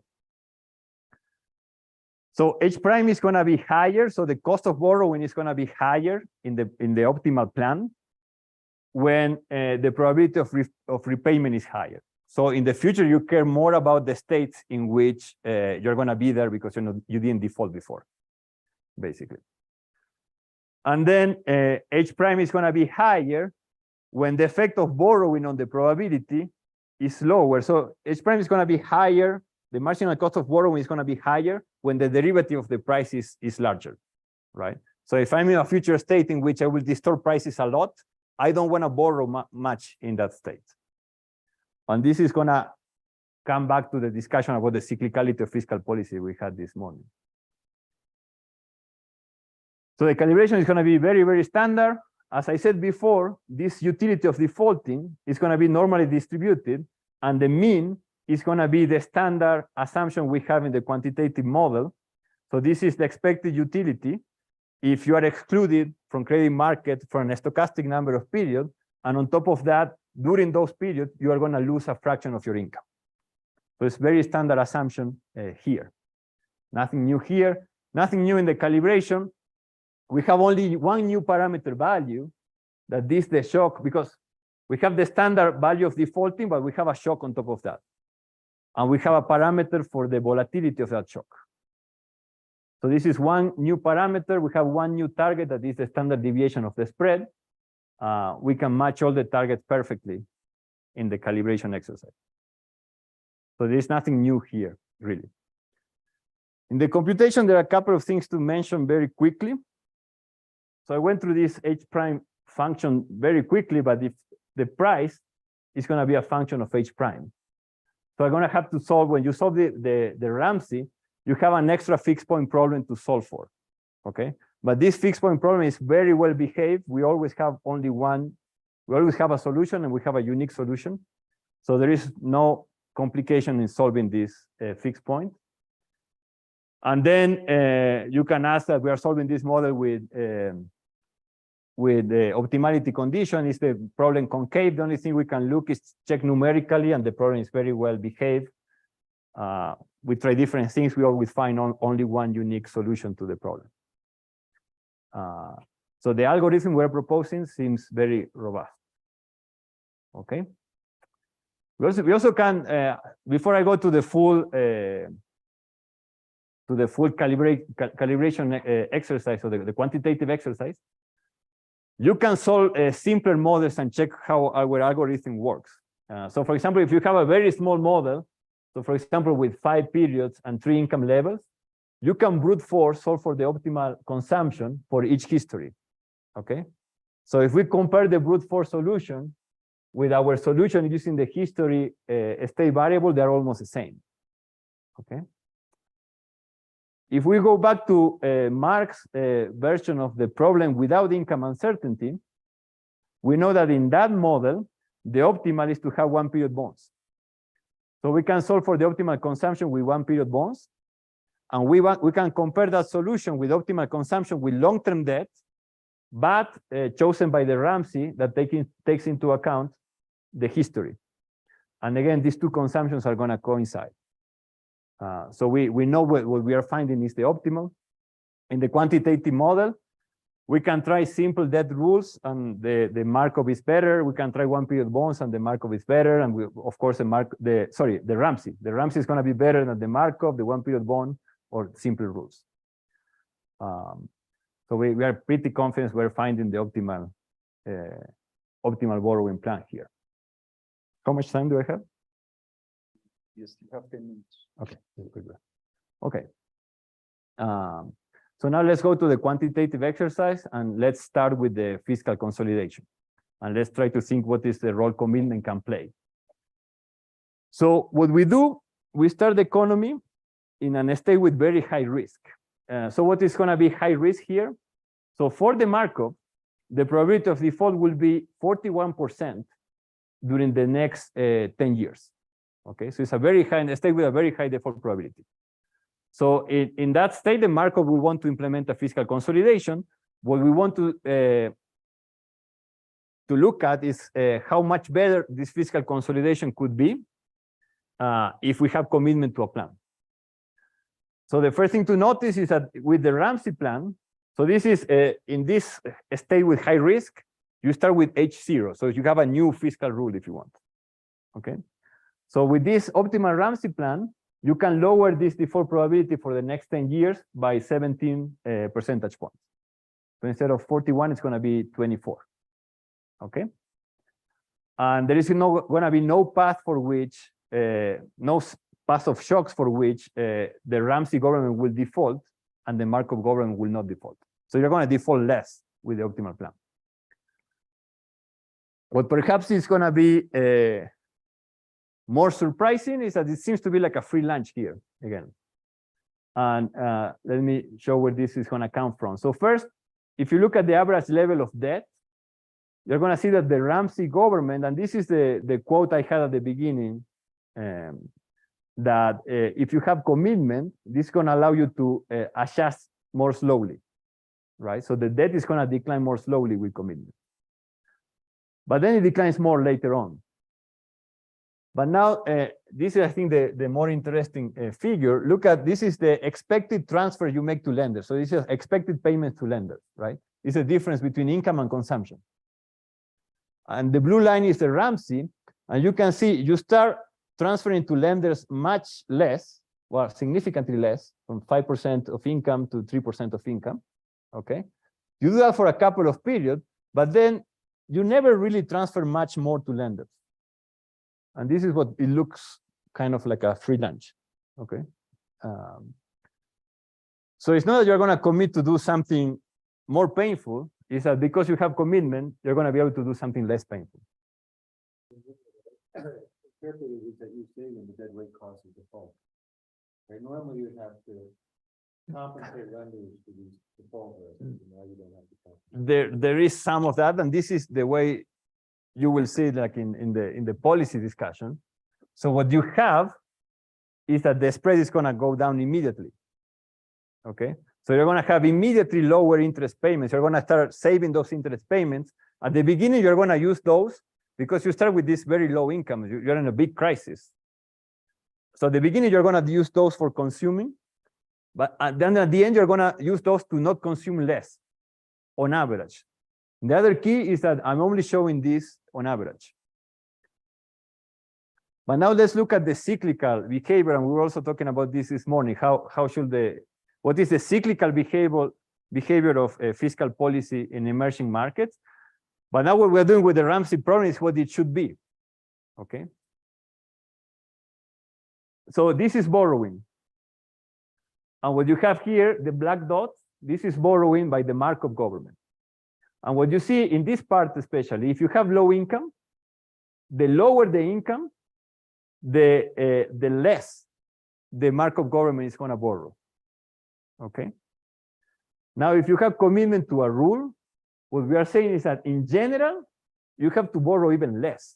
I would say you have to borrow much less. Okay.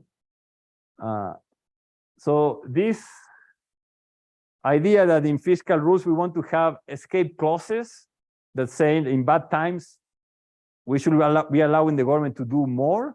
In terms of borrowing, not really. Okay, this is what we are finding here. Except here, So remember what I said at the beginning when we were looking at the optimality condition and the variable, the history variable age. If you have a really bad shock for which the default probability is very high, in that state, the Ramsey plan is going to allow you to borrow a bit more. Okay, so if you want to come back to fiscal rules and escape clauses, these escape clauses, according to this, should only be for very extreme shocks. Okay. Now, we have policymakers here. Most policymakers will say this is crazy. We can never do that because it will be too painful to borrow even less when we have bad times. But look now at consumption.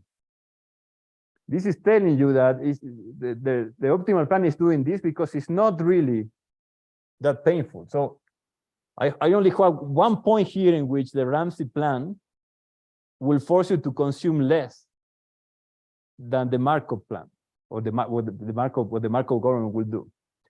So what's going on here? Because you have this commitment to borrow less in bad times, and you have commitment to the optimal plan in general, the prices of debt in bad time are so much better that you borrow less, but this doesn't force you to consume less. Okay, so what we know is that in our economies, that we pay a higher spread, the spread is not only high, it's also very volatile, and it's typically much higher in bad times. So this is why for the Markov government, even if the Markov government borrow more in bad times, he's selling bonds at a much lower price, so he cannot consume more than what the optimal plan would allow it to consume. So this is the other part of why we have this sort of free lunch. You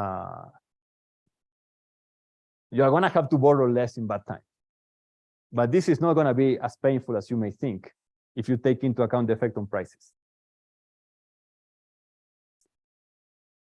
So in general, the lesson from this model is that you have to really care about bond prices and you have to commit to keeping bond prices high. The other thing to notice here, and this is different from Mark's paper and also the classic paper by Bull or Rogov, is that the optimal borrowing plan may include debt buybacks. Okay, so as in their papers, the Markov government will never want to buy back debt. But now if you make a plan, this idea of keeping the bond prices high is so strong that you may want to even to commit to buy back debt in bad times. Okay, so this is all we were talking about the transition before. Let me show you now the long run simulation. So the first thing to notice is that compared to the Markov government, the Ramsey government is not really committing to borrow a lot less, but this is looking at the debt level. So this is really indebtedness. This is what the government promised to pay. If you want to think about the resources the government obtains, you have to multiply the debt by the price, and you have to think about the market value of debt. So the average market value of debt is even higher for the Ramsey government. Okay, so this is what I was showing before. So without really a sacrifice here, the Ramsey government will have much lower spread and a much lower spread volatility. This is what I was telling you before. And then the last point. Oops. This is going. It's working now. Okay. The last point we want to make is about optimal duration. So the only thing we can do here is to look at optimal ex-ante duration. So suppose time 0, you can commit to a duration of that. Okay. For the Ramsey government, this optimal duration is going to be, sorry, for the Markov, it's going to be 2.3 years. The Ramsey government will want to go to perpetuities and will go even farther. We want to have increasing coupon payments. So we can solve this as to 30 years of duration, and welfare continues to increase for a 30-year duration. So in a way, we are underestimating the gains from commitment because we are not allowing the government to increase duration when we introduce commitment. But if you have commitment, and Tim is going to talk about, if you think duration is important because you're worried about liquidity shock or multiple equilibria, you're going to have gains from this. So So this is similar to, for example, Christina's unannounced paper. So they have this idea that with commitment, there will be no need for short-term debt, and this is what we are confirming here. But for example, in our paper, we were only looking at ex post optimal duration, and we say the solution for the problem we had there, that is that this contingent bonds will allow you to increase duration by 2 years. Here, the effect of the optimal borrowing on duration is going to be much larger. Another thing I forgot to mention is we're also underestimating here gains from commitment because we are not allowing for any positive feedback of living in an economy with lower spread on the real side. So we have an endowment economy. But we have policymakers here, you know that if interest rates are lower, this is good. We don't have that in the model. Okay. So to conclude, what we wanted to do in the paper is to propose a tractable algorithm to find the constraint efficient borrowing plan.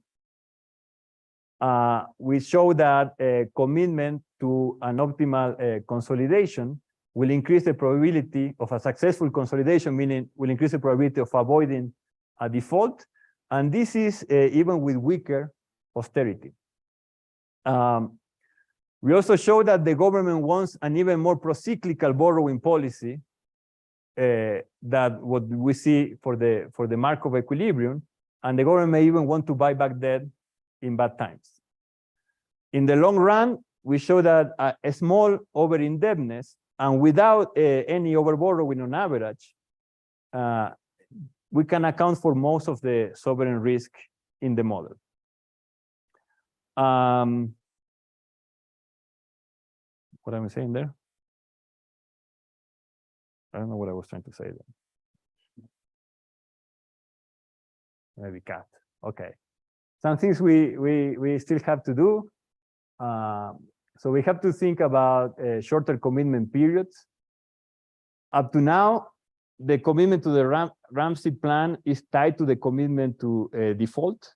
So we may want to separate those. And if you think, when we think about the level of debt, we're only thinking about one element for debt management. But we could also think about how commitment will affect maturity, currency composition, and the accumulations of assets and liabilities. Thank you.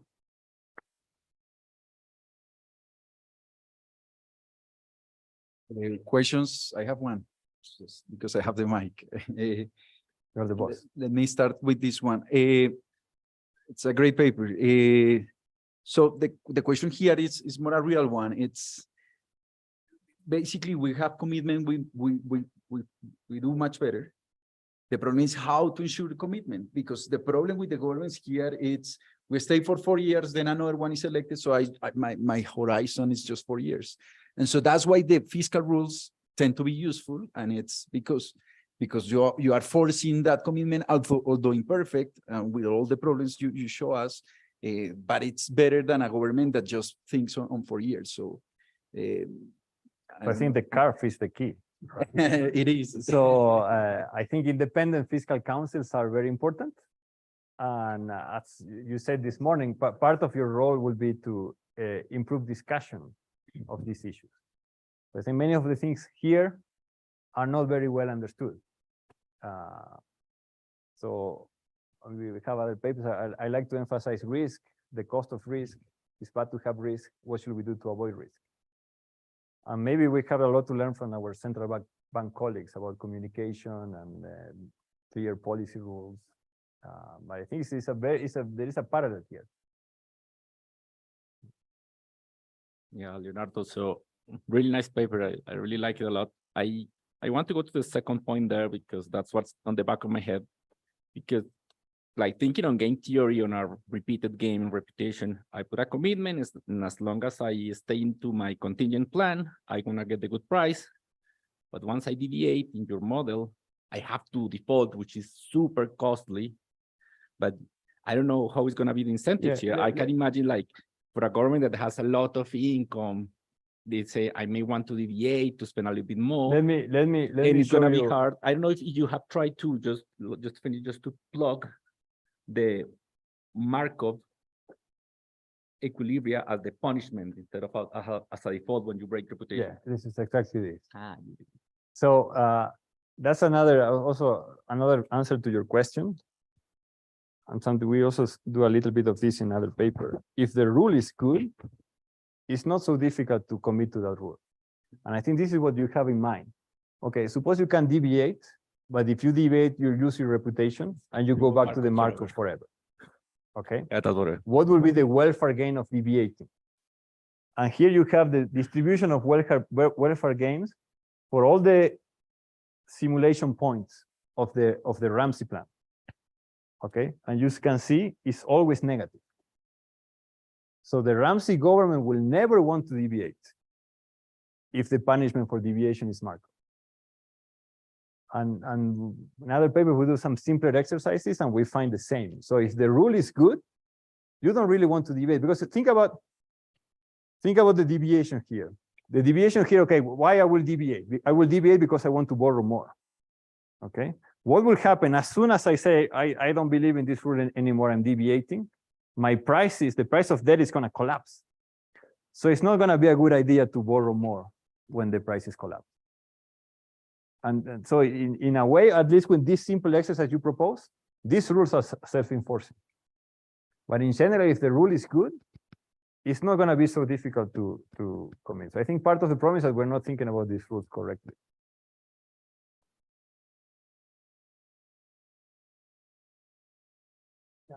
Thank you for the paper. I wish I had read the document before. Maybe not. But you can wait until we improve it. No, because I've been having this out of the box thinking with the government changes about what would happen if we create a system in which each government would commit to a plan for the 4 years that they have, because committing to a longer term is harder than that. So maybe you can realize what you have committed. So you can actually, you're going to suffer your commitment at the beginning of the government. So is it possible to create that kind of environment under this switching Markov? So Ramsey? we're thinking about going halfway there. So we're thinking about shorter commitment, precisely what you have in mind. Now, undoubtedly, the longer the commitment period, the better. And you try to have fiscal rules and independent fiscal councils to try to avoid this problem. But now we are planning to quantify how much worse it will be if you can only commit for 4 years. I can think of some experiences I don't want to mention on YouTube. But it's probably going to be a problem if you can commit for only 4 years. It's going to be worse for sure. Yeah. Any other question? Okay, thank you, Leo. Thank you.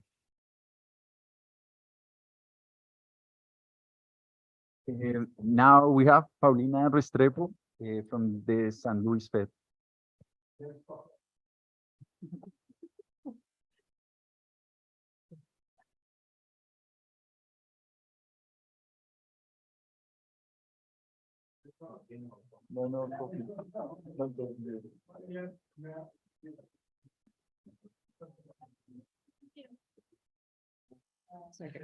Sí,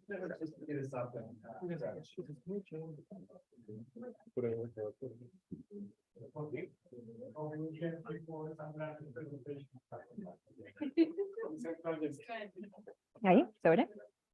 Sí, perfecto.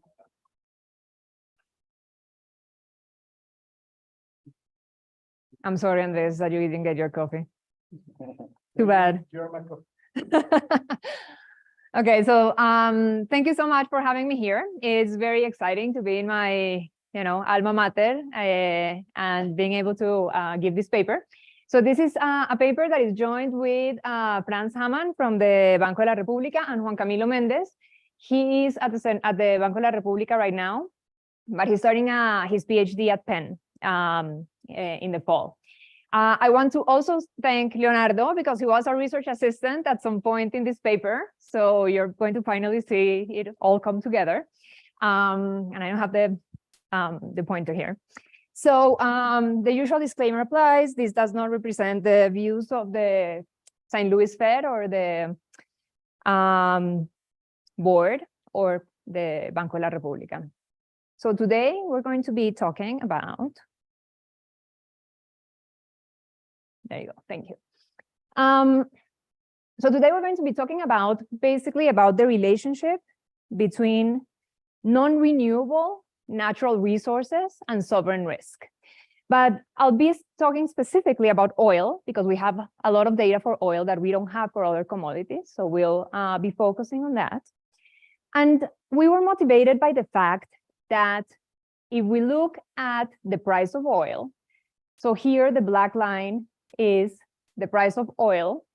It's dollars per barrel here on this y-axis. In red, you have the MB spread, so basically a measure of sovereign risk. And in the blue bars, you have the number of default episodes or countries that are under default still in that particular year. And what called our attention really was that this has a very particular pattern, both in the medium term and in the short term. So we can see that as oil prices go down, the number of default episodes or countries that are under default goes up, and country risk measured by the emerging market bond index goes up as well, okay? So motivated by this fact, we really wanted to have a better understanding of the relationship between the price of a commodity, how that affects sovereign risk, and the actual interaction of the production of that commodity, okay? So here's kind of the roadmap and what we do in this paper. So we're going to document some new stylized facts on the relationship between sovereign debt and risk and oil extraction. So I'll talk about oil extraction or oil production in the same way, oil reserves and prices. And this is important because here we're talking about the flow and this is the stock, okay? And so this is going to make a difference.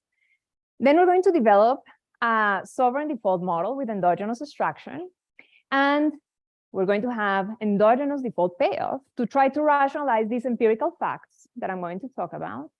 And we're going to derive analytic results for the interaction between oil price shocks and oil reserves with debt and default decisions.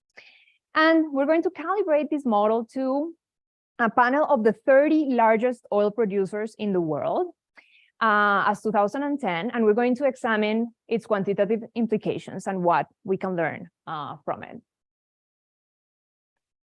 Okay, so in a nutshell, what are our findings? We have three sorts of findings. So on the empirical side, we find that oil producers have high external sovereign debt ratios. So, you know, because when we talk to people about this paper at the very beginning, the initial reaction of people was, well, why do we care? Oil producers don't really hold large levels of debt. Well, no, it turns they do have relevant levels of debt.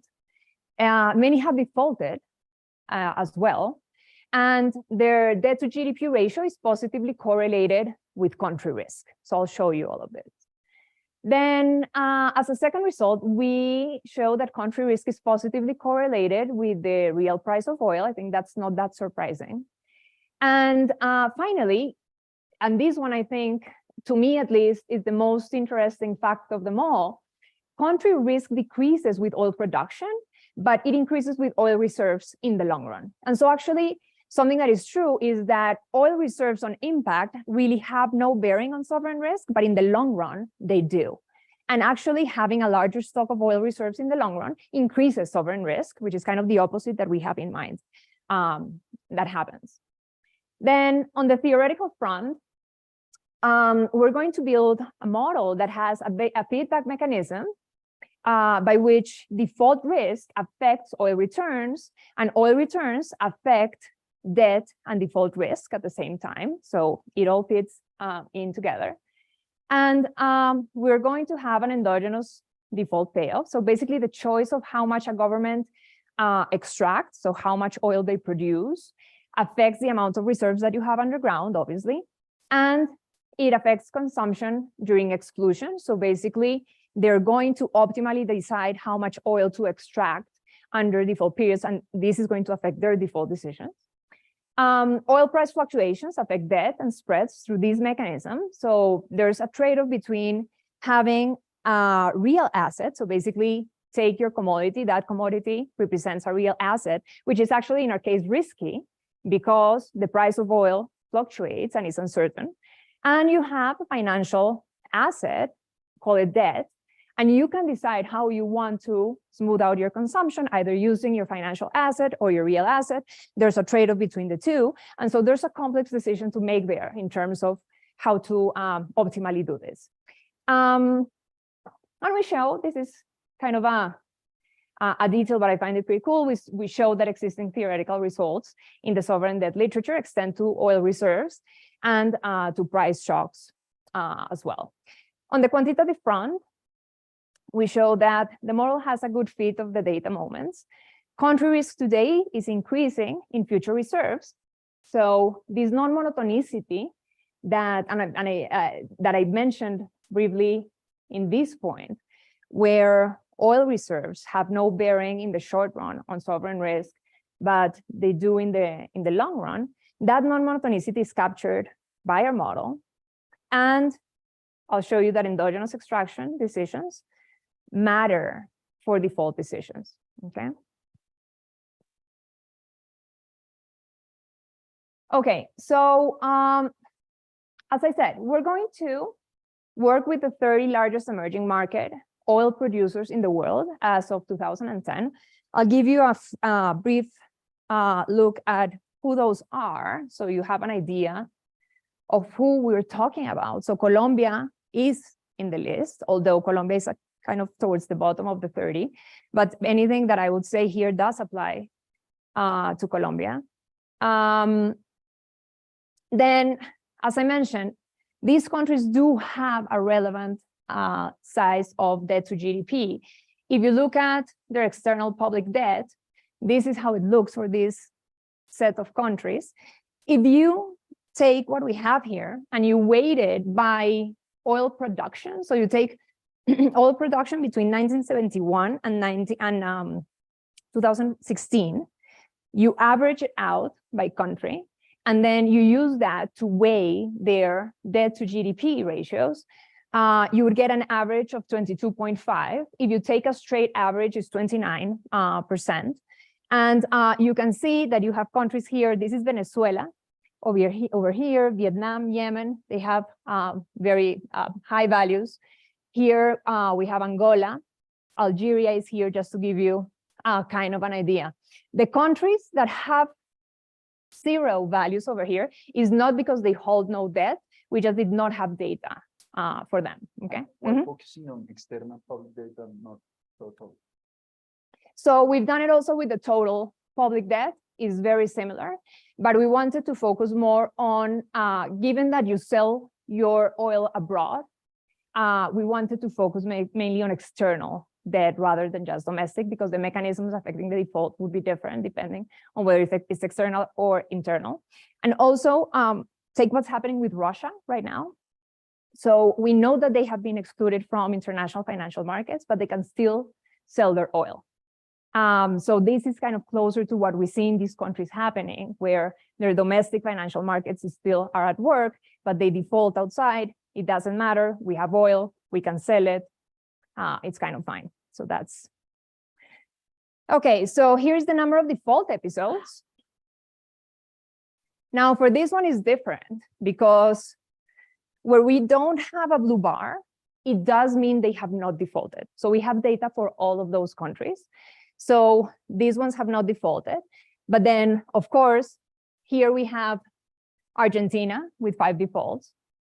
Sorry, it always needs to be mentioned. Algeria, Angola, this is Brazil, here's Colombia, of course, with no defaults, Ecuador, Gabon, Venezuela, Vietnam, and Yemen, as I mentioned. So this gives you an idea of more or less what happens. The other big one with 5 is Nigeria. So these countries do default, okay, and they do hold debt. So it is an important, question to tackle. we think. So now the next question is, how are we going to measure sovereign risk? Okay.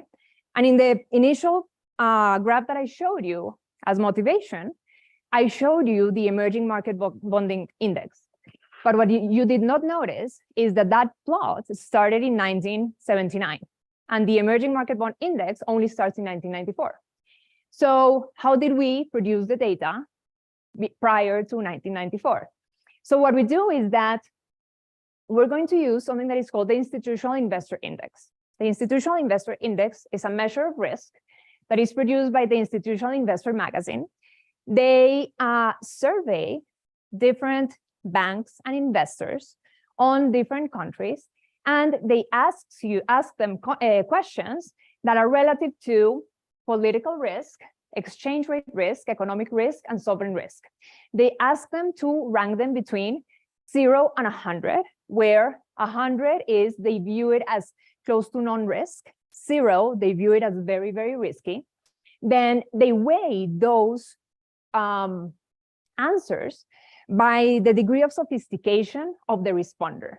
So basically, Goldman Sachs responses weigh way more than the Union Bank, okay, that is a local small bank.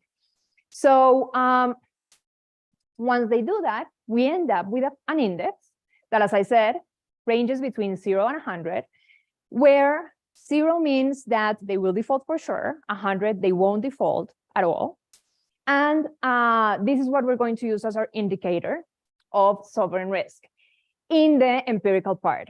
In the comparison of the model to the data, because in the model there's no such thing as an institutional investor index, what we do is we take the emerging market bond index and we chain it backwards using the institutional investor index. And those were the results that you saw in that previous graph, where I showed you how is that relationship between the emerging market bond index and defaults and oil prices, okay? Okay, so having said that, when you look at the institutional investor index, it correlates remarkably well with the MB for when it exists, and with all the different measures of Moody's or Fitch or different of sovereign risk, okay? Okay, so let's go to the main stylized facts. So the first one is country risk worsens as debt rises, okay? So this is kind of very easy to see if we look just at the average correlation between the debt ratio and the institutional investor index for these countries is minus 0.6, okay? Second, real oil prices and country risk are negatively correlated over the business cycle. I'll show you a table where lots of numbers, but I only need you to focus on one thing.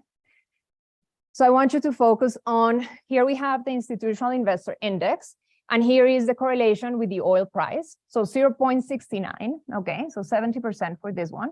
That means that higher oil prices are positively correlated with the institutional investor index. And as I said, a higher institutional investor index represents less risk, okay? So that's what shows in the data that positive correlation or country risk negatively correlated with real oil prices. So positively correlated with the institutional investor index, negatively with country risk. And third, this is which the empirical fact that I mentioned, I think is the most interesting one, is that the conditional relationship between oil reserves and sovereign risk is non-monotonic over time. So basically, on impact, reserves have no bearing on sovereign risk. But in the long run, having a larger stock of oil reserves increases sovereign risk, while oil production decreases it, okay? So here's how we go about this. So we're going to run a panel regression on this set of 30 countries. And of course, imagine that we want to focus on two things. We want to focus on the short run and we want to focus in the long run.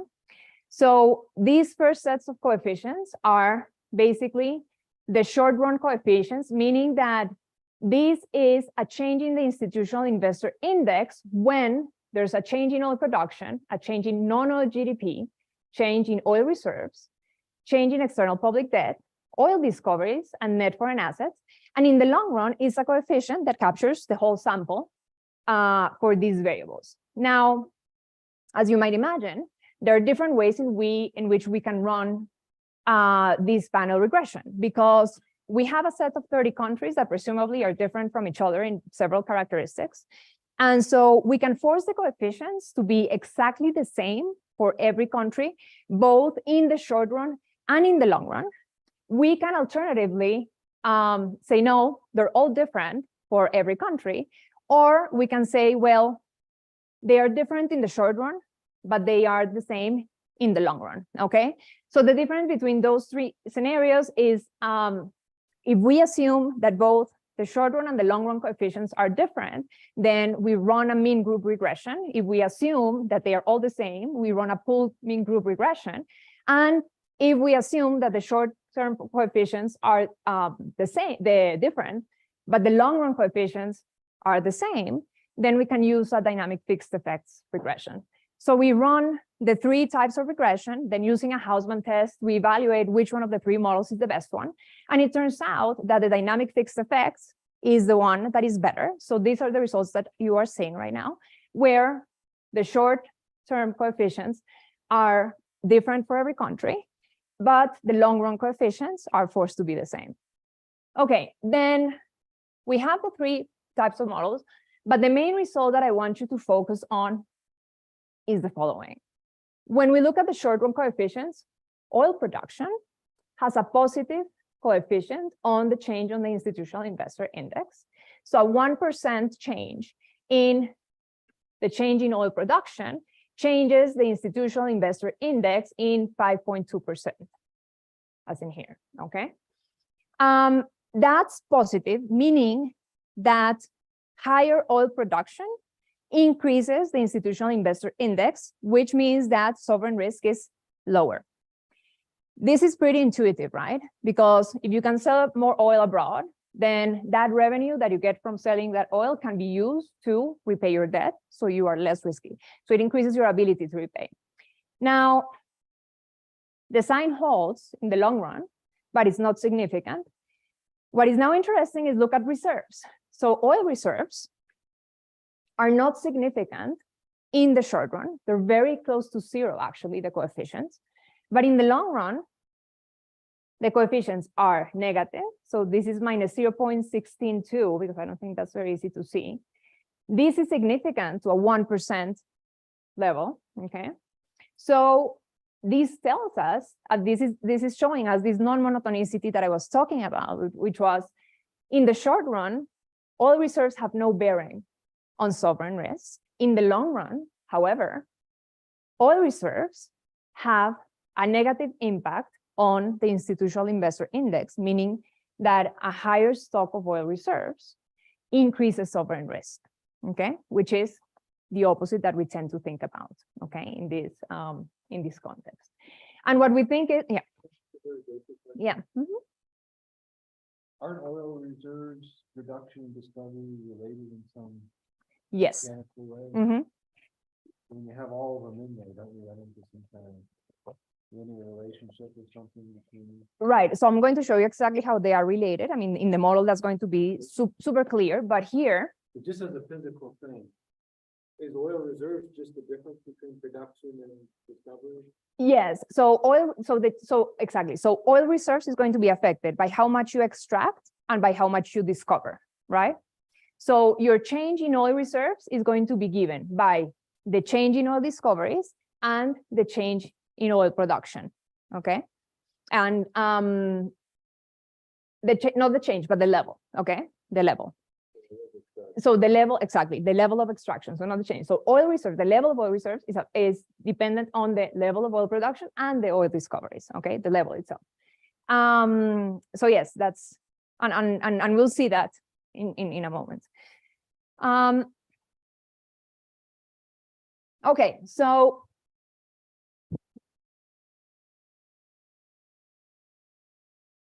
So let's move on to the model. How much time do I have?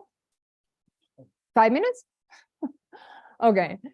So, okay, so, okay, like, okay, okay, so the model. So let me.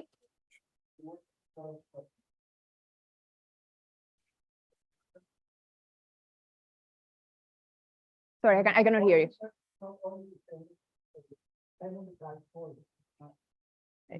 What is economical to exploit.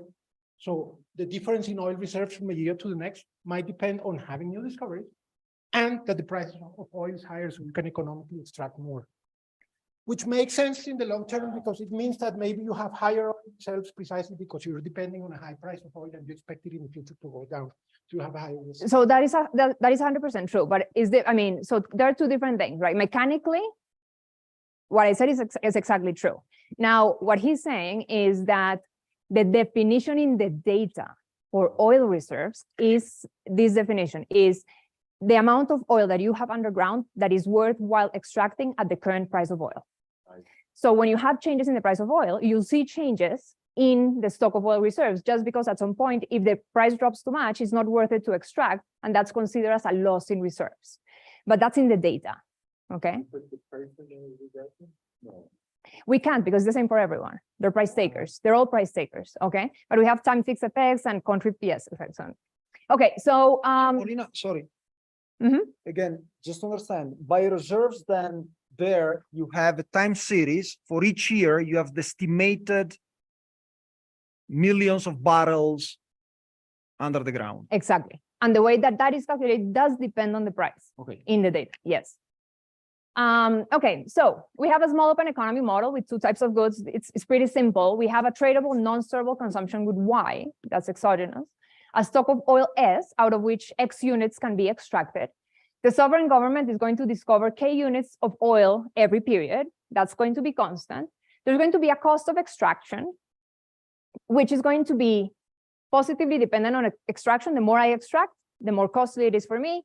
The more reserves that I have underground, the less expensive it is for me to extract. I'm going to sell that in international markets at a given oil price P, so it's a price taker, and they issue debt but cannot commit to repaying the debt. The price of oil and the consumption good are exogenous. Did I scan? No, there you go. Okay. This is very slow. Okay.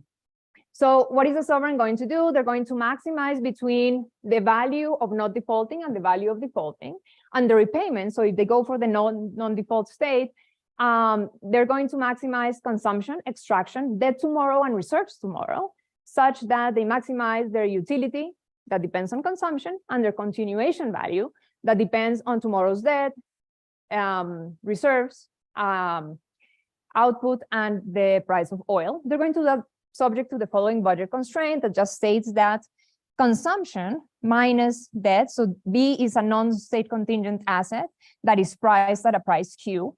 Q is going to represent sovereign risk here, of course.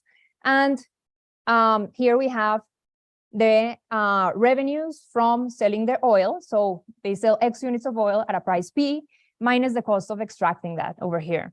This is the reserve accumulation equation. So this is the purely mechanical part of this, where reserves tomorrow are just equal to reserves today minus what I extract plus what I discover.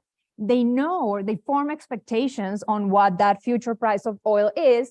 And here's a non-negativity constraint, just meaning that if you extract a barrel of oil from the ground, you cannot throw it back in. Once it's out, it's out.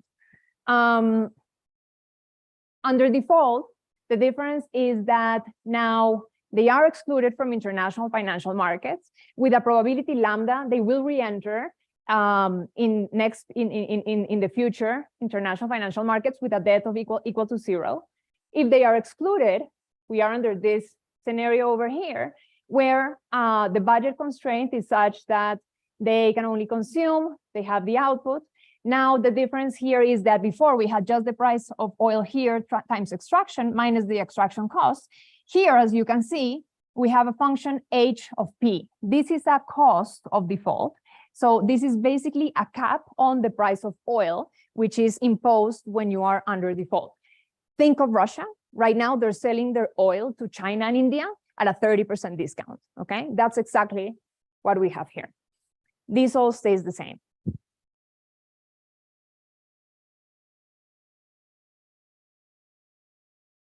Okay, default says I'm going to skip this for the sake of time.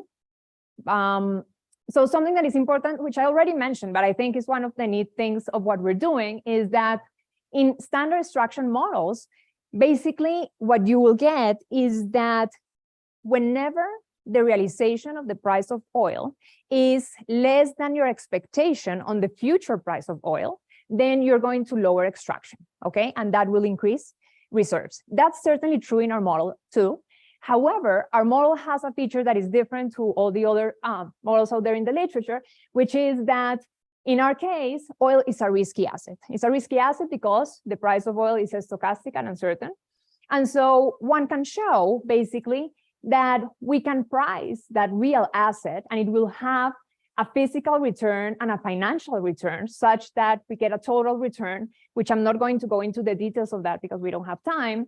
But basically the sovereign is going to arbitrage returns considering how tomorrow's reserves affect my price of debt, okay? And that's given by this equation because here the return on the total return on my real asset is going to depend on the marginal value of 1 unit of debt on the price of that debt, okay?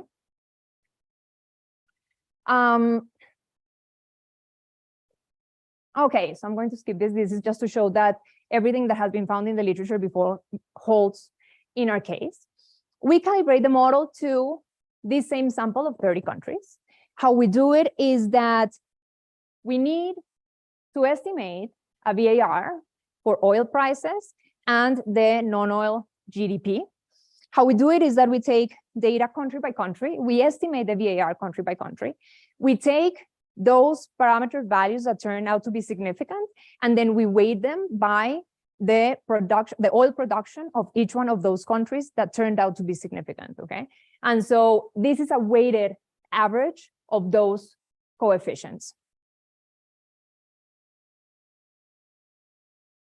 Okay, this is how the parameters turn out to be. This is not really interesting. They're all pretty standard at the end of the day.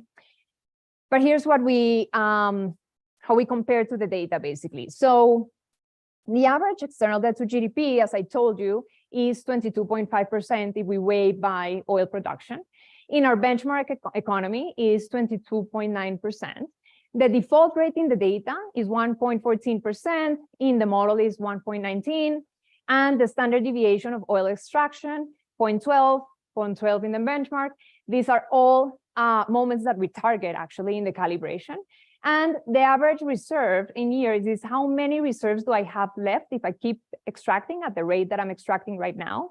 In the data is 62, in the model is 43. So we don't do exactly perfectly well on that dimension. This compares the moments of the model with the data, a lot of information, but basically the model that's pretty well in that sense. It's all in the paper in case you want to look at the exact numbers and the exact discussion. But I want us to focus on these results that are kind of the main ones of the paper. So this is the cross-correlation function of bond prices and oil reserves in the model. This is non-conditional. So basically, here, take the price of the bond in period T, and these are oil reserves, T plus 20 periods ahead and T minus 20 periods ahead. The important thing to notice here is we have 0. Here we have negative values, so we can see that as time goes by into the future, that correlation turns negative, okay? Meaning that the higher reserves of oil do increase sovereign risk, okay? But as I said, this is unconditional. So we wanted to see, you know, what results would the model deliver once we condition on everything else. And so something that I did not mention, and we did not talk about, is that in the panel regression for the empirical part, that correlation between oil reserves and sovereign risk in the long run is on the trend, because it's on the long-term part of the data, right? The model, of course, is stationary. So the model cannot capture correlations in long-run trends. So how do we get around this issue? Well, we run a VAR of all the, taking into account all the elements in the model. So prices and the nominal output, which are exogenous. And then we look at the responses of all the endogenous variables to shock to the oil price, okay? And what I want you to focus on, this is extremely blurry, so you see nothing of this. Here we have reserves. And here we have Q. Here we have the price of the bond, okay? And what matters is that you can see that between period 0 and around period 3 over here, they move in exactly the same direction, okay? And this speaks to the fact that in the panel regression that I showed you, that coefficient was positive, but non-significant. Then when we move to the longer run, that coefficient becomes negative and significant. And that's exactly what happens when reserves here keep on falling all the way to period 17, more or less 2017-20. And during that time span over here, the price of debt is going up, okay? So that negative coefficient in the longer run, in that panel regression, is captured by this VAR using the model. So the model exhibits that same non-monotonicity that the data exhibits in terms of the relationship between sovereign risk and oil reserves. And basically what happens here is that some sort of a limited commitment mechanism triggers this issue. Basically, if you have a larger stock of oil reserves underground, you know that you're fine being excluded from international financial markets because you can just extract that oil and sell it abroad, right? So then that decreases basically your willingness to repay, or how optimal it is to repay at that point, okay?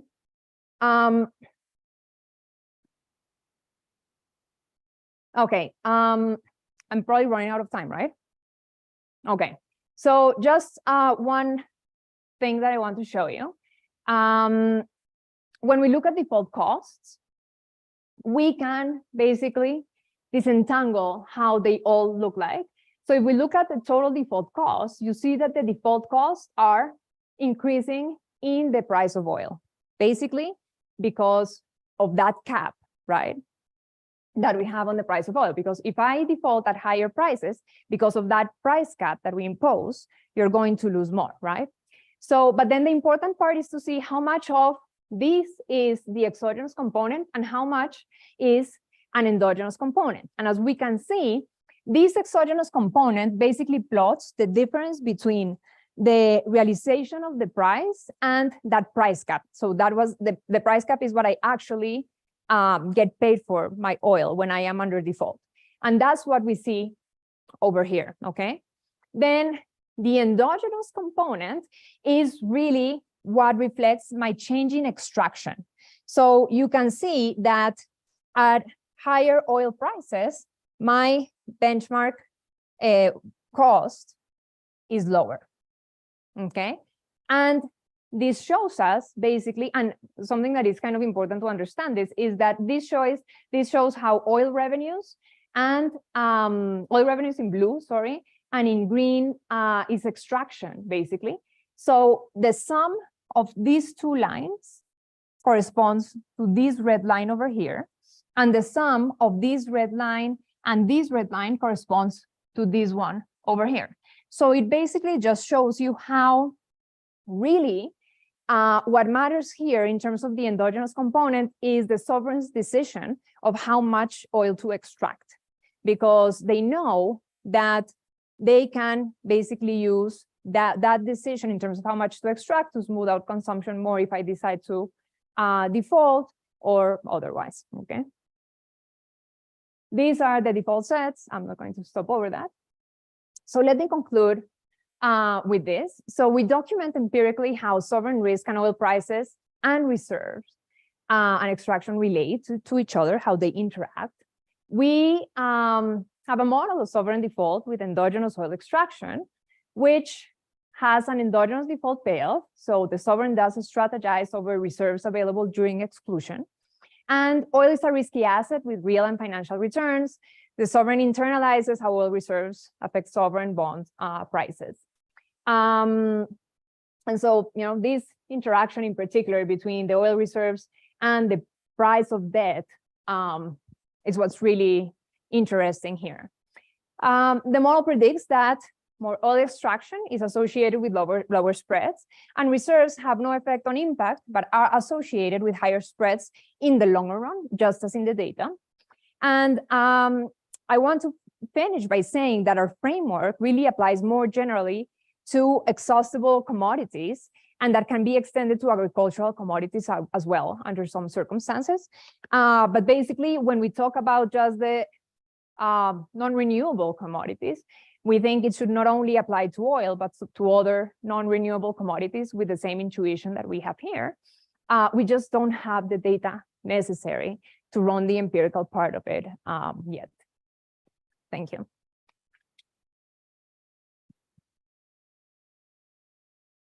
Questions? Guillermo.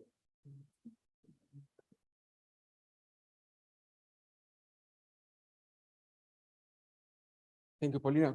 Quick question. It seems to me that if I understood correctly, your approach to this is everything through the eyes of the main commodity that you are looking for in terms of oil. You have Argentina, you have Mexico, you have the Latin American debt crisis. When price of oil goes up, for some countries might be good because our income goes up, but that also triggers typically in the US an increase in the interest rate.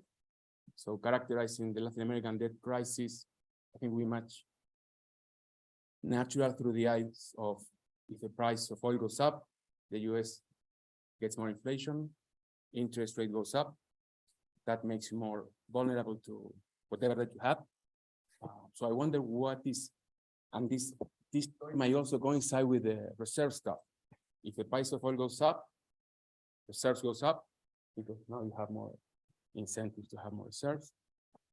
And that is also the price of the interest rate in the United States. So I wonder whether what you're capturing is something going on with the response of the global liquidity to the price of oil. I mean, I have another paper exactly on that. So, but it doesn't have oil on it. So it is a paper about the sovereign debt crisis in Latin America of the 80s and how it was affected by external interest rates. So in this case, the case of the US. So, I mean, it affects to the extent that we see that correlation there for the few Latin American, you have to think that this set of countries is not being driven by Latin American countries because the Arab countries have a huge bearing, right, on all of this, right? But when you take alone Brazil, Argentina, Colombia, and so on, I mean, you see the same pattern, right, occurring during the 80s, which it is, it is true that you had the price of oil really down at that time and the default episodes really high up, right? So that's captured to that extent. I don't have external interest rates here in the sense that, I mean, I'm not thinking about external interest rate shocks, right? So that's different. Because if this was, I don't know, guano, I could take that because it's not important for US price, but since it's oil now, maybe exploiting that. I was just thinking, because when you mentioned Argentina, I was trying to do an attempt of excluding Argentina from your sample, so we don't look that bad, but and Argentina produced little oil. No, but it's still in the first 30 countries in the world. Something like 5%. I mean, yeah, no, is that you'll be surprised when you look at, for example, the share of Russian oil in government revenues is only 15%, and they're one of the largest producers. So I think we have a misconception of how big it really is in terms of the government revenues. And one last tiny thing, and also coming from empirics, how is that you thought? People thinking about commodity republics, they typically think that this distinction between oil and non-oil is very vague, in the sense that whenever oil is doing well, construction sector is doing well, businesses are doing well. So this idea of having an oil and a non-oil is sometimes hard, especially in highly commodity producers. I was going to show you the correlation, but my slides are down already. So I had might play, but Yeah, so if I remember correctly, the correlation, the cross correlation of those two is like 14%, if I remember correctly, in the VAR. So it matters some. It's not tremendously important. Anyone else?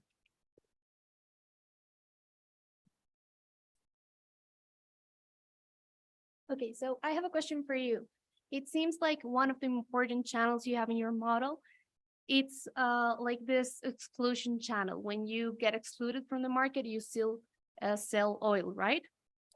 So my question is how often that happens? Like, is Russia an exception, or that's like the rule? No, that's the rule, yes. That's the rule, okay. So we're talking about the biggest countries that produce oil, right? So if we're talking about these countries, do we have an effect on the international price when there's like a default in these countries because they have to sell cheaper?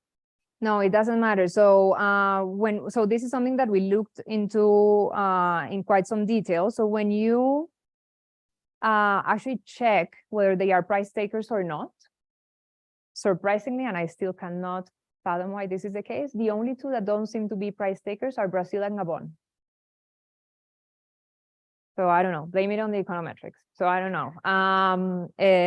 Yes, so they are price takers. It doesn't seem to matter. Brazil and Gabon are the two that show up as being different from the rest to some extent. Just a quick one. Have you thought about including an institutional variable on the regression, just to try to see if the long-term feedback on the risk variable is significant? So we have country fixed effects that capture that. Like a rule of law or something like that. I mean, the institutional investor index captures that to some extent, right? So we have that on the left-hand side of the regression, because the institutional investor is not just about sovereign risk, but it includes questions on political risk too. So to that extent, that's in there, but on the other side. In the other side, yeah, Yes. that would be kind of endogenous, yeah. Yes, exactly. All right. I think my question was going in line with this, which is to which extent, I mean, the result that I find most puzzling is that the more reserves you have, the more risky you are, because it goes counter to all the general framework, even including, I don't know, the permanent income hypothesis on using revenues from oil, etc. No, so I was wondering whether in the data what we are capturing is really the oil curves. No, so maybe countries that historically has always had the largest amount of reserves are also those where institutions are the weakest, the rule of law is the weakest. So I wonder again the extent to which we are capturing that as well. Yeah, that's why the title of the paper is what it is. It's a curse and a blessing, you know, so it's the two things. But it seems like what matters here is the way we think about the stock and the flow, really, right? Because the flow, when you think about permanent income or so on, right, you're thinking about oil production and the income coming out of that. And that does increase your ability to repay. So that makes things easier for you, right? So lowers your sovereign risk. However, it's just about the incentives you have when you have a large stock of oil underground. And that's different than just being able to sell it out. Because you're playing this game of wait and see what the price and what the current price is versus my expectations on future prices are, and so on, right? So that makes a difference in your strategic behavior.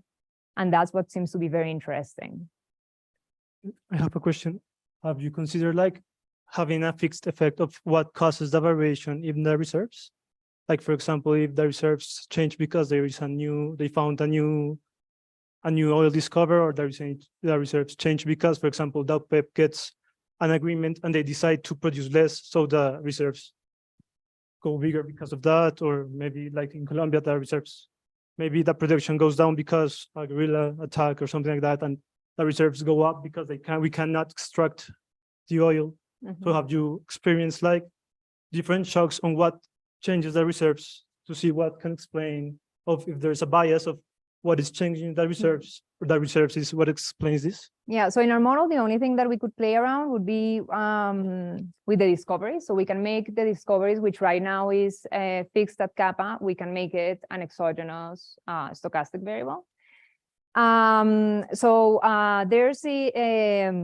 a student, so Carlos Esquivel, actually from Minnesota.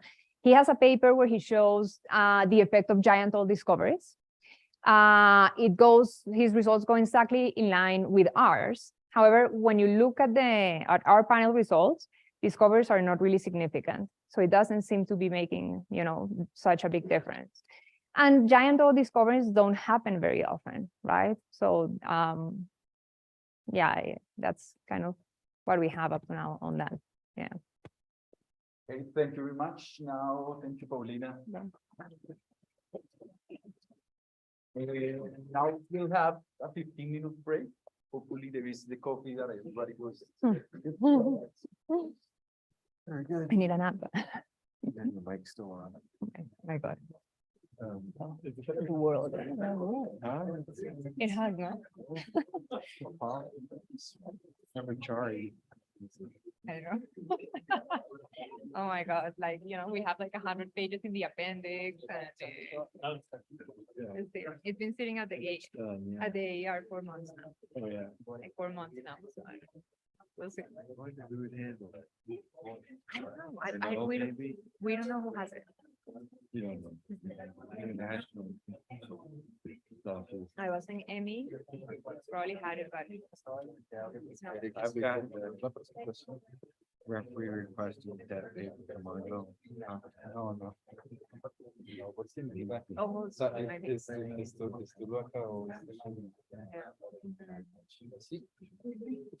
I mean, we did so much, like, so, I mean, like, Yeah. it's kind of crazy. But, yeah, I wonder what they're going to say.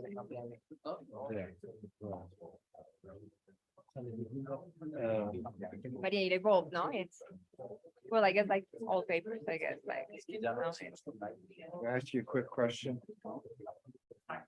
It looked like Sí, ya no lo I was hicimos supposed to be doing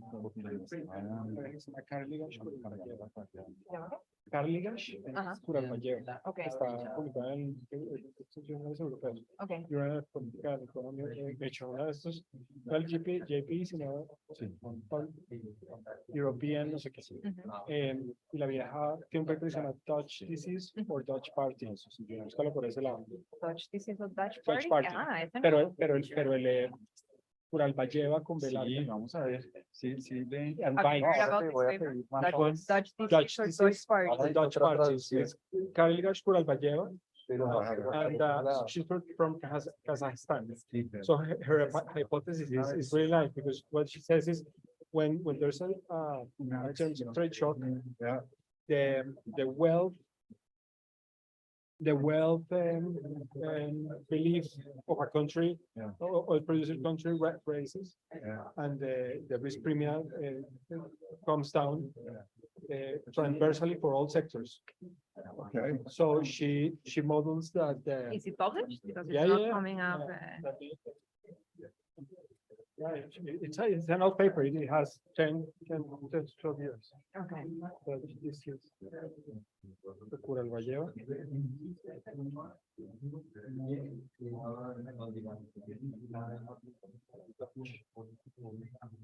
It's Dutch.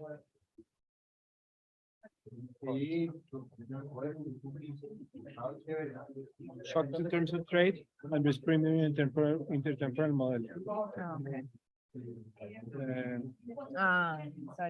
Dutch Party. Okay. So what she finds is that the lower risk premium to the economy because of trade shock offsets the Dutch disease effects of in the non-oil tradable sectors, because the capital costs are cheaper to the entire economy. So and she it's a dynamic there. I've never seen that paper actually. Let me give this back. Tell me, what question do you have?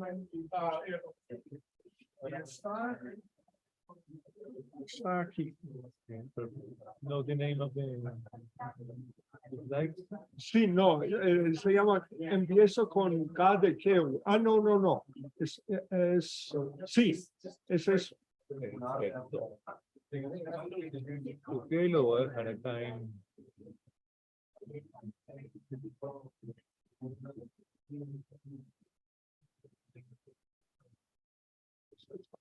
Perfecto. Muchísimas gracias. Mucho gusto. Ya la dejo lista para ponerla también. Sí, pero yo soy, no soy el próximo. Tranquilo, pero ya la dije. Pues, gracias. Sí. ¿Esto puedo sacar? Permítame.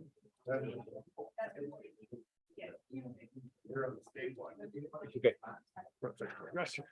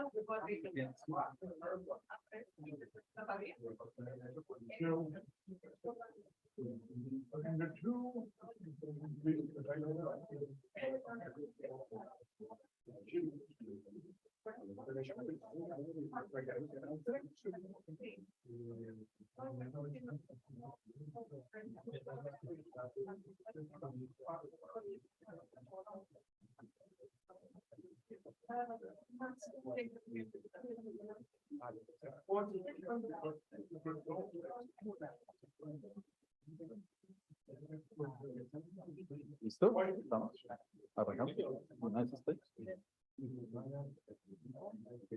Okay, welcome to the last quarter conference.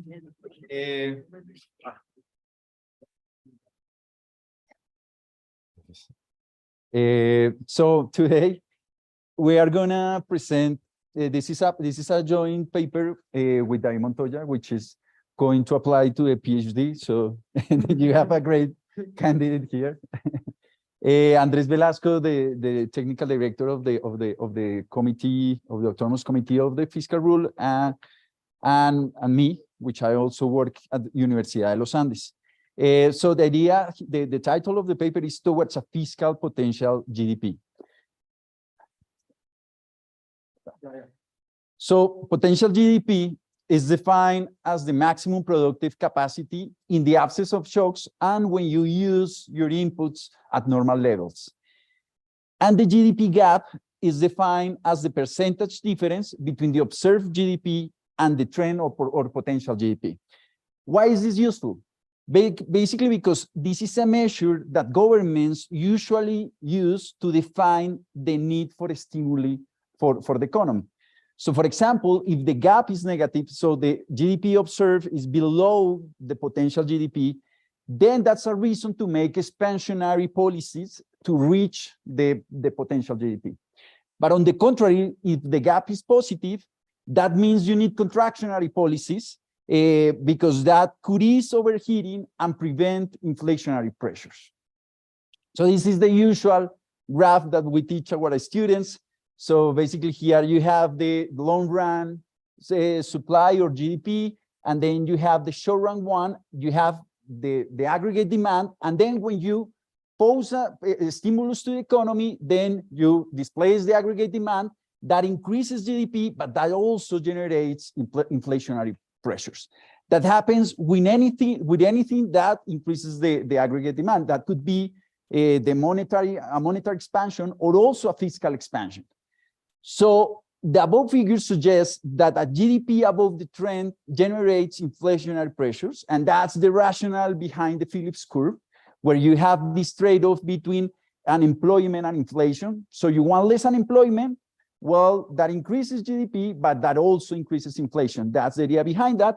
And behind the Phillips curve, it's the idea of estimating the potential GDP as the one that goes along the inflation target.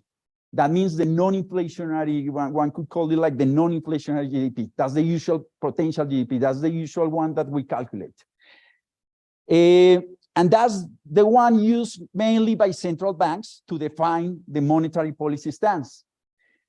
Our objective here in this paper is to think in a measure that helps us to define the fiscal stance, which is potentially different than the monetary stance. Why? Well, the idea, So the idea here is that to define the fiscal stance is necessary not only to consider inflation, but other fiscal costs. And the usual suspect, which we have talked a lot during this day, is debt interest. How much we have to pay for our debt, okay? Although expansionary fiscal policy is another cause of inflation, it could also increase interest rates due to the risk of default, which has been the topic of several papers. And that it's a big part of the budget. For example, in Colombia, last year we were spending a third, or a little less than a third, more than a fourth of our tax revenue in paying interest. And that's a lot of the budget, which we could use for social purposes, for example. So the idea is to, what we are going to do here is propose a model that establishes a trade-off between the output gap and those debt interest payments, which we boldly call the CARF curve. And we use this curve to estimate the fiscal potential GDP and this respective gap. So at the end, what I'm going to show you is the different estimates. What happens if you calculate potential GDP, usually using the usual non-inflationary GDP versus our approach that also considers that interest. I'm going to show you three output gaps. One that is the usual one with non-inflationary GDP, one that only takes into account the interest rate of the sovereign debt, and a third one, which is our preferred, which is using both cost, inflation and interest payments. So that I basically going to show you some empirical evidence, the model, the results, and some conclusions. And the first evidence, it's, well, one would think, well, inflation, it's a measure that could basically reflect all the pressures that the monetary and the fiscal expansionary policy generates. But these graphs here, well, it doesn't. Can you say this? So basically, here the blue line is inflation, and the orange line is the interest rate of the sovereign debt, that we are proxy with the MB that Paulina was talking about. In most of the sample, they are very similar, but there are periods where, for example, this is pandemic, you have inflation going down, but the interest rates very, very high. So that means there is a contribution here of taking into account how interest rates behave. And not only inflation, but also interest rates. And that's going to make the difference in the estimation. So although interest rates is a cost, it's not clear that the Phillips curve also applies in this case, replacing inflation with interest. Why? Basically, a healthy economy with low unemployment will reduce the risk of default, as several of the models that we have seen today, and therefore interest rates. So it's not obvious we have this Phillips curve, we have this trade-off between unemployment and interest rate. You have to go deeper, and deeper means look at what the government is doing. Expansive fiscal policy also doesn't necessarily generate higher interest rate payments also. Why? Basically, if you use public expenditure to invest, to create more capital, public goods, that could also increase potential GDP. So that wouldn't be a problem. But on the other hand, if you don't use public spending for investment, but you use it for excessive operating spending, well, that could generate a perception of high risk, and that would increase interest rates, right? So here, what we want to see is precisely the trade-off between having more public expenditure, but in operating expenses, versus spreads or versus the MB or versus the CDS, right? So basically the risk of defaulting. And you can see here that there is a positive relationship. The more operating expenses we have, the greater is the spread, for example. So that's the cost that we want to pay attention. And that cost should also be important to estimate the potential GDP, okay? So our theory basically, and this is, well, we don't have a literature review here because there is a short time to present the paper, but I want to mention that one important paper that make us think about this, is Leo's paper on how the fiscal rules should take into account not the level of debt, but the interest rate of payment, the spreads or the risk of the country. When the risk is high and interest rate rises, it's more costly to increase, to have an expansionary fiscal stance, because then that means you have to spend a huge portion of your budget paying those interest rates that you could use for other things, right? So this is one approach to incorporate not directly the interest rates within a fiscal rule, but within a measure that we use for the fiscal rule. The Colombian fiscal rule ties the primary balance to the level of debt negatively. The more positively. The greater is the level of debt, the greater the primary balance that the fiscal rules requires, right? But in order to calculate that primary balance, you need to take out the cycles, the economic cycle and the oil cycle. And part of the economic cycle is to calculate the GDP gap, the output gap that I have been talking about, right? So this is an indirect way of taking into account the interest rate within the fiscal rule, okay? So what I'm going to do now is I'm going to propose a model to microfund that CARF curve, right? So this model is composed, it's the simplest we thought about. It's a household maximizing utility, an aggregate firm and a continuum of intermediate firms, and we have here sticky prices, but we have also a version without sticky prices, a fiscal authority, a monetary authority, an external sector that demands sovereign debt, right? Similar to what Paulina was showing us, but there is no trade. They just buy debt, right? And the objective is to find an equation that captures the trade-off between the output gap and debt interest payments. Furthermore, that relationship, that equation will give us information about the variables that must be considered as controls for the estimation of the GDP, of the potential GDP. Okay, so the household problem, basically, you can have any variation here, but it's basically a household whose utility depends on consumption and public expenditure. Here is G, and also they provide labor.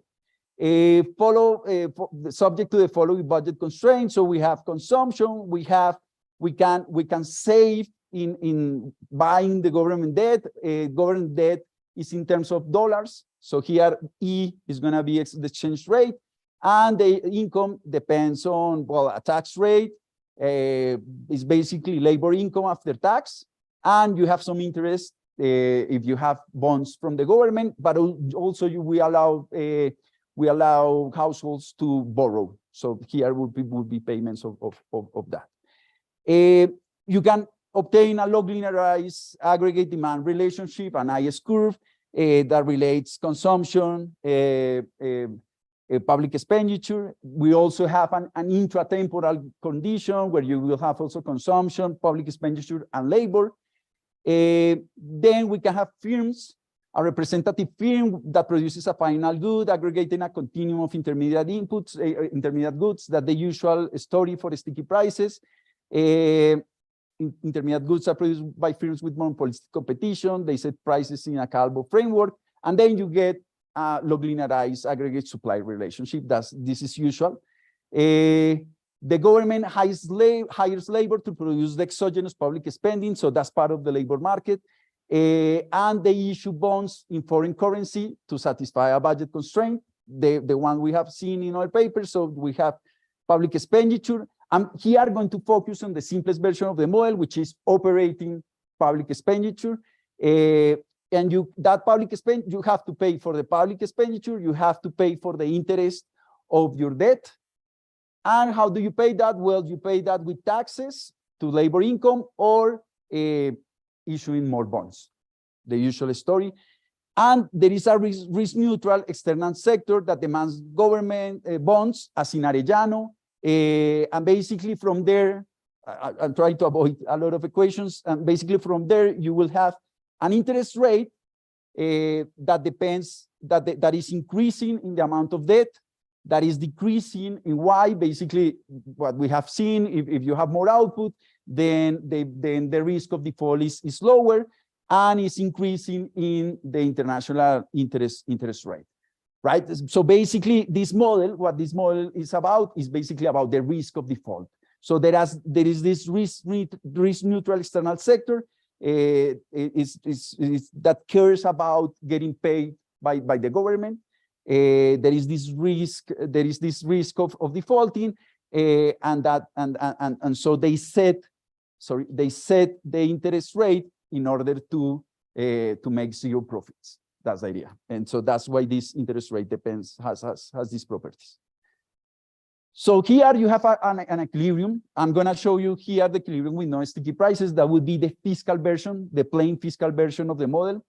Basically, you have quantities of consumption, the public expenditure, labor, and bonds, prices, which is wages, and the interest rate, such that given the government policies, the household optimizes, the firm has zero profits in this simple without sticky prices.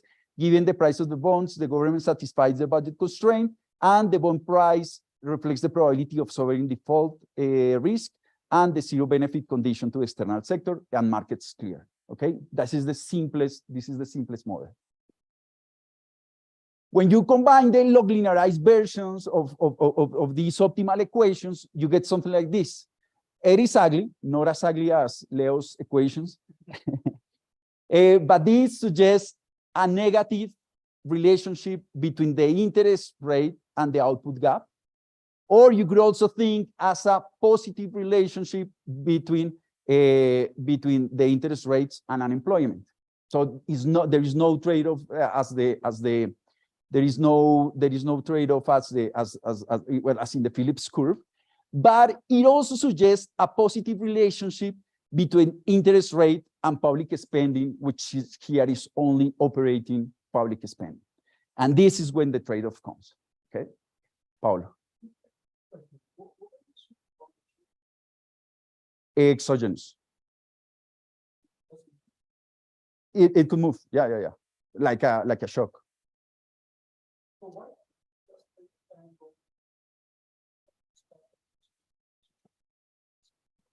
Because those people care about being paid in dollars. So they don't care about, because it's the external sector, they get paid in dollars. It would be important for domestic households, and they take it into account. Domestic households take it into account. But here we are assuming domestic households are a small portion. They get a very small portion of the total debt. Here, the external sector is the one who imposes the price of who determine the price of the interest rate over the price of the bonds. The fact that we are assuming that the government hires people, does it mean that it was a persistent spending, or doesn't necessarily have to be? We are not assuming anything like that.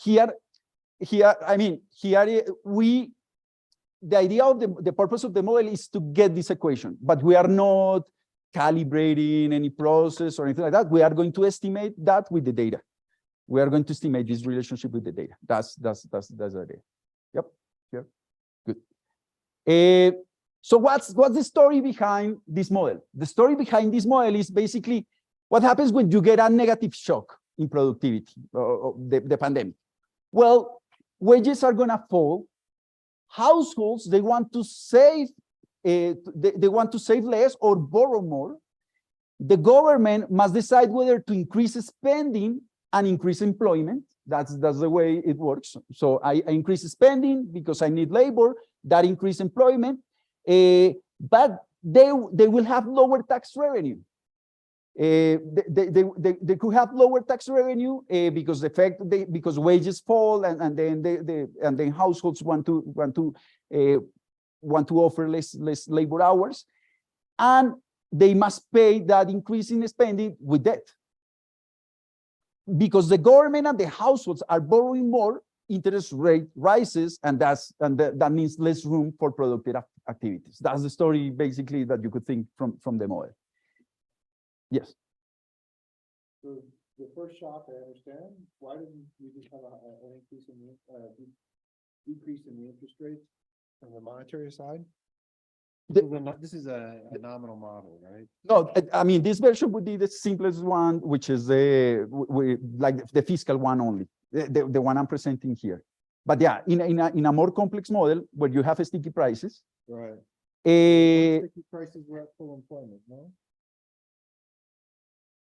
You have full employment, right? But you have less employment because the supply of labor is lower. Because wages fall. It's efficient, though. It's efficient. Yes. In this version, that's efficient. But GDP goes down basically because of the productivity shock. Moreover, the model suggests that the variables that we must take into account in the empirical strategies are, well, private activity, international conditions, like the interest rate, the international interest rate, the exchange rate, the level of debt, for example, all that. From this equation, you could see that. So, for example, because we are in the fiscal rule, we like to interpret this debt, this stationary debt as the anchor, the debt anchor, right? And that depends, and this is the deviation from that debt anchor. And so if you deviate from the debt anchor, that would increase the interest rate, right? So those are the kinds of relationships that we're interested in. The same here, if you have a deviation from the exchange rate, well, that should also that is going to also to increase the interest rate, right? That's kind of the idea. It's also important the deviations from this is the output gap. This is the deviation from the usual or from the trend public spending. This is deviation from the international interest rate. And you could also see that here you have, for example, taxes, which is also important. The tax revenue you have also is important for the relationship of these variables. Okay. So next, what we do, it's to do the estimation. Here we have two latent variables. The GDP gap, which is the one we are interested in, but also there is a spending gap. And what's the idea behind this? If you are, it's similar to the GDP gap. It's like when you are spending above the trend, the public spending trend, that's where interest rate starts to rise, right? When you have deviations from the spending trend. But those are unobservables. What's the spending trend? What's the spending the spending trend? What's the GDP trend? And that's what you have to estimate. So those are the two latent variables. So we make a space state representation of the system of equations and estimate it with a Kalman filter that helps us to recover those unobservables. So the measure equation we have two. It's the one for the GDP gap and the one from the spending gap. So here we have the observed spending. This is the observed GDP. This is the trend of potential GDP. This is the trend of public spending. This hat is basically the gap. The GDP gap, and this is the spending gap, and then you have shocks. That's the idea. So those are deviations from the trend. And that's where we have to estimate, and we have a transition system. So here we need the two variables that are the two costs of the model are the interest rate that we approximate with the MB and inflation. In the model that has the sticky prices. In the model that I just presented without sticky prices, we'll just have this one. We'll just have the first equation. We just have you are just the only cost in the economy is going to be the interest rate. And it depends, it is going to depend on the gaps. On the gaps is going to be there are some autoregression terms. You have the exchange rate, you have the international rate of interest, you have the level of debt, basically. That's the idea. So formally, you could represent this formally as this state space representation with all these variables that we show you, and the assumption is basically that disturbances are uncorrelated. And well, we use the MB as a measure of the risk and the interest rate payments. So these are the main results.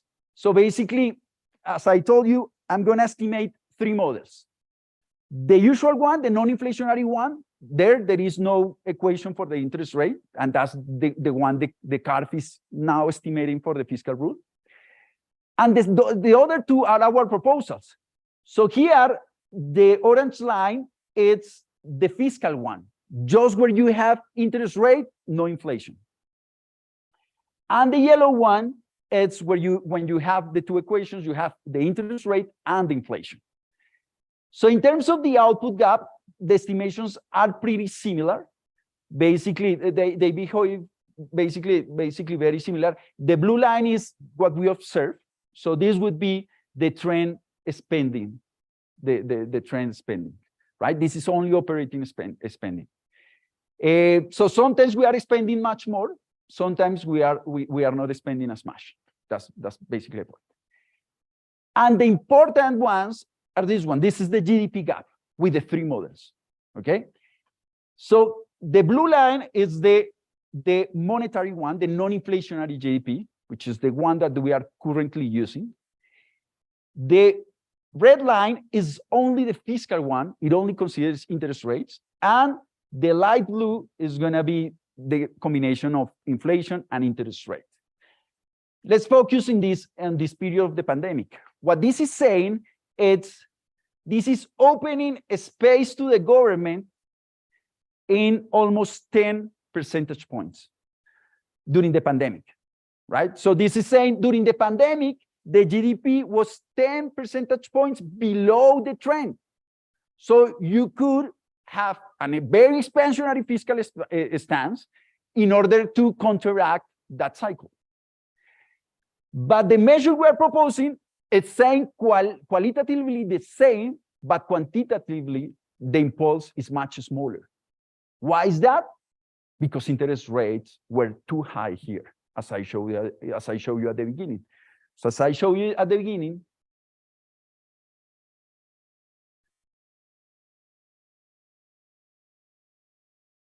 at the very beginning, here we have a difference between inflation, an important difference between inflation and the interest rate. So if you are looking at inflation as the main cost of the economy, and inflation is very low during pandemics, well, what you should do is have a huge expansionary monetary impulse so you could catch the trend. But if you consider the fiscal cost of the interest rate, which they were very high at that moment, you are saying, okay, we are lower than the trend GDP. We need to do an impulse, but not that big, because it's going to be very costly in the future. It's going to be very costly in the future because those high interest rates. So you should do it, but not that much. So that's the first difference. And the second big difference that we want to highlight is that here, well, 2021 is around here. So the monetary GDP, the trend potential GDP was saying in 2021, still there is room for doing some impulse, some monetary impulse. Still, you were below the potential GDP. So that gives room to still lower interest rates of the central banks. But our measure of the fiscal monetary was saying, no, by 2021, you should stop any fiscal impulse because it's going to be too costly. The trend GDP, when you consider not only inflation, but also the interest rate of the sovereign debt, it's lower than the potential GDP that considers only the inflation cost.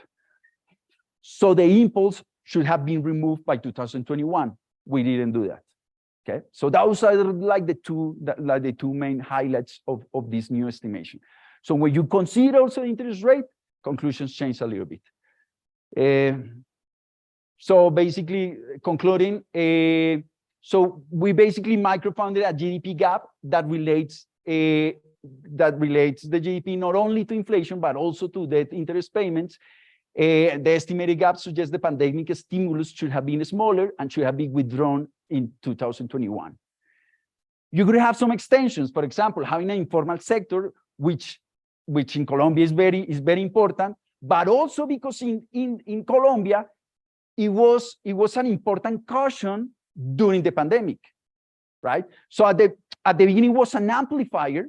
In the pandemic, what happened is informal sector was more affected by the confinements than the formal sector. But in 2021, the informal sector rebounded much quicker than the formal sector. So you need to consider that in the production function in order to calculate better the stimulus, the necessary stimulus. And the second one, which we also consider very important, is to consider investment expenditure, which could increase the potential GDP. Right, so you could when we are saying, oh, we should have an expansionary fiscal policy. Well, there are programs that are about investment, infrastructure, stuff like that, and there are programs that are basically operating or just transfers, stuff like that. So we need to consider that at the moment of calculating the potential GDP. Okay, that's what we have to present. So, thank you.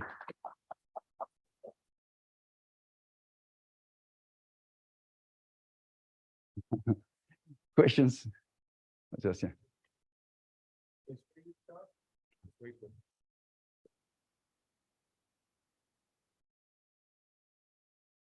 In the previous part, so the one. So can we also say that the during the period of low interest rates after the financial crisis.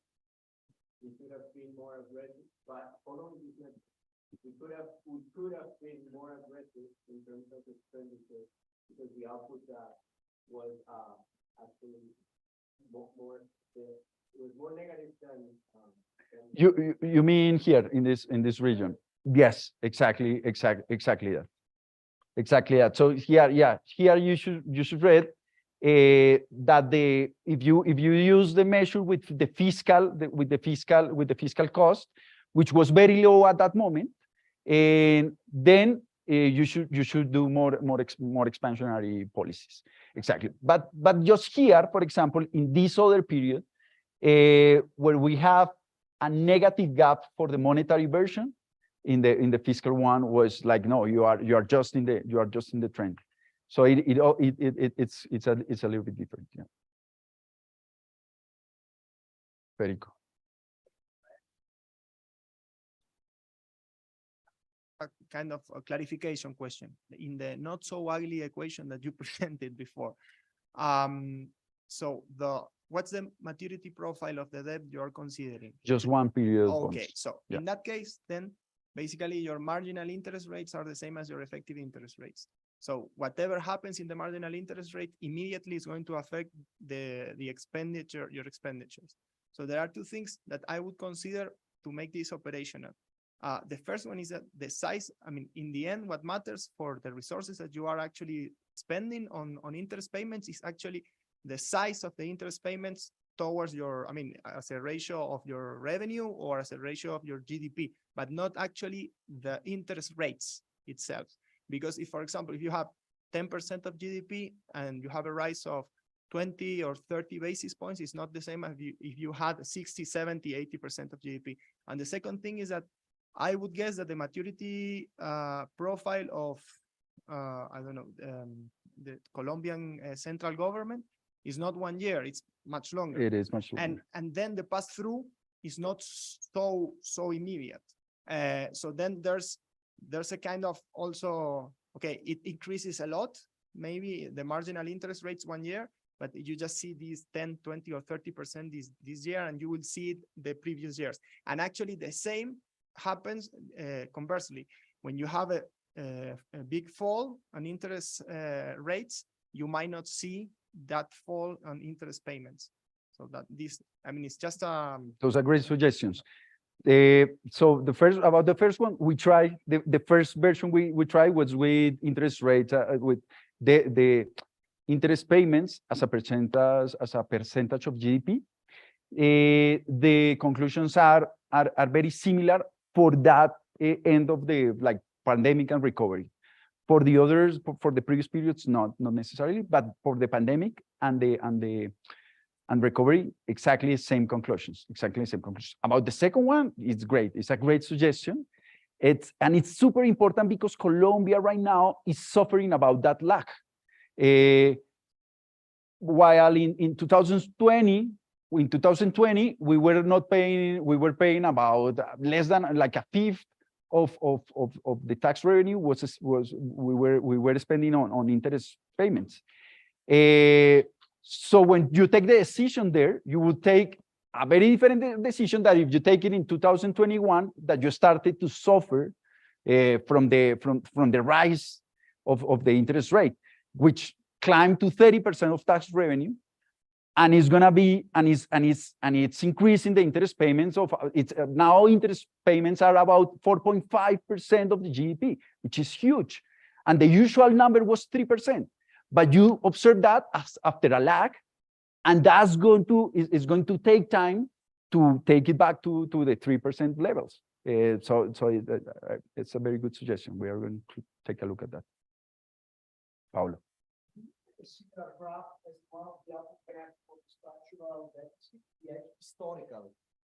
Using them instead of spending. So let's suppose you use your definition of output gap, no, and then you use that to compute the actual structural deficit. Well, the estimate of the structural deficit historically, no? Yeah, we could. I mean, so what that the CARF starts using tomorrow this methodology, what's the impact on the estimate of the structural deficit for, say, a deficit of 4? No, for example, I mean, if we were to use these numbers, that definitely removes the space for the fiscal space for the government. If we actually use this for 2022. I think in rough calculations, all revenues of 1, all of that difference in the output gap kicks into spending. Yeah, for sure. Let's take round number, 20%. Cutting half an output gap of 10 from 10 to 5. Yeah. Basically at 1%.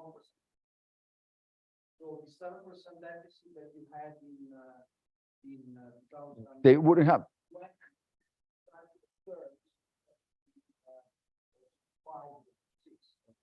Yeah. Right. And in 2022, still they will have complied with the plan numbers of the transition of the fiscal rule, but probably not for 2023 because the space was much smaller. Yep. Okay. Couldn't agree with you all about the interest rate structure. 2 points. The first one is, since you are talking about interest rates and inflation, in the literature of public spending multipliers, whether public spending multipliers or whether spending occurs in a contracyclical manner, like in there, or more in a procyclical manner, the relationship between public expenditure and inflation varies a lot. In a typical contracyclical fashion, inflation doesn't go up that much. In a more procyclical expenditure fashion, where you add more fuel to the economy, as the economy is booming, then inflation goes up. So I was wondering, one, if you can take into account this type of, not only deviation from the trend, but in which ways the direction from the trends operate, if they operate in a procyclical or contracyclical. And the second one is, and I think this is great, the COVID, whether our countries have the chance to operate in a contracyclical manner that is flexible spending. I mean, if you have unemployment insurance, people get their benefits, then they get their jobs back, easy peasy. If you have to hire people and they don't want to leave the public employment or social transfers, then this creates much more of a dead dynamic. So I wonder if you thought about including the things, or if it maybe doesn't fit the framework, just thinking out loud. No, those are also great suggestions. So here we have a restriction, which is the freedom, the degrees of freedom. We just have data from 2010 onwards, and we just have how many? 25. We have 25 controls, 25 variables there. So we are really working with very few degrees of freedom. So the way we were thinking of doing that, which is a great suggestion for the cycles, is basically with dummies, including those dummies in the structural equations. So that will capture the asymmetry of the effects of the countercyclical policies. The problem is with the degrees of freedom. That's what we are suffering, and so this is the first approach. But when we get a longer series, then we could start working on that. But that's the main problem.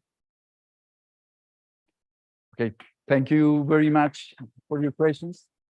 So now we're closing this big conference with the great Team Kehoe, which was we had the initial idea of having this conference. So thank you, team, for gathering us.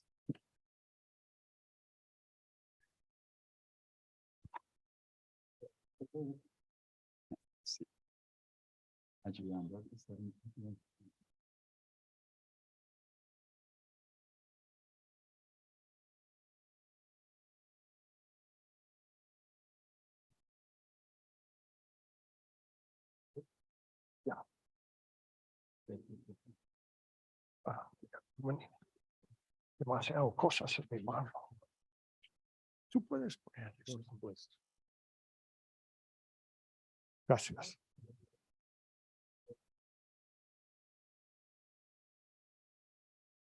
Voy a intentar recuperar un poco de tiempo porque después de eso hay cerveza.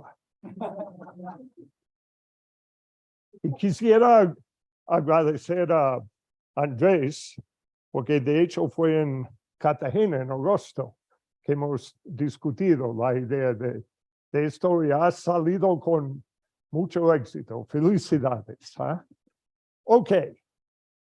So what I'm going to do is talk about a project related to the book that my friend Juan Pablo Nicolini and I just finished in 2021 after 10 or 12 years of work. The monetary fiscal history of Latin America, 1960 to 2017. We had to stop. But what a bad time to stop, because some of the most interesting things as far as the monetary and fiscal, and the emphasis, of course, being Minnesota people, was on the fiscal side, but we, following Sergeant Wallace, but we had to put monetary in there because of Wampa's Chicago connections, and think about the Milton Friedman, Anna Schwartz books. But this grew out of that. In fact, Victor Almeida and Carlos Esquivel, when we started working on this project, were grad students at the University of Minnesota, students of mine, who, mine and Manuel Amador. We started this in 2019, and they had to finish and get jobs. Victor is now a professor at Carleton College, a very fine liberal arts college in Minnesota, and Carlos at Rutgers University. And we're back on top of this.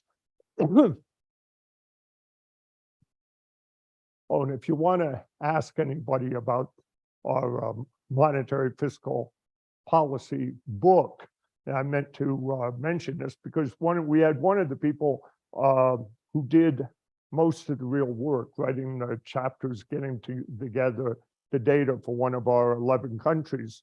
But he seems not to be sitting here right this minute. Where's David? Oh, there he is in the corner. David Perez Reina with Daniela Osario wrote our Colombia chapter. But you know, Wamp and I both have lots of interest in Mexico, and this is motivated by Mexico's experience in 1982.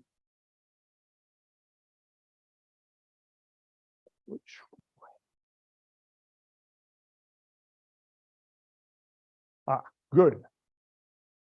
Okay. So you notice default comes in waves. These are just crude numbers. Since there's more sovereign countries in the world now than there was, for example, in the 1800s, there's a certain bias that this should have an upward trend. But you see the big wave, I certainly hope this isn't going to happen in this next decade. The biggest wave of sovereign defaults was in the 1980s. And what touched it off was Mexico's refusal to make payments on its debt in August 1982. Debt at that time, just remember, because the papers that we've heard discussed here, think about bonds. This was the pre-bond days. The debts were to New York and London banks that were then syndicated to banks around the world, especially in the United States. Oops. And so this is the picture I want us to think about. Here, this is just that piece of right around 1982, blown up. And here is the realized real interest rate in the United States. And I'm going to take the federal funds rate, which is pretty darn low. It's the kind of thing Mark was talking about earlier. This is a very low interest rate. But I'm going to subtract off realized inflation. And you see, everyone's terrified now. Well, everyone in Latin America, and me too, as someone spends a lot of time in Latin America, terrified about the big increases we've been seeing in the United States in interest rates. And I bet, no, I'm not going to bet anything. Because you see, I'm a WAMPA's senior economist at the Federal Reserve Bank of Minneapolis. And I'm a advisor there. And I can't speculate at all about what's going to happen about interest rate. But if you read the press, you'd get the impression, right? I'm obeying the rules, right, Paulina? You'd get the impression the increases haven't stopped. So we get this giant jump up in defaults. And it coincided with this amazing jump in real interest rates, something we haven't seen yet. Real interest rates are still negative in the United States. So what's the standard story? Volcker shock, because this is Paul Volcker, was the chair of the Board of Governors, the Federal Reserve System. First under Carter, and he was doing a low bit in 79, but then in 80, 81, increased interest rates. That increased the cost of debt service. We'll see that these bank loans that Mexico had were fairly short term. Refinancing the debt was going to be expensive, and they decided to default. And we're going to say that's not quite right. Could have been. It's much more probable, however, when looked at through the eyes of our model, that default was caused because Mexico reacted to those high interest rates and said, you know, if we default now and we get to renegotiate with those New York and London banks, we're going to get really good terms. And that's the story I'm going to tell you. And of course, in telling you the story, I'm going to use economic models because that's the only kind of story I really know how to tell. So we're stressing here, we have a sovereign default model with interest rate shocks. It's not going to be a very general process. It's just once every century or so, you're going to get a Volcker shock. The standard mechanism, which is present in our model, but is not that big a deal. And we're not the first people to make that point.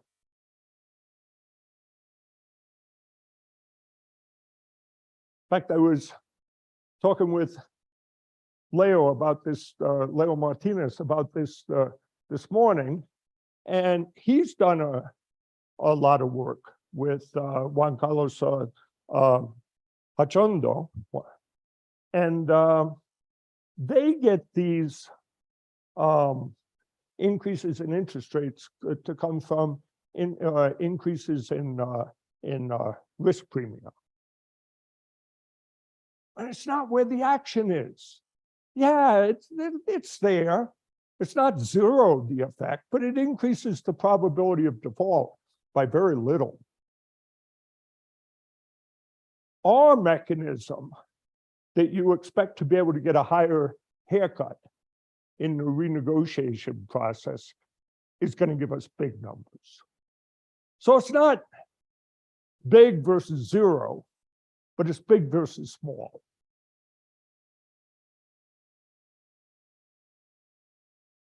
here's the kind of thing. In the standard model, and the standard model is going to have haircuts. I know there's at least two people in this room who were present when I did this in Montevideo in the Tel Bid conference in November. And we had a beautiful discussion by Francisco Roche. And he was pushing this, that we needed to compare our model with a model with the same size of defaults. And we didn't have that before. So if you're hearing this the second time, at least the main simulation is new in response to previous criticism. And so this is what I mean. Probability of default at any given point is going to be about 2 or 3%, and it's going to go up to 6% if we have a Volcker shock with the standard mechanism. But it can get a lot bigger with our mechanism. Okay, so there's a big sovereign default literature that we rely on. I guess I want you to notice one and only one thing from the long list, because I'm not much of a review of literature, guys. The huge number of Tucumanos who work on this topic. So not just my friend Wampa, but Leo and Cesar Sosa Padilla as well. And Tucumán's not that big of a city. Okay, so this is another innovation, and I'm not gonna push this. Wampa loves it. He said, and you know, I started out being what they called a mathematical economist working on general equilibrium theory, and everything to me was theorems. And now I'm just a computer guy. I have a nice model. I put a lot of work in to calibrate, and I get the numbers to come. But Wampa still thinks, Tim, we got to be able to simplify this model enough. It won't be our full-fledged model. That we're going to do the computer. But we're just going to simplify it enough that we can prove everything as theorems. And so we came up with something where everything's a theorem. And since I promised not to spend too much time on this, I'm not going to go through it all. I am going to give you an idea of how you can get analytical results from a model this tough. What makes it so tough is when you default and you're doing Nash bargaining with the lenders, you're also trying to project what's going to happen in the future. And you have the solutions to these complex dynamic programming problems. And we spent a lot of time, and Victor and Carlos put a lot of effort into proving, and we didn't get too far. So here's where we've been able to prove everything we wanted. It's just not that great of, well, it is what it is as a model. So there's a risk-free interest rate that's fixed at a low level. And then at some point, we're going to have an MIT shock. Don't want, even though I used to teach at MIT, it's not going to be that low level of a thing. You know, no, we're going to have a regular stochastic process. But for this, we'll do that kind of trick. Just think, what happens when the interest rate jumps up? We're going to have pretty general output process. But it's IID, it's not AR1. very standard debt function. You inherit a level of debt. Every period you decide to repay or default. And if you repay, you get a new debt level. In autarky, output drops to a constant level below the expected output in without default, and then you randomly get possibilities of renegotiating. You have Nash bargaining. If you wait, you can reject the probability just to pay back, not to pay back, just to give a constant payment back. One of the fundamental things here is that if, and this is, let me be honest, one of my friends who's a Tucumano doesn't like this aspect of the paper. Cesar thinks he sees lots of evidence that renegotiations depend in an illogical way in the amount of the face value of the debt you're defaulting on. And he has all kinds of stories to that. What's logical in this model, I mean, this is a theorem. The renegotiation should just depend on what the possibilities the country has in the future, and the fact that the international lenders, whether bankers or bondholders, they hold the reentry ticket. So they say to the country, how much will you pay to get back in?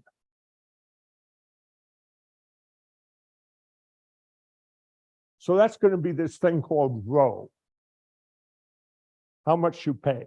That's the aggregate payment to all. It's the aggregate payment. There's no B doesn't enter. But that's going to be true in our model too, except for one of the versions. Afterwards, you get back in at 1. See, this is to turn off the future. You get back in at 1, there's no more uncertainty, and you just pay rho forever. And the point that's happening here, you're back in at 1, and what we need to do is work out what lambda is, how much the government's going to lose, how much the lenders are going to get, this rho thing. Guess what? This model, except you're not going to accept the results of this model for convincing you where the whole lost decade in the 1980s came from in Latin America. So I'm not going to do much with it. Here's the output process. Default, you're down here. The theta variable comes up positive. You get to renegotiate. You never delay, since there's a surplus, that 1 minus lambda. You restructure, and that goes on forever. That's a model we can prove everything for.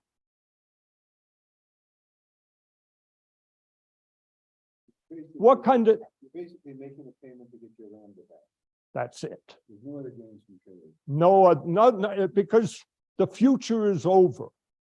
What makes this model tough, Mark? The future. One of the things that makes it tough is something I read, I got from reading out of yours, and well, because a few years ago in Barcelona, you insisted that I read this paper by you and Manuel. And it shows that with long maturity debt, all kinds of stuff is possible. But even when we made this one period debt, it was still too complicated to get much out of. Oh no, this model, we get everything we want. As I said, the rho is independent of B. Rho is decreasing in R. That's our big result. That you default during high interest rate periods, those international lenders are using that interest rate to discount the future.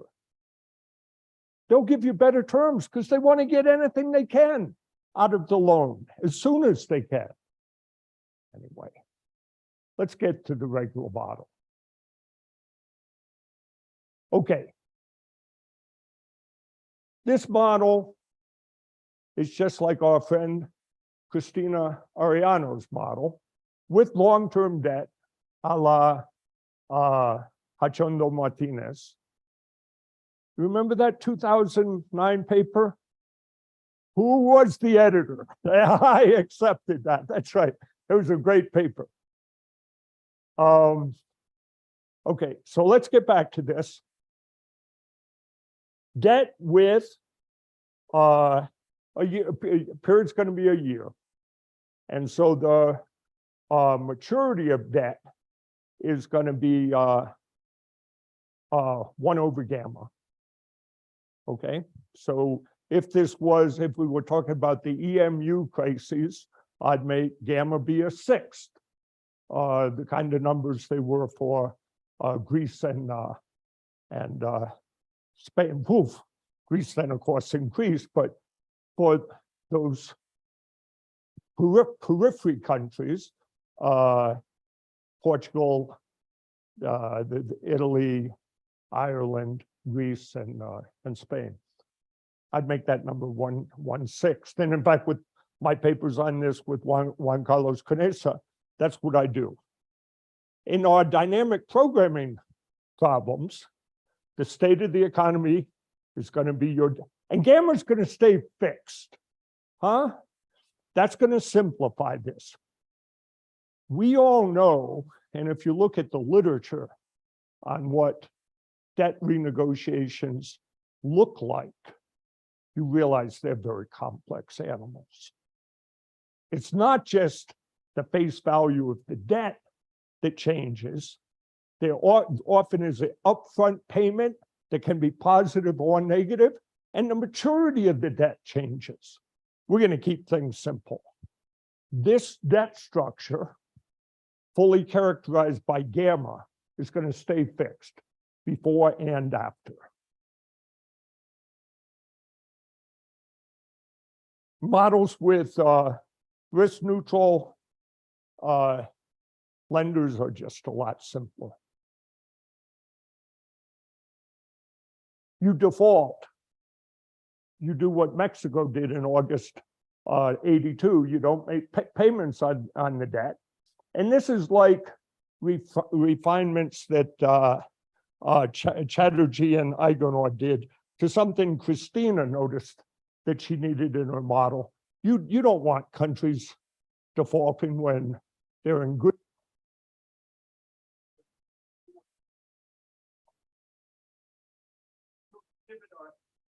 Country a non-linear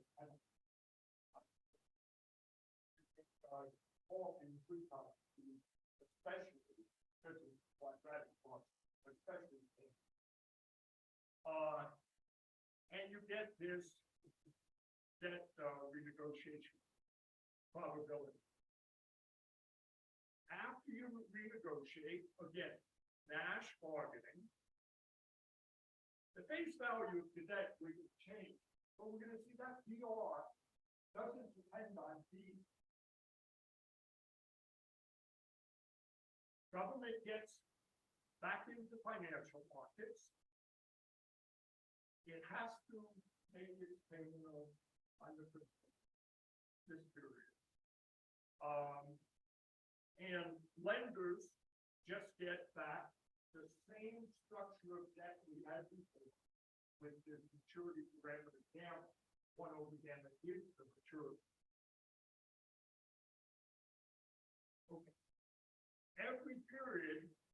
government's gonna decide to default or not. He is this default decision. And if you repay, you just have a very standard problem. Every period you consume, make payments on the debt becoming due, you get your stochastic output, and you get a competitive price. This is the lenders are stochastic or competitive up until the moment there is a default. Then they all get together in the mortgage side and use their mortgage. You don't like it, but there's an assumption that might be the one not the right one. But it is what it is. And then the value of default get the lower value of consumption. And then in the future, sometimes you get to renegotiate, that's with probability failure, and other times you don't. So here's what to note. I'm not going to go through all the details. I'm going to highlight what the important thing is. Nash bargain was invented by John Nash. And if you ever watch the movie version with Russell Crowe as John Nash, it has Nash equilibrium, which is cooperative thinker, Nash bargaining, cooperative, all jumbled up. The book goes into the but this is Nash bargaining.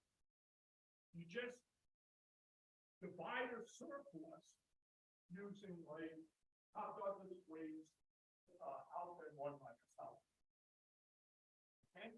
And the surplus is, and this is what makes this complicated to do the proofs. It's the value of what you're going to get going forward. So you have to look at the whole forward solution of the model. For the lenders, that's kind of simple. For the government, that's really tough. Minus what they get from staying.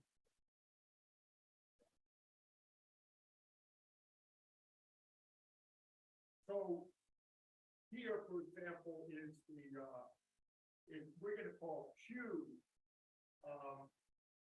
the reservation value for the lenders. It's just the competitive value of the bonds they're holding, thinking there is going to eventually be a solution. Let me keep moving forward. Yes.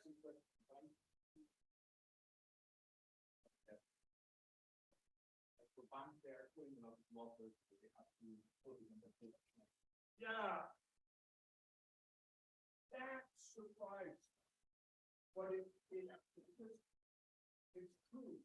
Because there's nothing about the bonds, the value of the bonds, that really affects either the government or the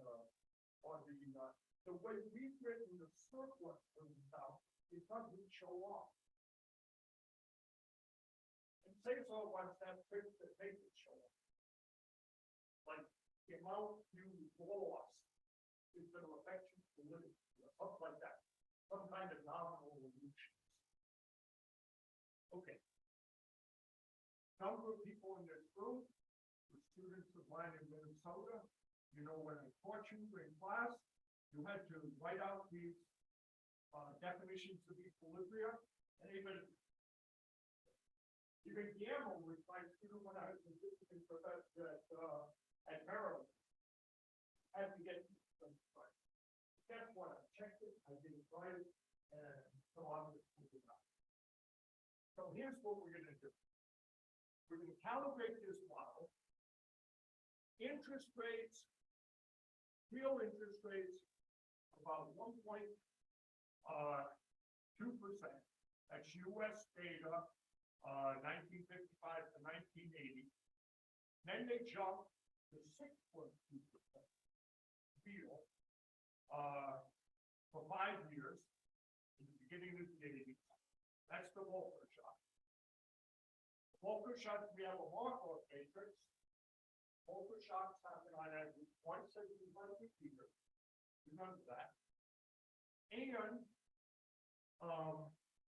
you get out of it after about 5. Probability of renegotiation is about 0.2. Renegotiated every 5 years. That's historical data for this time period, but that includes what I'm going to say at the end about why the U.S. government won't let the banks renegotiate. There's a complex story for my last 2 minutes, so I better get to those last 2 minutes. Yeah, exactly. I think a number lower than that is better. So maybe my next version will have at least an opinion. I think the Mexican government thought they'd get to renegotiate it for 2 years.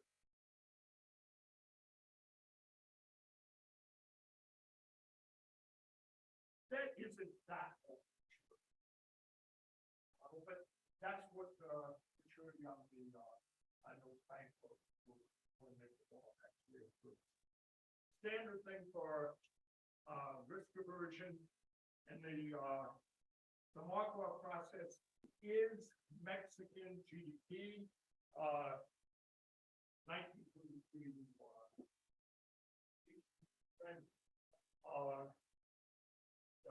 the Mexican GDP, real GDP 33 to 80.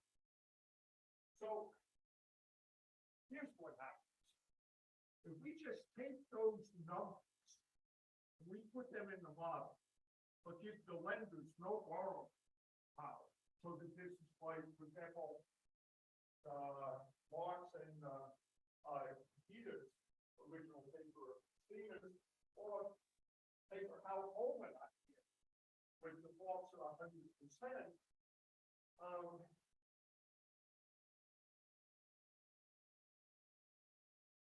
Here's the picture. To prepay if here's why. If income is high or debt is low. And you default if debt is high or income is low. How much difference does the interest rate make?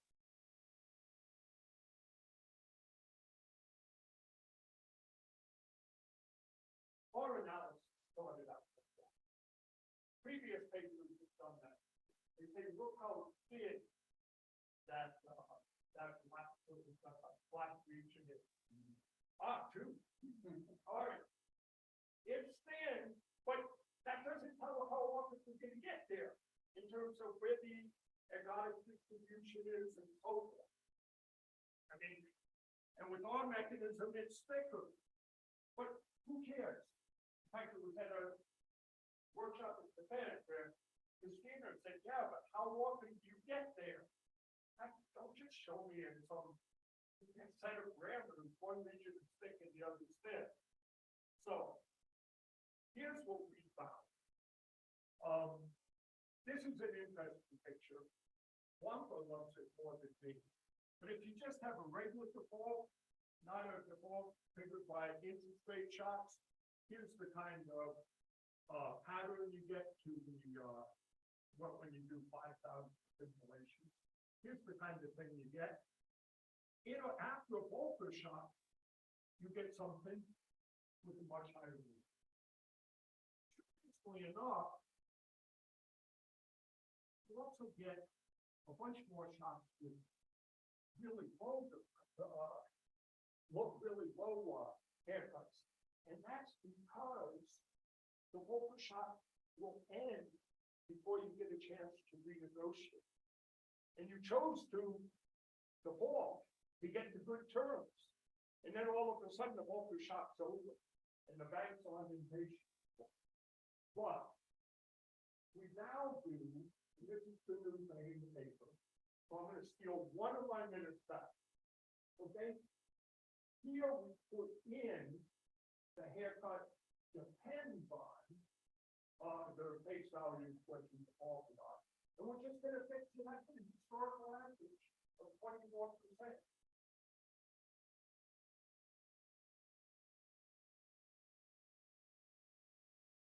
And here's, we recalibrated the model. Here's our model, here's fixed haircut. They don't look that different. Even the width of the black regions don't look different. But here's the big time difference. The fraction of defaults, the probability of default given a Volcker shock is 13% with the standard mechanism, 22% with the normal mechanism. The number of defaults due to Volcker shocks divided by total defaults is 5% jumps to 9. It's just more probable with all mechanisms. High interest rates in the United States are more dangerous in our model, 2 or 3 times more dangerous than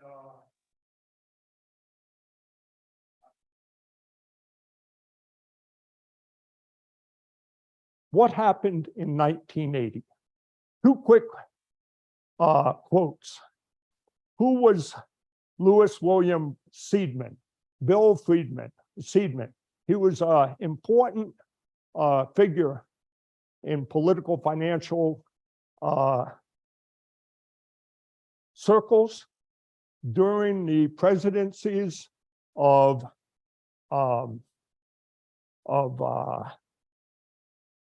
what was his name right after Nixon was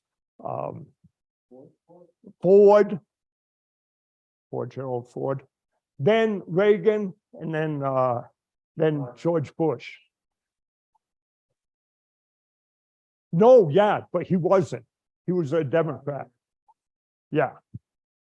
So he's only talking about Republicans. He finally got kicked out because as the head of the FDIC, he wanted to go after Neil Bush for what they were doing in the real estate market in the west of the United States. And so George Bush Sr. got rid of him. But he had a book that's remarkably honest, even if it's a bit stupid in places. If US banks that had lent all this money to Mexico and the rest of Latin America had been forced to acknowledge their losses, they would have gone, we would have had a banking crisis. Treasury, Fed didn't want that to happen. So they mounted a fiction that lasted up until 1989 with the Brady Plan, that those loans were still good. And they lent money to the 4 biggest countries in Latin America that had defaulted, not to the smaller ones. And the only thing those countries could do with the money was make payments on, at least on the interest on the debt. And they twisted the IMF arm to do the same thing. So the 1980s was just a sham. But the condition for doing this was they couldn't write that debt off until starting in negotiated 89, implemented in 1990, the Brady Plan, whose first beneficiary was Mexico. Then you'd ask, why did these banks lend all the money to Mexico and Venezuela and Argentina and and a bunch of other countries. Why did they do it?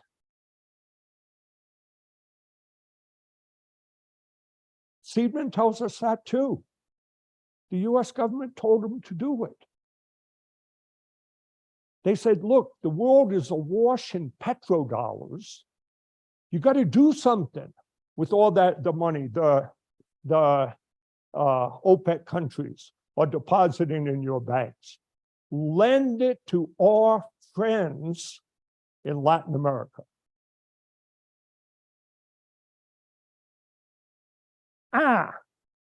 That's prohibited by US financial laws to have a bank lend more than 10% of its capital to the same government. You know, that law's been misinterpreted. If the loan, one at a time, is to a different agency of the Mexican government, then that can't exceed 10%. But an entirely different government, a government agency, we can just start the calculation again. So that's our story about what happened to Latin America. Mexicans assumed they were going to get a good break. They didn't assume the Treasury and the Fed were going to step in and say, no renegotiation, we can't afford a banking crisis. That's it. Thanks.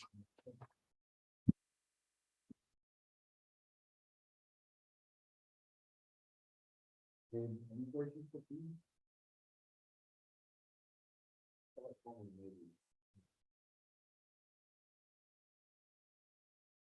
I don't know if you have looked at this already, but you suggested that shortening the renegotiation could increase the importance of your mechanism. Yes. And there is another way of doing the bargaining in which the duration of the negotiation is endogenous. Like if you have like the proposal is changing over time. And I'm guessing that it may also be true that if you have an interest rate shock, the lender will more willing to accept quicker. Yeah. So the duration will be endogenously shorter because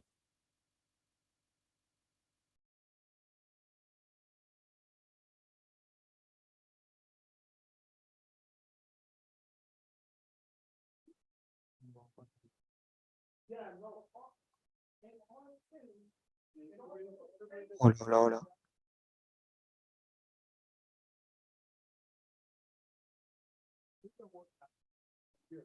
Where we had a fixed cost of renegotiating, so sometimes there wasn't a positive surplus, that was stochastic. But no, we have a positive surplus there, and in our model, the best thing, because we don't put any entities to delay things in, the best thing is to cut it right away.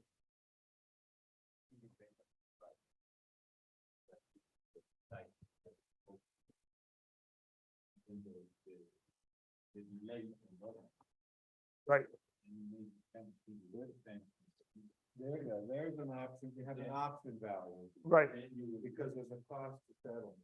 Right. Exactly. Oh, but that's in a model where you have alternative guys doing the proposal. And that output is moving over time and you want to wait till it gets to a good level. Yeah. It's an option value. Yeah. Yeah. Well, what I was trying to show you is that the way we calibrated it biased it against us. Because remember the thing when I showed you the payoffs as a result of renegotiation, we had this big tail at the lower end. Of course, the mean was shifted up, but we had a tail at the lower end because the Volcker shock ended before you could get the renegotiation down. And if we had every 2 years, we wouldn't have much of that at all. And then we'd have our result be much stronger. But, Juan Pablo says, yeah, but then we just have to make the number up. And this 5 years is like historical fact. Yeah, but it's biased. History can be biased. Anybody else? Thank you. Oh, one question, one last one.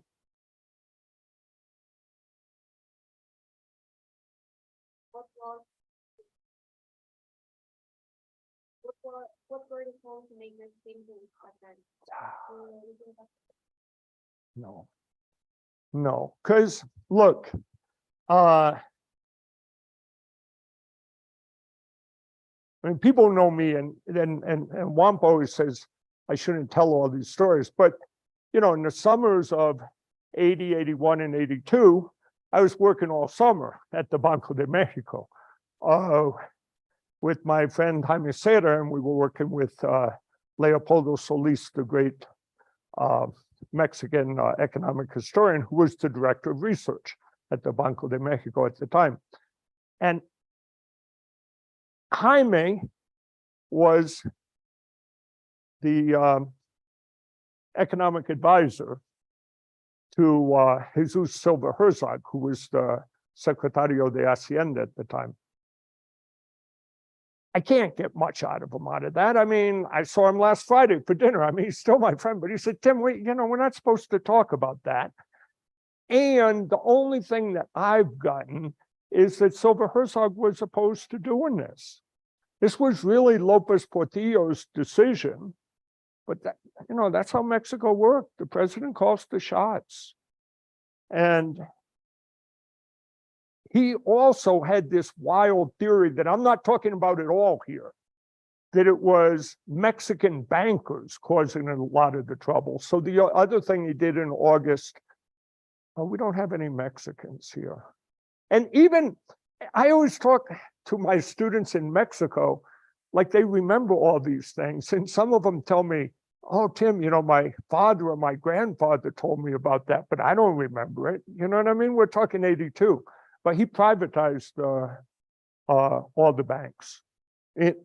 At the same time, he stopped these payments.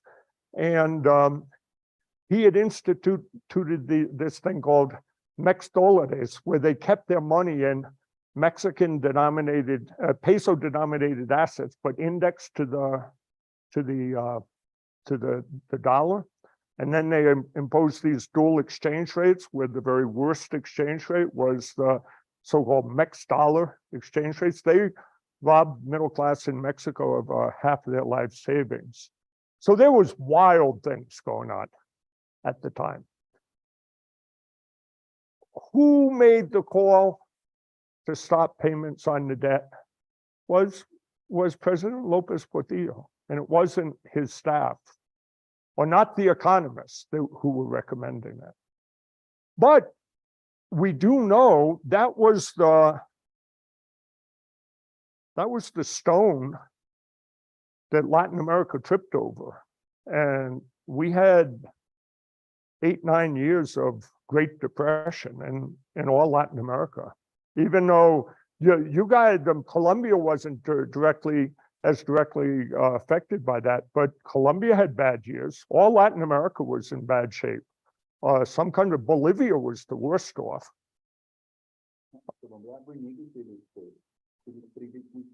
Yeah.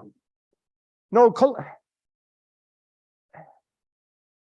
I'm not an expert on Colombia, as you, David, but I was surprised at that. When I was looking at comparative performances during the 80s, Colombia was bad compared to other periods, but not bad compared to any other country in Latin America. That's right. But, you know, Argentina was, Brazil was, Bolivia was. Yep, thank you, guys.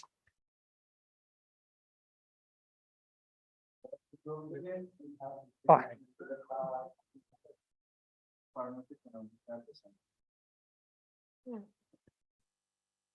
Okay, so we've come to the end of a great academic agenda. The beers are still to come, so I'm not closing the event, just the academic part of it. It's been great for our School of Economics at Universidad de los Andes to be able to host this event. I have to start by thanking Andres and Tim for the great idea of sizing the opportunity of having the Society for Economic Dynamics meeting to bring some of the great people to talk about these issues. Obviously, our partners at the CARF, the Fiscal Rule Committee, the Banco de la República, our central bank, and also the World Bank at Universidad de los Andes. We really strived, and we've done that for a long time. Some of our economic historians tend to think that the reason Colombia didn't do that bad at that time and at other times through history has to do with technical soundness of policy, in part driven by the interaction between academics, policymaking, and multilaterals. And Universidad de los Andes has been at the center of that interaction. And this is very much an example of how important we think that interaction is.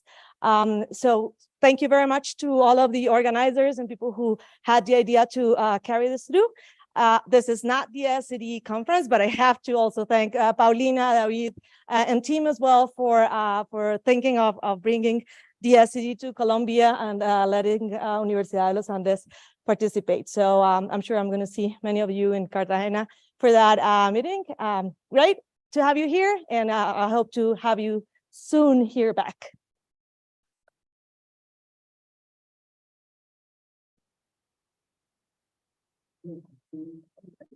Thank you very much for your support, Marcela. We're very happy to do these things always. So where's the beer?